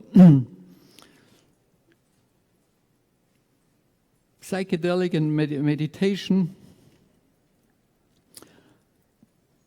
I can see it on 3 levels. On the very first one is on a personal level. In my own life, and when I was about 20 years old, I was clearly set on the career that my family tradition has given. I was studying business, and I already had my own business called Vanya Palmers. And then I happened to drop a few millionth grams of a substance called LSD. And that completely changed my life. And for, I think it was the 2nd or 3rd time that I took it, I experienced myself as a Buddha, as a sitting Buddha in full lotus. Now, I had no idea what a Buddha is. I was not interested in religion. And I certainly couldn't sit in full lotus because I was much too stiff. I didn't even know what a full lotus is, but I had the physical experience of sitting in full lotus and looking at the world as a Buddha. That was sort of very central or very important. It vibrates until today. It was also very confusing because I didn't know what to do with that. And but it certainly brought me then over the path of yoga. I was a yogi for 2 or 3 years, to meditation. And I ended up in the Zen Center of San Francisco, and I did a more or less formal training as a Zen person for 10 years at Tassajara and Green Gulch, and I continued after I got back to Europe. And for about 30 years, I basically was abstinent in terms of psychedelics. I practiced meditation and as good as I could, and I sat a lot, trying to get something similar to what I had experienced under psychedelics. I never really succeeded. Some of my friends did. I didn't really succeed. I had very nice experiences and deep experiences, but above all, it stabilized my life. I became somewhat a stable, somewhat content person. But I always knew, because these substances, these experiences had such a deep influence on me, that sooner or later I had to go back and look into them again. So that's the personal level where meditation and psychedelics, for me, very clearly have a very close relationship. I could not imagine having become a meditator and would be standing here now talking without the help of these substances. And I'm not alone in that, as we all know. And that, you could say, is the second level we can look at, is that in our time, Buddhism and interest in Eastern spirituality is closely related to the rise of psychedelics. Most of you know the Tricycle, the Buddhist magazine, about 15 or 20 years ago now, made a survey, and out of the 1,500 respondents, 83% reported that they had psychedelic experiences. Well, that's a lot, 83%. So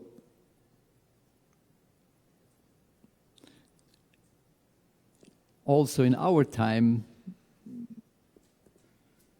psychedelics and meditation are very, you cannot separate them really. And the third level is then, if you go even back more historically, we can, oh yeah, I wanted to mention that there are a couple of books I wanted to mention that address the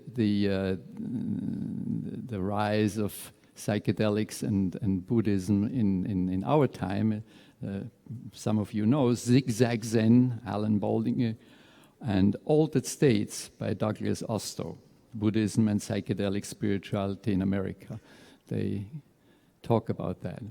And then there's the historical connection where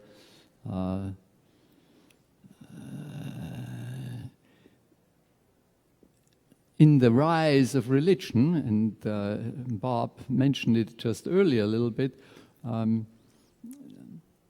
these substances played an essential role. All religions started from a primal religious experience. It was the enlightenment of Buddha, or some deep experience that some people had, and then out of that the great religious traditions arose. And of course these things cannot be proven in any way, but many signs point to the fact that a lot of these original primal religious experiences were occasioned with the help of psychedelics, of plant medicines, or medicines. And there's a book just came out, fairly new, Mike Crawley, The Secret Drugs of Buddhism, Psychedelic Sacraments and the Origin of Vajrayana. You know, in the old scriptures like Rig Vedas, these substances are again and again mentioned, even though we don't know exactly anymore what they were. They are very present, and they were very essential in the understanding of what they were doing. And of course, it goes even beyond that, where I think in the rise of the human consciousness, these substances had a very central role. All cultures have some way or another to alter consciousness, and not only the people. There's an interesting book out by Giorgio Simonini. He's an ethnobotanist, Italian man. It's called Animals and Psychedelics: The Natural World and the Instinct to Alter Consciousness. And he identifies over 100 different species that alter their consciousness consciously.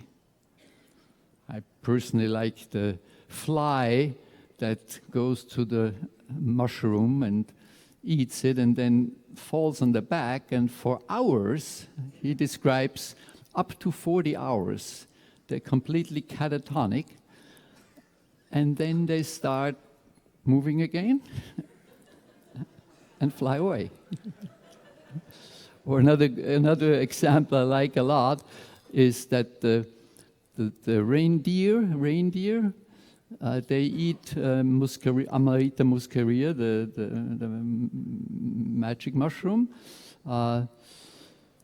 and they have learned, so at the post. Oh, okay, we have to. They eat the piss in the snow because as also the shamans do. They drink the urine, and because a lot of it is still in it, and you can. So they have learned that eating in the snow their own piss, and then they get high again. So, but I should come to the study, which we have a 3-minute film. Maybe we start out with that. There's a 3-minute film that just gives a little impression that somebody is going to make a film about that. But just to maybe Milan was going to show it, but since I thought we can see it here.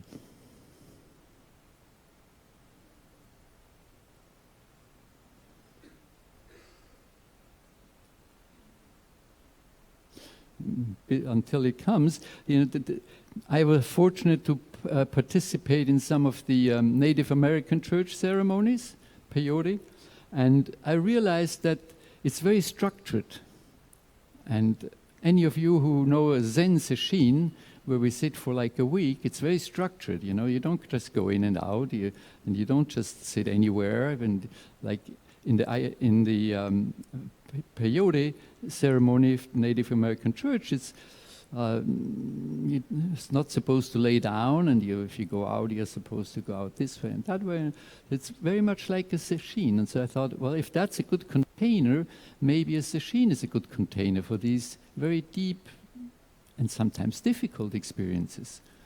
And so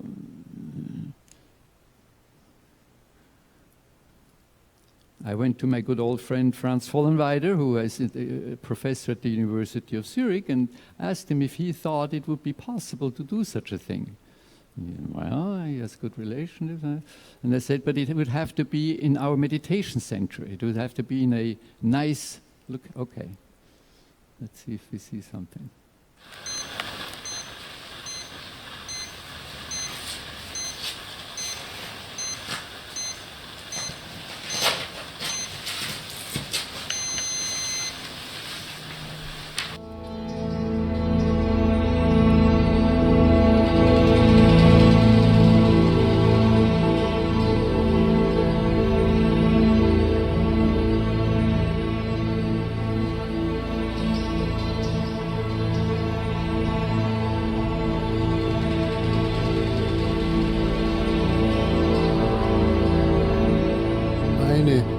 Erfahrungen mit bewusstseinserweiternden Substanzen sind nicht sehr weitgehend, aber ich kann schon, glaube ich, zusammenfassend sagen, dass auch durch solche Substanzen man zu so einem Alleinheitsbewusstsein kommen kann. Aber auch wenn das nicht der Fall sein sollte, wacht man auf zu einem Bereich des Bewusstseins, der vielen Menschen gar nicht bewusst ist, dass er existiert. Und dieses Aufwachen scheint mir eigentlich schon das Wichtigste.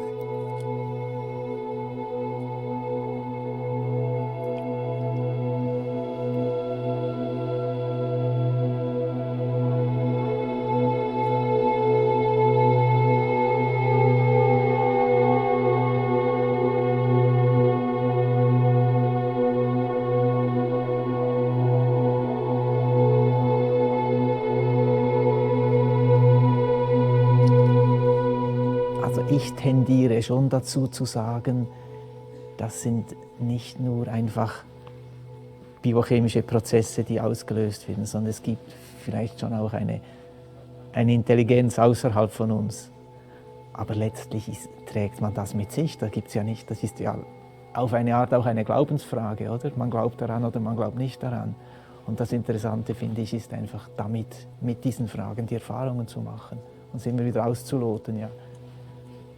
Wohin geht's, oder? Manchmal sieht man mehr die Moleküle und manchmal sieht man mehr die Schöpfung, denke ich.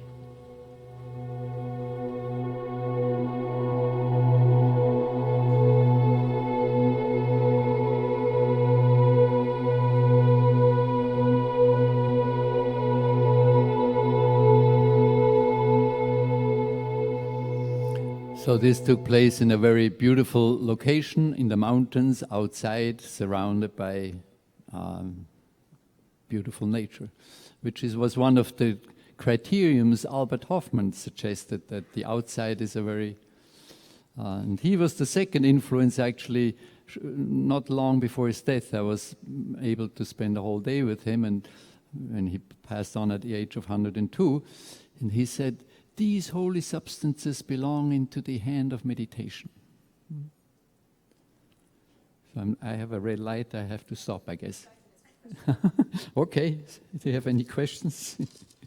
Come up and speak into the microphone here. I like your dog, I have one just like it.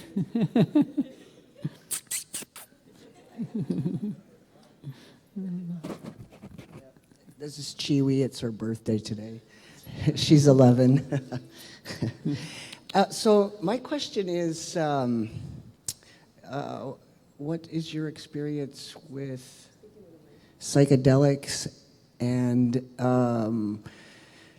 the body's kind of re-entry into like this world afterwards, as far as the chakras are concerned, and you know what is occurring to the chakras when one is on psychedelics, and how do they kind of come back to this world in a way that an integration, in a way where the chakras aren't all blown out, so to speak.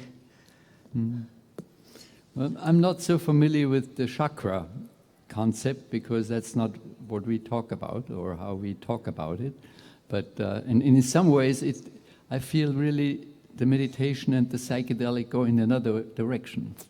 So we, in meditation, we settle down, and then especially in Zen, there's a certain control and strictness and discipline. And these substances sort of blow it totally open, make it, question it again.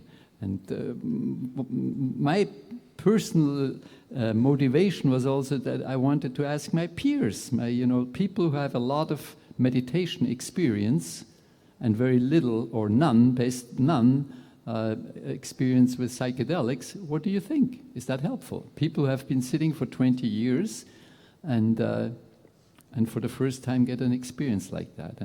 And I can say that out of all the 40 people, not a single person said it was harmful or bad. They all had between good and excellent, and some were excited, and some were, and felt that, and that was very important. 6 months later, I wrote them all, and that they felt that their daily practice was sort of refreshed and renewed, and they found more inspiration again. One person had a very high thing and was all excited. The next day, she was depressed a little bit.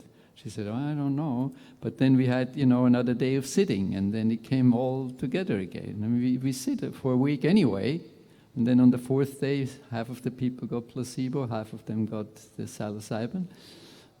So I can tell that much, that all 40 people felt that it was helpful, and none of them had serious confusion or fear or anything like that. So the container seemed to really work.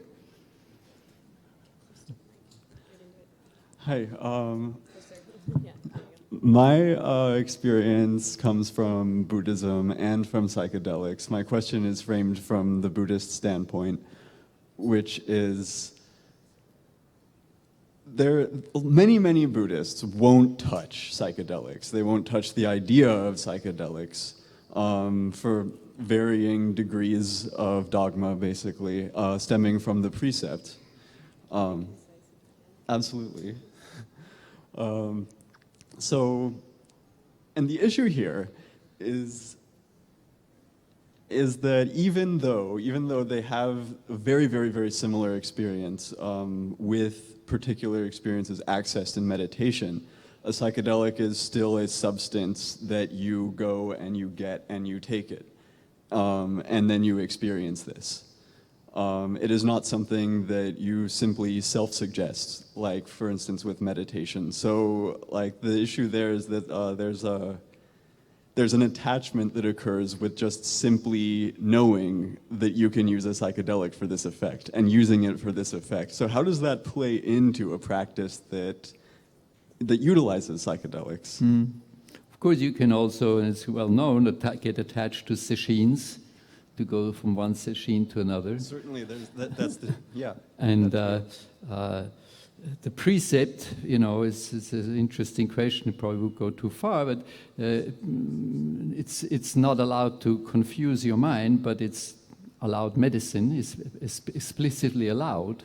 Monks and nuns are allowed to have shelter, food, a begging bowl, and medicine. So I see that more in the direction of medicine. In the realm of food. Thank you. The precept by itself really goes against alcohol. In particular, it's named alcohol, and in alcohol in quantities that you get stupid or that you get drunk. It doesn't even say no alcohol at all. It just says, stay. And I really like the Kalama Sutra, where the Buddha encourages us very explicitly. He says, don't go by dogma, don't go by what the teacher says or the Holy Scriptures say. He says, you yourself have to find out, This sutra, the Kalama Sutra, is rightly known for its encouragement for inquiry. It encourages us to, in the spirit of teaching free from fanatism and dogmatism and intolerance. So the Kalama Sutra, I always quote when asked, how about that? We don't have any time for more questions. Okay. Thank you very much. Time's up.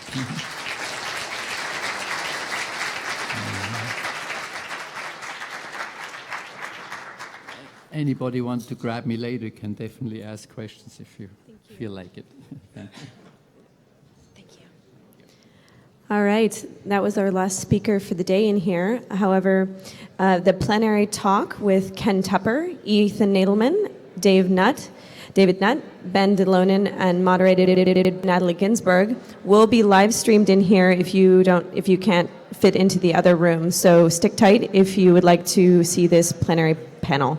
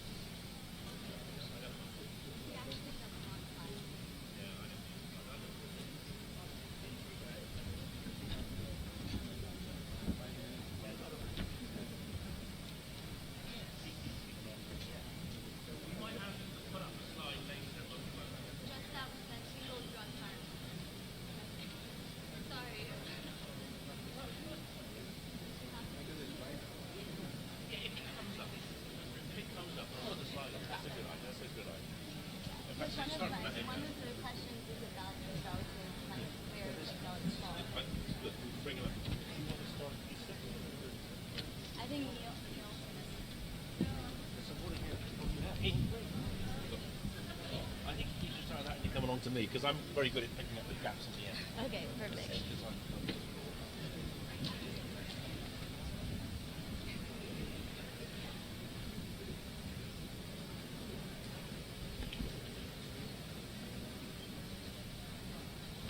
So,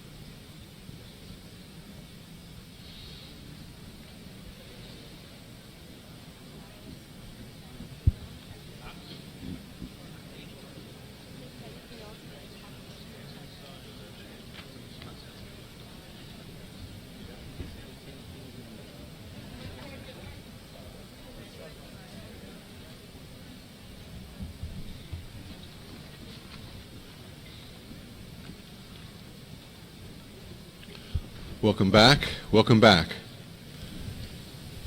to our end-of-day plenary session. Thank you all for coming and staying with us all day for this amazing day. I hope those of you who are in different tracks had a wonderful time, and glad to see you back in this room for the plenary. This is an interesting panel we have here.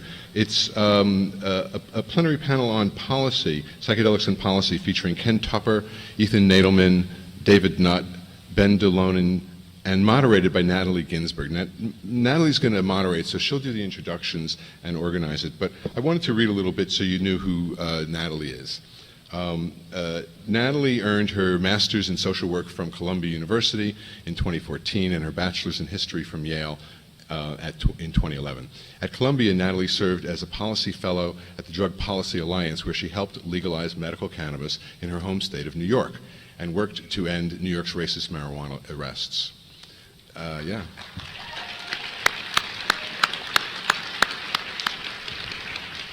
Sitting next to Ethan Nadelman of the Drug Policy Alliance. Natalie's also worked as a court-mandated therapist for individuals arrested for prostitution and drug-related offenses, and as a middle school guidance counselor in the South Bronx. Natalie's clinical work with trauma survivors spurred her interest in psychedelic-assisted therapy, which she believes can ease a variety of both mental and physical ailments by addressing the root cause of individuals' difficulties rather than their symptoms. Through her work at MAPS, she's the policy and advocacy manager for MAPS. Really important job. Natalie advocates for research to provide evidence-based alternatives to both the war on drugs and the current mental health paradigm. So I'll turn you over to the very capable hands of Natalie Ginsberg. Thank you, Natalie.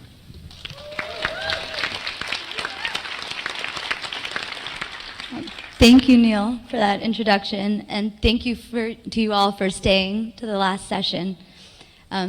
Before we get started, I want to take a moment to recognize something that I've been really encouraged to hear coming up throughout the day, which is the whiteness and privilege of the psychedelic community and this conference, as you can clearly see reflected by this panel. So I wanted to mention that for those of you who are committed to working to ensure that the Black and brown communities who are most harmed by the war on drugs and the war on psychedelics not only have access to psychedelic healing, but are also leading the psychedelic movement forward, please join me tomorrow for a community forum facilitated by my dear friend Camille Barton called White Allies and Anti-Racist Practice in the Psychedelic Community, which is at 11 a.m. But so despite the whiteness and maleness of this panel, I am truly deeply, deeply honored to be sitting here today with these four pioneering men from whom I've learned so much. These men don't really need much of introduction for many of us in this room, so I've asked them to each share some brief introductory remarks before I get to asking them some questions. So, Ben, you'd like to start us off? Yeah, thank you. Thank you so much for the invitation. It's an honor to be on this panel with you. So yeah, I just wanted to start explaining a bit who I am. My name is Benjamin De Luna. I'm founder of ICER's Foundation, a foundation that focuses very much on the psychedelic plant medicines, ayahuasca, iboga, and others. And I'm a filmmaker of training, so I really didn't have any clue about policy several years ago. And then 2009 started ICE Years, after I was really sitting as a film student next to the beds of people going through ibogaine experiences and really see the profound changes and the healing that people were going through, no? And really wondering, like, why is this illegal in, you know, several countries in the world and not available? So I got really so interested in iboga, then later in ayahuasca, and it was quite recent after I founded ICE Years that we got contacted about the legal case in Chile, where people were raided in a ceremony. We decided to help, no, and we started really to work with them along through all the case, and made a documentary about it. And when the trailer got online, that's when many other people started to contact us and saying, we have legal problems, please help, no? And so quite organically, we really got involved in legal defense and starting to see the big difference between how they saw the work they were doing with these sacred plants for many of them. While to the prosecutors, it was really, you know, they saw it as just one molecule, a dangerous one, and people should be locked up. So that became really an important part of our work. And after several years, it was in 2014 that we really saw, like, okay, this is, you know, in ayahuasca and the other plants really have a big difference from the other psychedelics, is that on the UN level they are not under international control, so they are not part of the 1971 convention. So really, when with other psychedelics we're working to get them out of illegality, here there is this space where they are not under international control, and that it's on the national level where these plants can be criminalized or not, no? And in many countries there's no clear regulation about this. So seeing that whole need and the fact that ayahuasca was booming so much, no, I think it's the plant which now is really in the picture. We figured it was important to bring together all of these lawyers, policy experts who had worked around this field. And so when we organized the first World Ayahuasca Conference in Ibiza, that's when we brought all of these people together. Ethan was there, Ken as well. We sat in a room and we kind of discussed, like, you know, what can we do? Can we join forces and bring all of this expertise together? And really start seeing each of these legal cases as an opportunity to educate about really what's at hand. You know, to bring in not just the scientific aspects and the proof we have that these are plants that are relatively safe, that they have you know, therapeutic potential, but also really bringing the cultural dimensions into that whole debate, and how that cultural dimension of cultures that are really long-standing and much more ancient than the drug control system, how these two really have attention. So that's what we did, and that later on led to starting this program called the Ayahuasca Defense Fund. Until now, we have been working now for several years really with cases and trying to, you know, shift every challenge into an opportunity for achieving some more sensible policy in these countries. So that's just what I wanted to share, and that's a bit my angle in how I got into this. And in our foundation, really, we focus on the plant medicines. No, I know this is broader, focused on psychedelics. Thanks, Ben. So my name is Kenneth Tupper. I'm the Director of Implementation and Partnerships at the British Columbia Centre on Substance Use, a new institution in British Columbia that just launched April 1st of this year. But before that, I left my job in February that I had for 14 years previously, doing harm reduction policy and prevention policy in the Population and Public Health Division of the British Columbia Ministry of Health. So I'm going to tell you a little bit about the pathway that brought me there and my interest in the topic of psychedelics. For my undergrad, I did humanities, English and philosophy as a double major, and then became an English as a second language teacher. And it was in the mid-90s that I was reading some books about plants such as ayahuasca. I came across in Terence McKenna's book, Food of the Gods, and Wade Davis's book, One River. Both of them mentioned this substance or brew called ayahuasca, and both of them referenced the idea of it being a plant teacher. And I thought that was quite interesting, this metaphor of plant teacher. And I knew from the 1960s there were claims of cognitive enhancement and creative insights from the use of drugs like LSD, and I thought maybe there's, you know, something there to be teased out in this sort of potential non-medical or cognitive enhancement potential of these substances. So I thought, you know, it's a kind of a radical idea, but maybe I'll apply to graduate school and see if I can develop the idea of entheogenic education And much to my surprise, I not only got into the program at Simon Fraser University, but I got a fellowship to basically go down to Brazil and participate in Santa Daime ceremony, which was a sort of life-changing experience. And came back, finished writing my thesis on the topic of entheogenic education, and at the same time got involved with a group called Dance Safe that was doing harm reduction at big raves, as they were called back then. And it's funny because I was a folk musician. I wasn't really in the electronic music scene, but I thought it was a cool project that I heard about, and went out and started volunteering, ended up running the chapter, and from that I got connected to a group in Vancouver that was trying to open a supervised injection site doing public education events, and they invited me to come and participate and volunteer.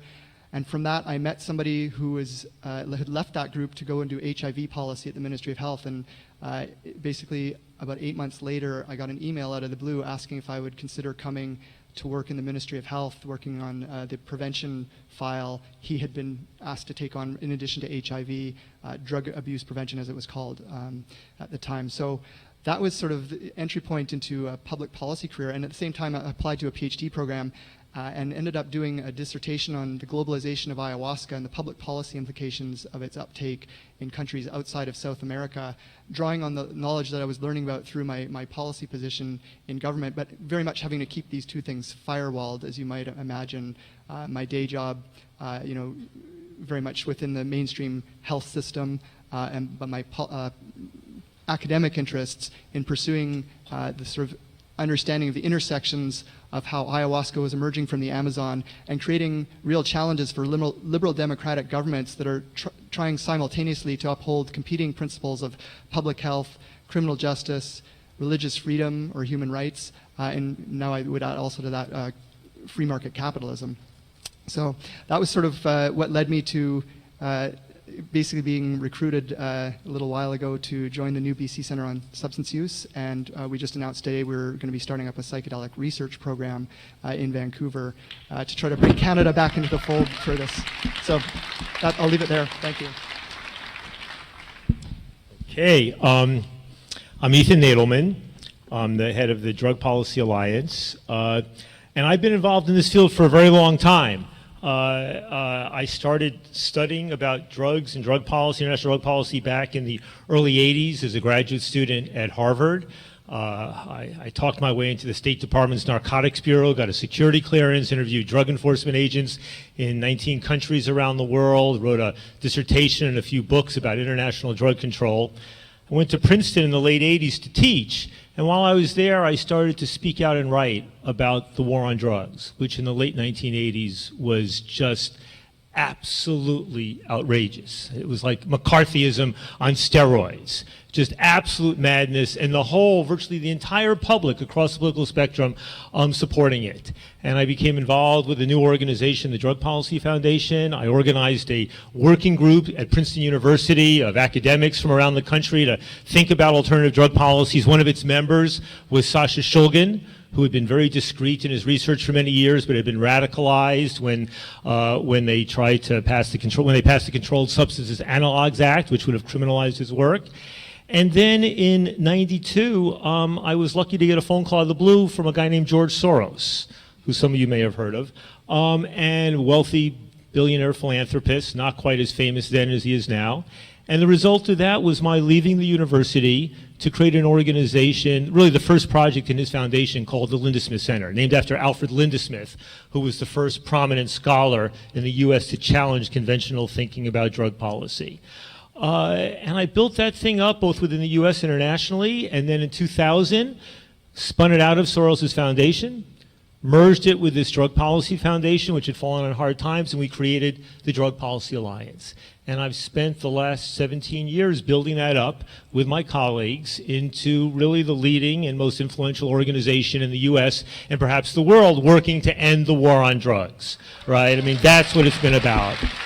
And, I mean, you know, we fundamentally believe that the war on drugs, the decision to treat certain psychoactive substances as criminal, and anybody who uses them, grows them, makes them, sells them, buys them as criminal for some substances but not others, is a fundamentally rotten, despicable violation of human rights, waste of taxpayer money, destroying millions, if not tens of millions, if not hundreds of millions of lives all around the world. And that it's a good life to lead to try to end that madness both in our own country and around the world. I'm proud that we've played a major role in the movement to legalize marijuana for medical and other purposes. We played a pivotal role in the efforts to transform public opinion around mass incarceration in this country and a rollback incarceration, and to try to uproot and to expose the racism that drives the war on drugs both in this country and around the world, and also to push forward the notions that drug use and drug addiction and drug misuse have to be treated overwhelmingly as health issues, not as criminal issues. And that applies across the board on these substances. And so I should just say in this moment, it's a quite poignant moment for me, because I will be stepping down as head of Drug Policy Alliance at the end of next week. And so this is my last public speech or appearance as head of DPA. And it's been quite a ride, I'll tell you that. I'm not going to be leaving this movement. The way I see it is I spent 7 years doing this as a Princeton professor and 6 years building the Linda Smith Center within Soros's Foundation and 17 building up DPA. And I'm looking forward to the fourth incarnation, but it's I think, the right moment and a good moment for me and for my organization and for this movement to try to hand off the baton and have this thing grow to the next level. So, thanks.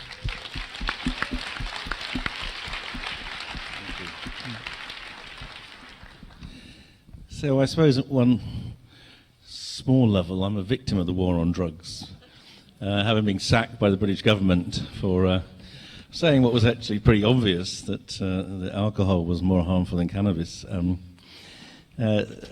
course, at that time, you know, I wasn't alone, but there weren't so many voices. But it was very pleasing 2 years ago when President Obama agreed with me, and now everyone knows I was right. So, but I'm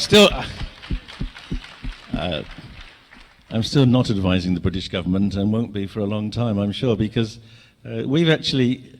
So, as you probably gathered, if you don't know me, I'm David Nutt. I'm an English psychiatrist, and I've worked in the field of drugs and alcohol abuse and addiction all my professional career, which is a lot longer than anyone else in this room here, or at least up here. I've championed the idea that we might, by applying evidence and reason and perhaps developing methods of properly arbitrating on the relative harms of drugs across different dimensions of harm, come up with a sensible, transparent matrix which will help us make decisions. I thought that was an extremely sensible thing to do, and I spent 9 years as head of the scientific group looking at drugs for the British government, doing just that. The problem was, when the results came out, it showed that alcohol was more harmful than, as I say, than cannabis, and way more harmful than drugs like mushrooms or LSD. That people got quite upset about that, because it didn't fit with the political narrative. And as we all know, most of the decision-making around drugs that's happened in the last 150 years has been driven by politics and not by science. And that's why it's actually it's very nice to be at a meeting like this, where science is in the title and science is growing. And because I think it's only through science are we going to finally challenge this terrible hegemony of decision-making that politicians have foisted on us, and not just on us, but also on the rest of the world as well. So let's go for science. Let's try to keep building an evidence base, and let's always challenge politicians, because they are very good liars. But if we continually oppose and react to their dishonesty by putting evidence and evidence and evidence in front of them, eventually I think they will have to just concede, and then hopefully more rational policies will come through. But it's going to be driven by us, by the grassroots. It's not going to be driven by them. So champion the cause. Thank you.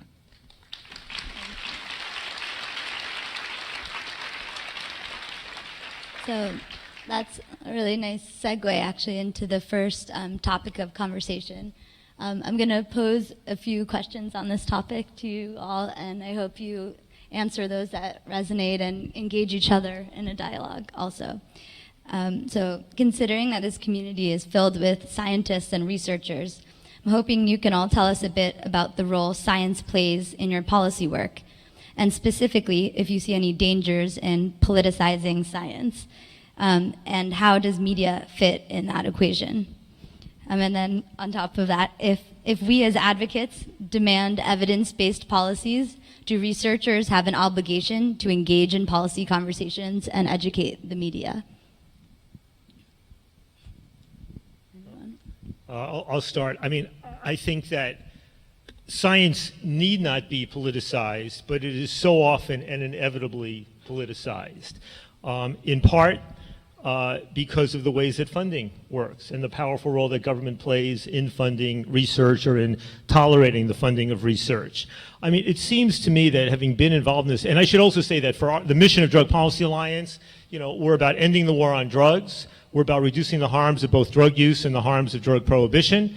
We're about respecting the sovereignty of people over their own minds and bodies. And we're about advancing drug policies grounded in science, compassion, health, and human rights. That's our mission and our vision statement, and science comes first in that.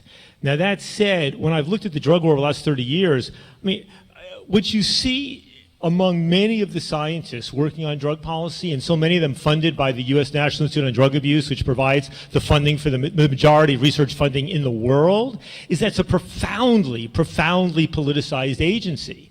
And when you see the scientists who work in this field, what you see is that trying to do innovative research on drugs in America for very long was like trying to do innovative social science research in the old Soviet Union, in the sense that you learned that there were certain questions you're just not supposed to ask and certain answers you're not supposed to give.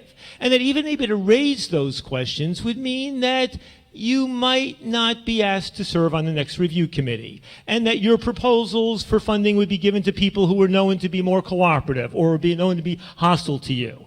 And so I think what we saw happen in the research community in this country for sure was that most of the scientists working on drugs and drug abuse essentially developed political blinders. And over time, those political blinders became intellectual blinders to the point that they even forgot to realize that there are other interesting questions to be asked because, well, couldn't be funded. Why even bother think about that? I think one of the wonderful things that MAPS has done in this area, and we've seen it happen in some others as well, is really to push up against this, just through persistently saying, let the science stand, and to push and to hold the government accountable to their own rules to move this thing forward.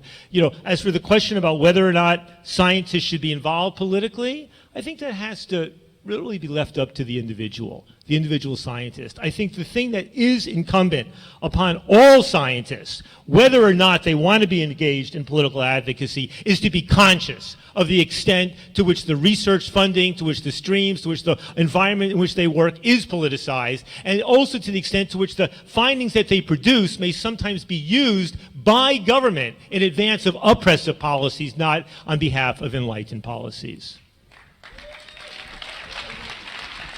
Yeah, I mean, I would go a little bit further. I would say that actually a lot of the so-called science around drugs and particularly around drug harms, is some of the worst science there's ever been. And I find it appalling that for so long, so-called scientists spent their time trying to find reasons to ban drugs, doing studies with the sole ambition that they would find something that they could then claim was a problem. And we saw that actually going back to some of the very first systematic studies of LSD, one of Charles Schuster's first studies. The only thing they could find that was negative about the effects of LSD in that study was that one or two of the participants were a little bit sarcastic to the investigator, but that was seen as an adverse effect. Of course, it got a lot worse with MDMA. The so-called science of MDMA and brain damage is arguably the worst science the worst episode of misinformation in the whole history of neuroscience. It was promulgated because your government wanted a reason to have MDMA banned. And the scientists that lined up to produce studies that said it was bad really should look at themselves very carefully, because they have done an enormous, enormous disservice to not just the scientific community, but also to humanity. Because if every year you deny access of a potentially viable treatment to people because you have made false assertions about harm, you are causing hundreds of thousands of people to die through suicide or through alcoholism unnecessarily. And people don't think about that. They think, oh, we've got to...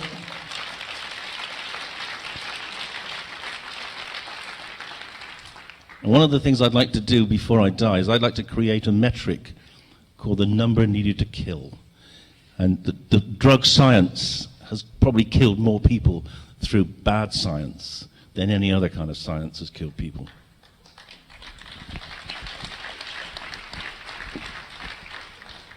So I'll give a slightly different perspective, although I agree with everything you've said. I think we shouldn't be too surprised that science is politicized, because the very roots of science, going back in the history of science, it was a politicized enterprise. When Francis Bacon in the early 17th century began some of the early sort of articulation of the scientific approach, it was very much an instrumental a way of engaging in methodology that was going to serve the state, and he was very explicit in that, and that the impetus for finding certain knowledge through this new methodology was more to overcome the religious wars of the Protestants and the Catholics at the time than it was to sort of find some kind of independent, apoliticized knowledge. Now, I think it's sort of morphed into something quite different today, but the roots of it are somewhat reflective of why we see it politicized still today. So that's not surprising. And then, having worked within government, I hate to shock you, but the idea of evidence being the sole formation of policy is, that's the ideal perhaps, but the reality is often the policy is set, and then bureaucrats are asked to find the evidence to support the decision after the fact. So that's just the real politic of the kinds of governance structures that we work within. So I think it's incumbent, as Ethan said, for scientists to sort of think about the implications of their work, and how the idea of evidence-based policy needs to be contrasted with the idea of policy-based evidence, and to think about how the evidence that is generated is itself a construct of the political environment in which even the research imagination is constrained, certain kinds of questions that are not even conceived of in the first place, and then the sort of funneling approach as to what comes out as authorized knowledge for, again, bureaucrats to put forward to decision makers is a very tiny fraction of the types of knowledge that might be possibly generated, where the conservative peer-reviewed granting processes, the journal publication, the peer review process, at each stage kind of brings constraining to the kinds of knowledge that become available is very much different. And thinking about other types of knowledge that might be available, such as traditional indigenous forms of knowledge, that fortunately I think are starting to get some recognition, that perhaps the sort of rigid way we've thought about knowledge informing policy, purely sort of quantified, mathematical-based knowledge, might not be the only kinds that are going to be an advantage to us, especially in the 21st century and the sort of ecological crisis that we're facing. So I'll leave it there. Yeah, I don't have much to add, because most of it is said. We see in our work, very, very much, of course, that very bad science or twisted interpretations of scientific publications is really at the basis of sometimes legal decisions or policy decisions. So for us, science is a very important tool to really counter that, and to give clarity on what really we know about these plants. And I think also what we see very much is that there's such an emphasis just on the substance, on the molecule, and forgetting that you really, the safety and the potential benefits have to do the same amount on the context of use, the intention and all it around it. So isolating substances, I think, also is a danger and really twist the what you can say about risks and what that means for policy. So I think that's also very important. Social sciences are very important, and to really look at the culture or the context that these plants or these substances are used in. So for this next topic of conversation, may we see Dr. Nutt's slide with the relative harms of drugs, please? So, who is harmed the most from psychedelic prohibition, and how does that guide our strategy for psychedelic policy change? And what are the dangers and benefits of separating psychedelics and cannabis from other drugs, and of separating plant medicines from synthetic drugs and from street drugs?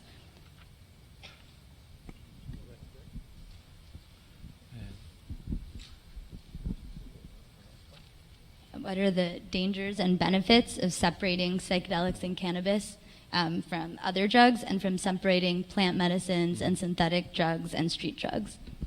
I think that's a good question, because of course the big problem is a drug war, no? And it's twisted. It's really very problematic in terms of human rights.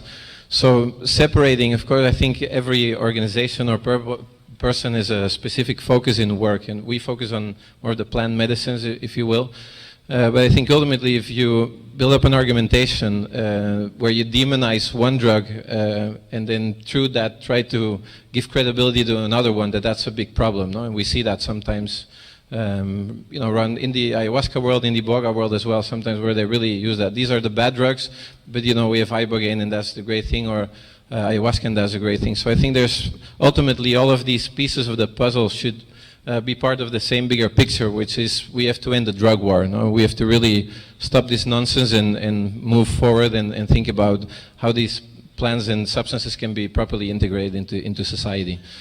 And then the first question about the harm, it's clear that some substances have more potential for harm than other substances, but again, it depends very much also on the context of use and everything around it, so that should be taken very much into account as well there.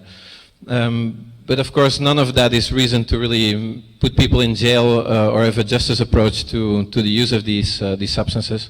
And I think it's important that we really treat it from a health perspective. And also, not just talk about harm reduction, but also, for example, risk reduction is a term that, where we are in Spain is very accepted. So where you acknowledge that drugs don't necessarily cause harms and that you can reduce those harms, but that maybe they don't cause harms, but there's risks that they could cause harms, and you reduce the risks. And then a step further is talking about benefit maximization, which I think is very important as well, looking at the fact that sometimes there's no risk, but there's benefits, and how can you really avoid harms to happen and benefits to be maximized. So I think that's a big part of our work. Thanks, Ben. So it's important to remember that the war on drugs is actually not a war against drugs. It's a war against people and the people who use drugs. So it's helpful also to remember that public policy is very much shaped by the public and political discourses that we all swim in as language users, and that the metaphors that are used to frame policy problems often constrain or shape the kinds of solutions that are generated. So I'll put to you the idea that our dominant drug policies in the international drug control regime are shaped by two primary metaphors. One is that drugs are demons, that they undermine free will and autonomy, and that the people who use drugs are bad and need to be punished. And that metaphor is very explicit in much of the early 20th century, or late 19th century, when you see the prohibition of alcohol and other drugs sort of emerging as a policy issue. But at the same time, there was this sort of contrasting metaphor as drugs as pathogens, like viruses or bacteria. by which we understand people who use them to be sick and in need of treatment, and we also use the idea of inoculation for drug education programs. Youth need to be inoculated against this. So those metaphors actually exist in this strange symbiosis where you've got the criminal justice perspective on one hand and the health perspective on the other. But we have to remember that metaphors are not a depiction of reality. They're just a way that we frame our thinking, and that perhaps those metaphors aren't an accurate picture at all. I would propose an alternative metaphor that could be very helpful in describing exactly what Ben talked about, which is that drugs are tools, and like any tool, can be used for good or bad purposes, have good or bad outcomes depending on who's using it, for what intention, in what context, and that with that kind of alternative metaphorical framing, we can have a much better informed sort of policy perspective and come up with perhaps new and better solutions or ideas as how to deal with the issues that psychoactive substances pose for us as human beings.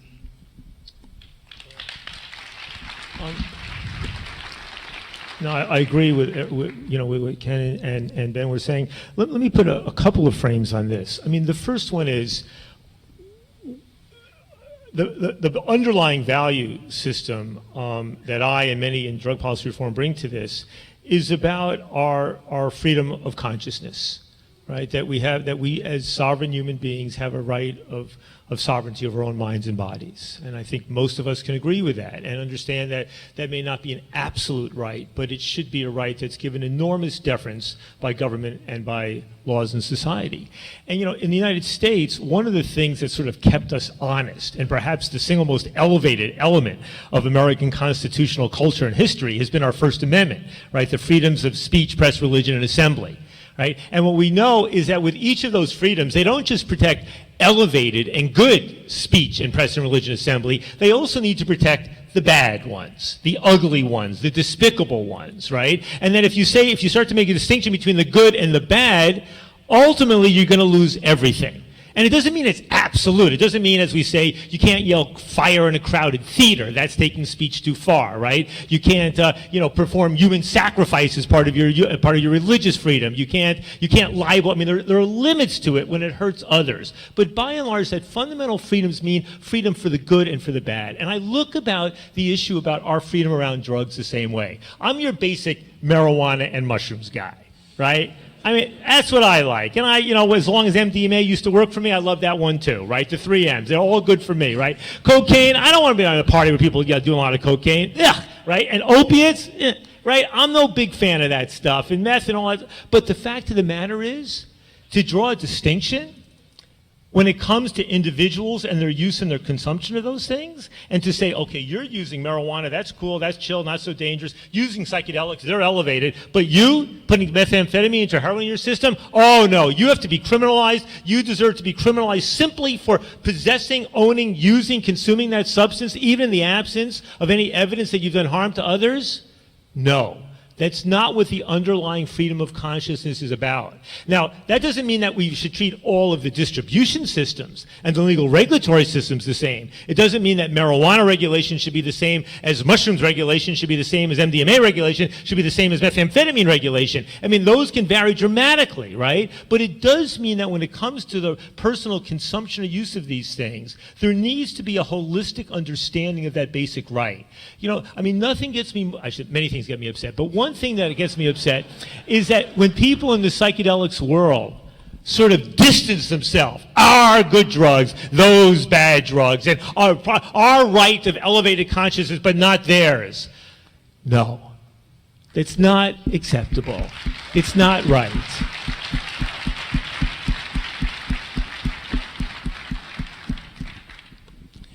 Yes, so the person behind that graph, I just wanted to say, reflect on a couple of things. The first is, people say, well, that's just the Brits.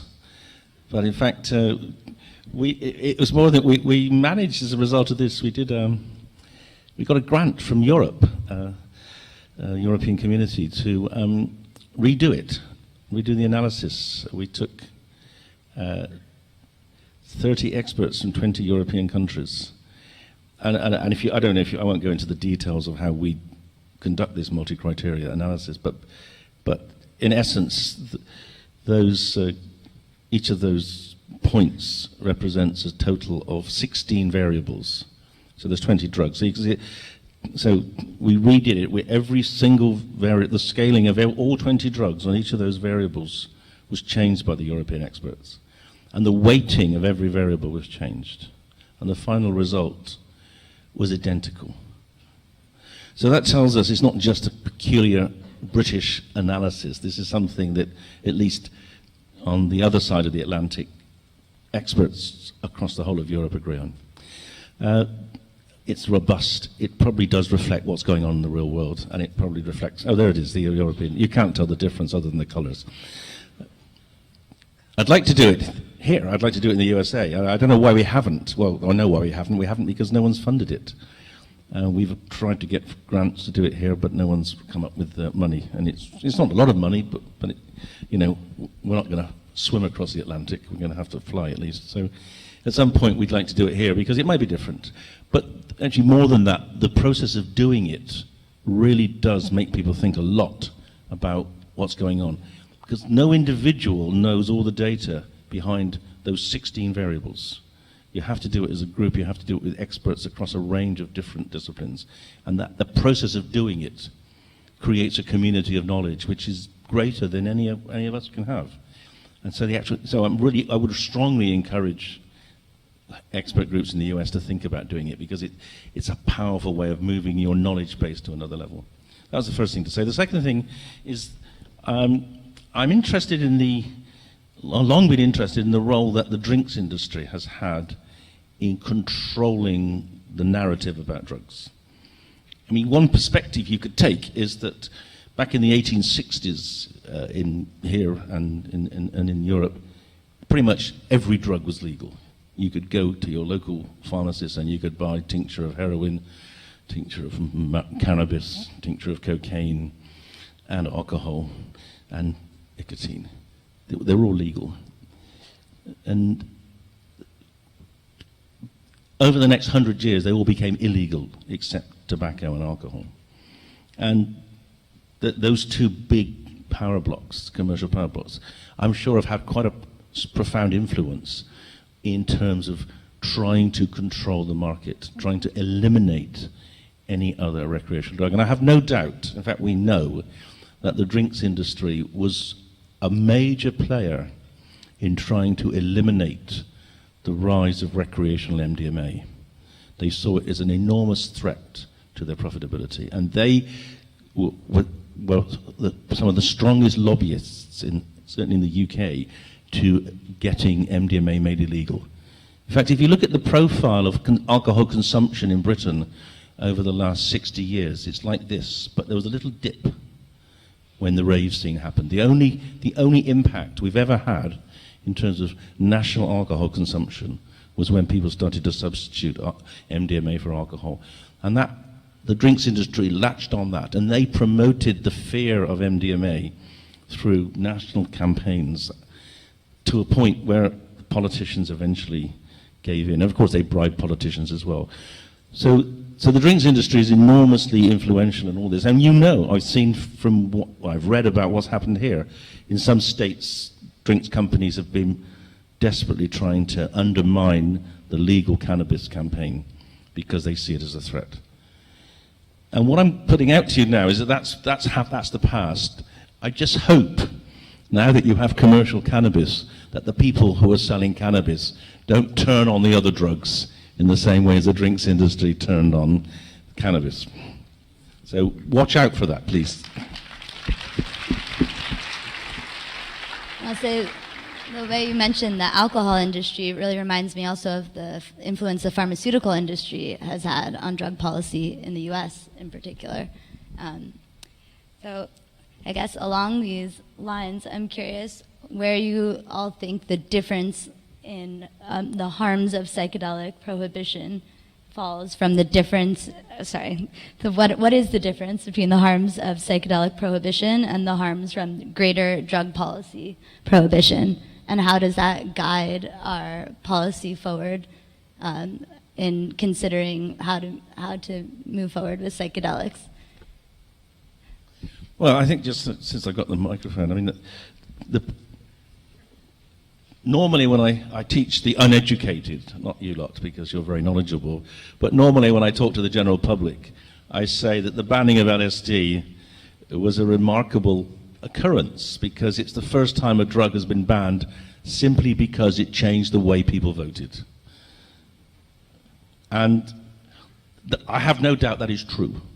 I can't prove it, but it's clear that the narrative at the time of the banning of LSD was all about trying to make sure that American youth, particularly men, carried on joining the military and didn't want to come and live in Haight-Ashbury and listen to the Grateful Dead, etc. And the banning of LSD was a political decision. The war on drugs was also a political decision, but that was kind of couched to some extent in harm reduction. But there is no question. Sorry, this is a slide I prepared earlier. But I mean, this is an amazing phenomenon. Hopefully you all know this. But LSD was banned in the face of opposition from the most powerful man in America, Bobby Kennedy, Secretary of State, would have been president if he hadn't been assassinated. Even he could not stop the bureaucrats, the CIA and the DEA getting LSD banned. And that tells you something about history, but it also tells you something about bureaucracy and the power of bureaucrats to stop things happening or to make negative things happen is still enormous. We have still, it's still almost impossible. How many people in America have researched LSD since it was banned? None. Even though it's legal to research it. There's no law that says you cannot research LSD, but the practicalities of studying LSD in America, no one's ever surmounted. It took us a great deal of trouble and time to surmount them in Britain. And we're fighting that battle all the time. So please never underestimate the power of bureaucrats and individuals whose life has, to some extent, completely dependent on fighting a fictitious war on drugs to keep them paid. Don't underestimate the negative, passive power of bureaucracy, because it's already, it's not gone away. You're still paying their salaries, and they've got to do something.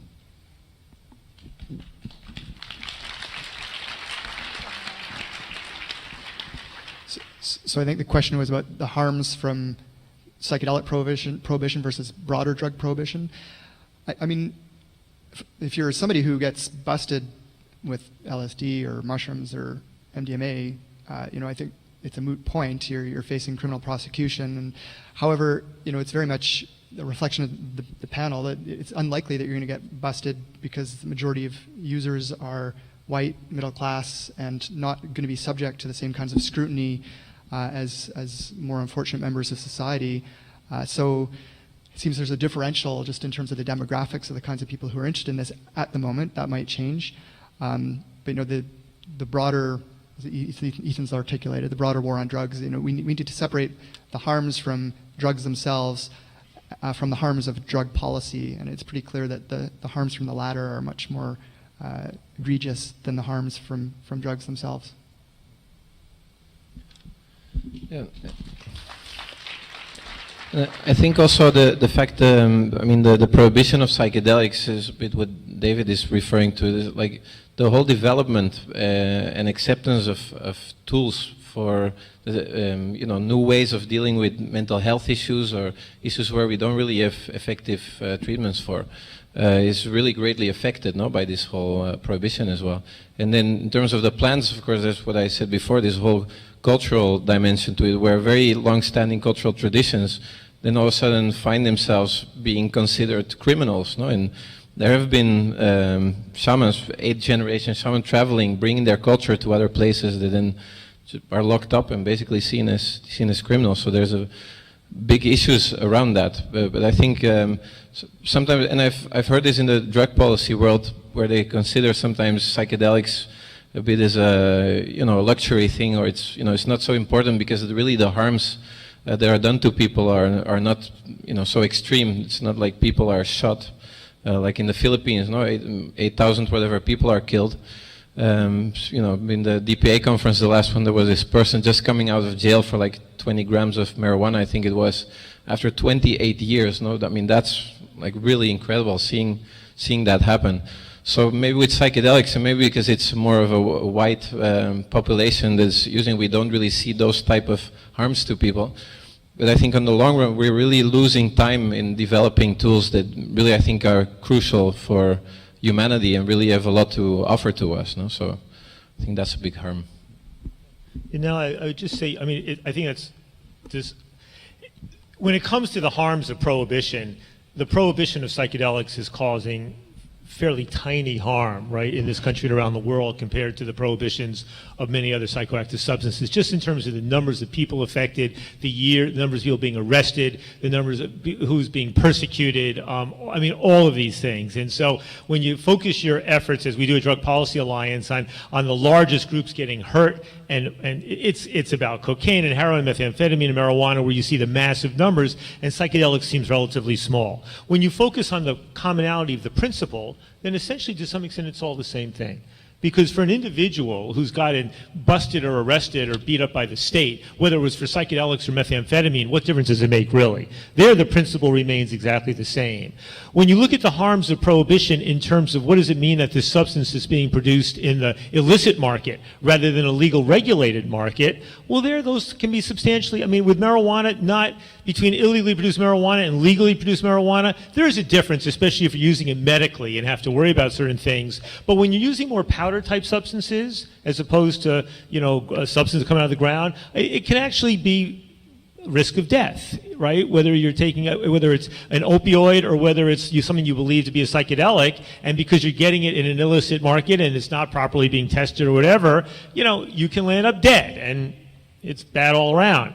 When it comes to the upsides of these substances, I'll say that when we began on the issue of marijuana reform 30 years ago, we knew about the medical value, but we had no idea it would be so extraordinarily beneficial. I mean, you know, all of the science that's emerging around marijuana is fantastic. And with psychedelics, we knew, because there had been the early research in the 50s and 60s, there were these benefits. But to see the work being done by MAPS and Hefter and others, and the evidence, I mean, so the upsides of these substances, not quite the same as others. Although I wonder if 20 years from now, we'll be realizing that actually nicotine has more substantial medical benefits than we know now. Now it's a highly demonized but still legal drug. But will it turn out to have medical properties that we have not taking advantage of right now because it is demonized? There are other substances as well. So I think there's these commonalities, a matter of principle, and a great lost opportunity on the medical value of psychedelics and to some extent marijuana and maybe some others. But the principle remains the same.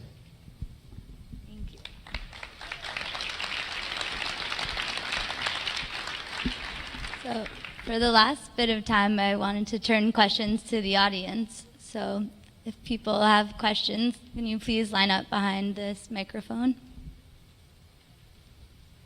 Hi. Two quick points. Number one, while heroin was ravaging poor people of color, nobody seemed to care in this country. But when heroin was ravaging poor people of color, no one seemed to care in this country. But when the marijuana prohibition has been lifted in over half the states, and it turned out that white folks were using more heroin and prescription drugs, suddenly we had an epidemic. Which leads me to my second point. In policy, what hasn't been brought up is the fact that the media is highly complicit in this whole thing.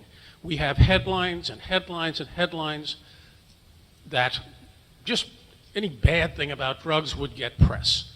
Now, that is changing. In addition to putting on, I want to get your question about the media. In addition to putting pressure on our politicians, we should put pressure on our media, and this is the question, and the advertisers of the media. Because in the last week, we found out that pressure on advertisers have gotten rid of a piece of pond scum like Bill O'Reilly.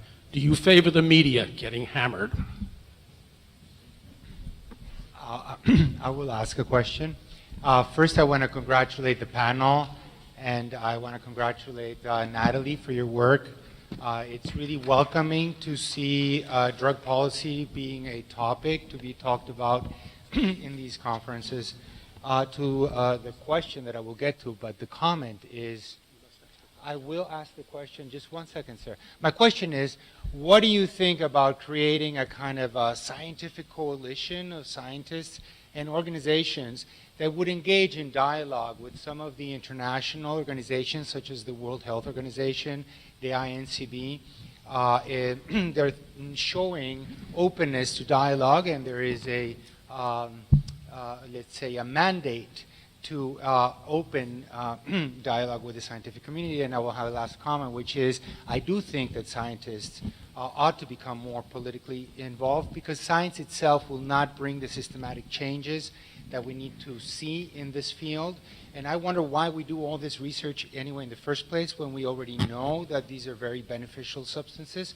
So the question is whether you think a panel would be good.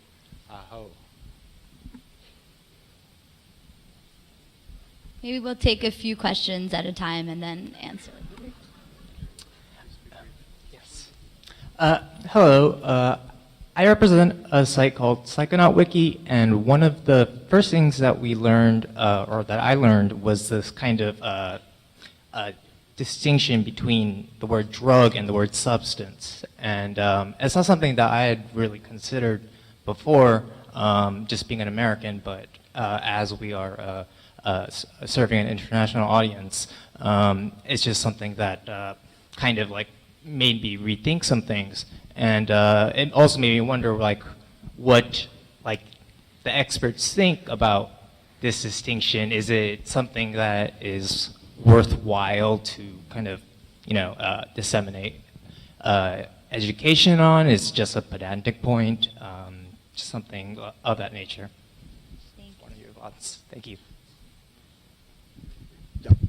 Hi, my name is Luis Fernando Toffoli. I'm from Brazil. I'm a psychiatrist. I'd like to ask what you... there's this idea that when you're talking about controlling drugs in terms of prohibition, we are actually controlling undesirable populations. And then the Chinese with opium, cocaine with black people in America, marijuana, black people in Brazil, Mexicans in America. So my question is, why are psychedelic users so undesirable for the government? So they have to be controlled, and their drug will be controlled. It's a fashion sense. I think the undesirable population that led to the prohibition of psychedelics, David Nutt already mentioned, was in the 1960s. It was the youth population. It was the counterculture. You know, the threat that was perceived by young people talking about crazy ideas like peace and love and eating organic vegetables was perceived, I think, to be such a threat that these substances had to be restricted. And of course, the irony was that prohibition effectively kept them out of the hands of researchers and clinicians. Didn't do as much to keep them off the street. So, you know, there's, I think, some lessons to be learned in that. But, you know, now we're living with that legacy of, you know, a very different kind of situation today.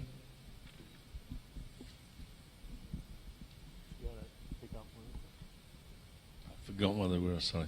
The difference between a drug and a substance, yeah, it's a moot point. I think that I'd use them interchangeably, frankly. I think the slight problem comes with drug companies, pharmaceutical companies. They kind of don't, you know, they'd like it to be substances rather than drugs because they like to have control of drugs.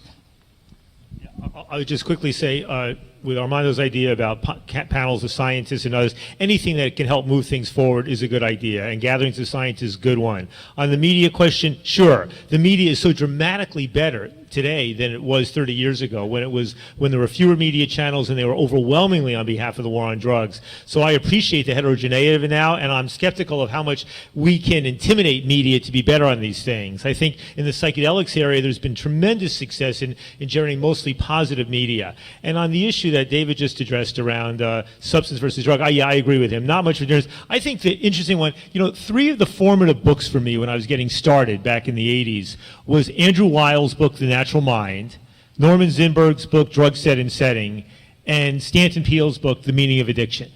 And those three books put together, what they really sort of drove home was the point that what we're talking about here is about healthy and unhealthy relationships. The point that one could have a healthy or unhealthy relationship to a psychoactive substance, or a healthy or unhealthy relationship to another human being, or to another activity. So the difference is not whether it's substance or psychedelic drug or other drug. It's really about the nature of the relationship and how we as individuals manage this, and the ways in which society and our legal context can facilitate healthier settings or less healthy settings.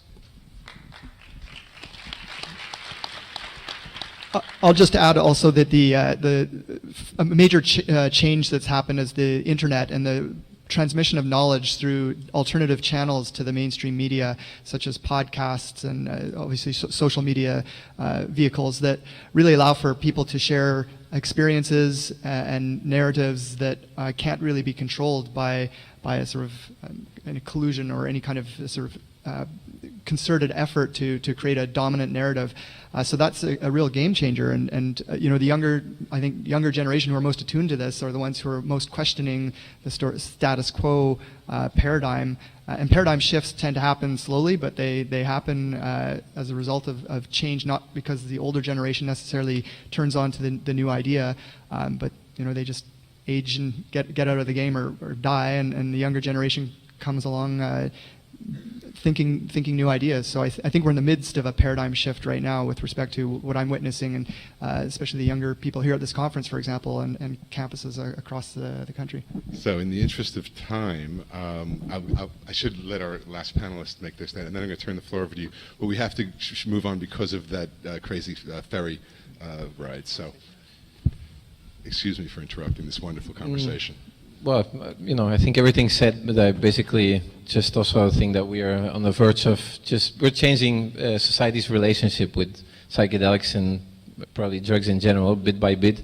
And I also agree that the internet and the ways of transmission of information is really crucial in that, no? And that people have more and more access really to what really is going on, no? in the real story after these substances.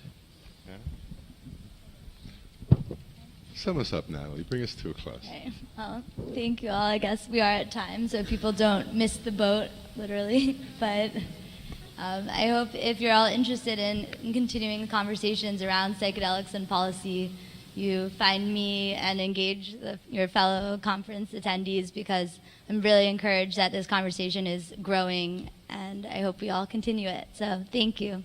Thank you so much. Thank you so much. Thank you, panelists. So the buses are leaving for the Beckley Sunset Cruise between 6 and 6:45. I want to let you all know. For those who aren't going, there's marijuana and yoga tonight, marijuana and meditation tonight, and those aren't even the sessions. Yes, and open networking as well. And tomorrow, we have an amazing Saturday, starting off with David Nichols, a Purdue chemist who's responsible for producing much of the psychedelics that's been used in the research to date, and founding president of the Hefter Research Institute. See you tomorrow morning.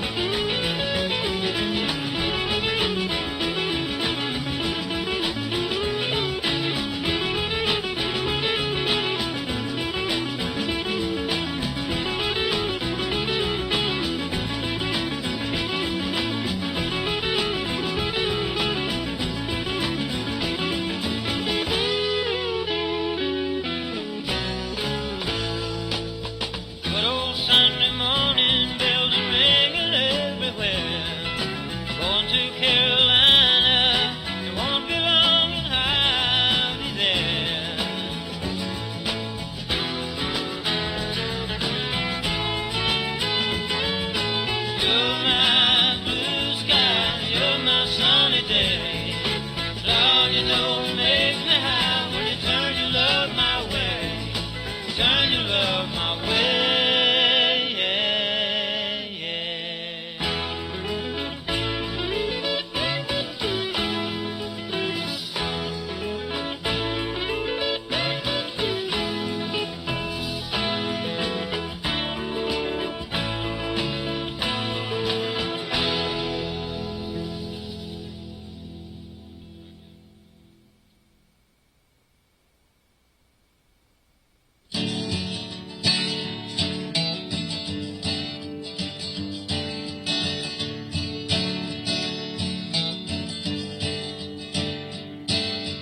People say I'm crazy,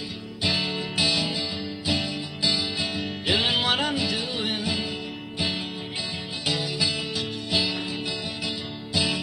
They give me all kinds of warnings, save me from ruin. And when I say that I'm okay, well, they look at me kind of strange. But surely you're not happy now, you no longer play the game. People say I'm lazy, dreaming my life away. Well, they give me all kinds of advice designed to enlighten me.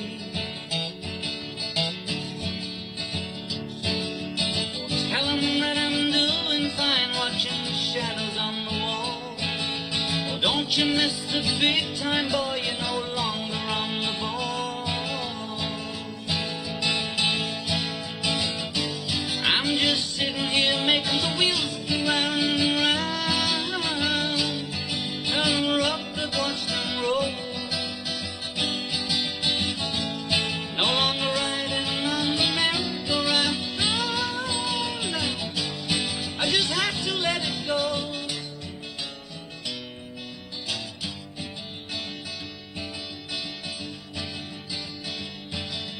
People asking questions, lost in confusion. Well, I tell them there's no problem, only solution. Well, they shake their heads and they look at me as if I've lost my mind. I tell them there's no hurry, I'm just sitting here doing time. I'm just sitting here watching the wheels go round and round. I really love to watch them roll.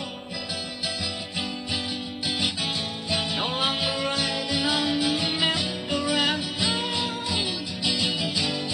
I just have to let it go.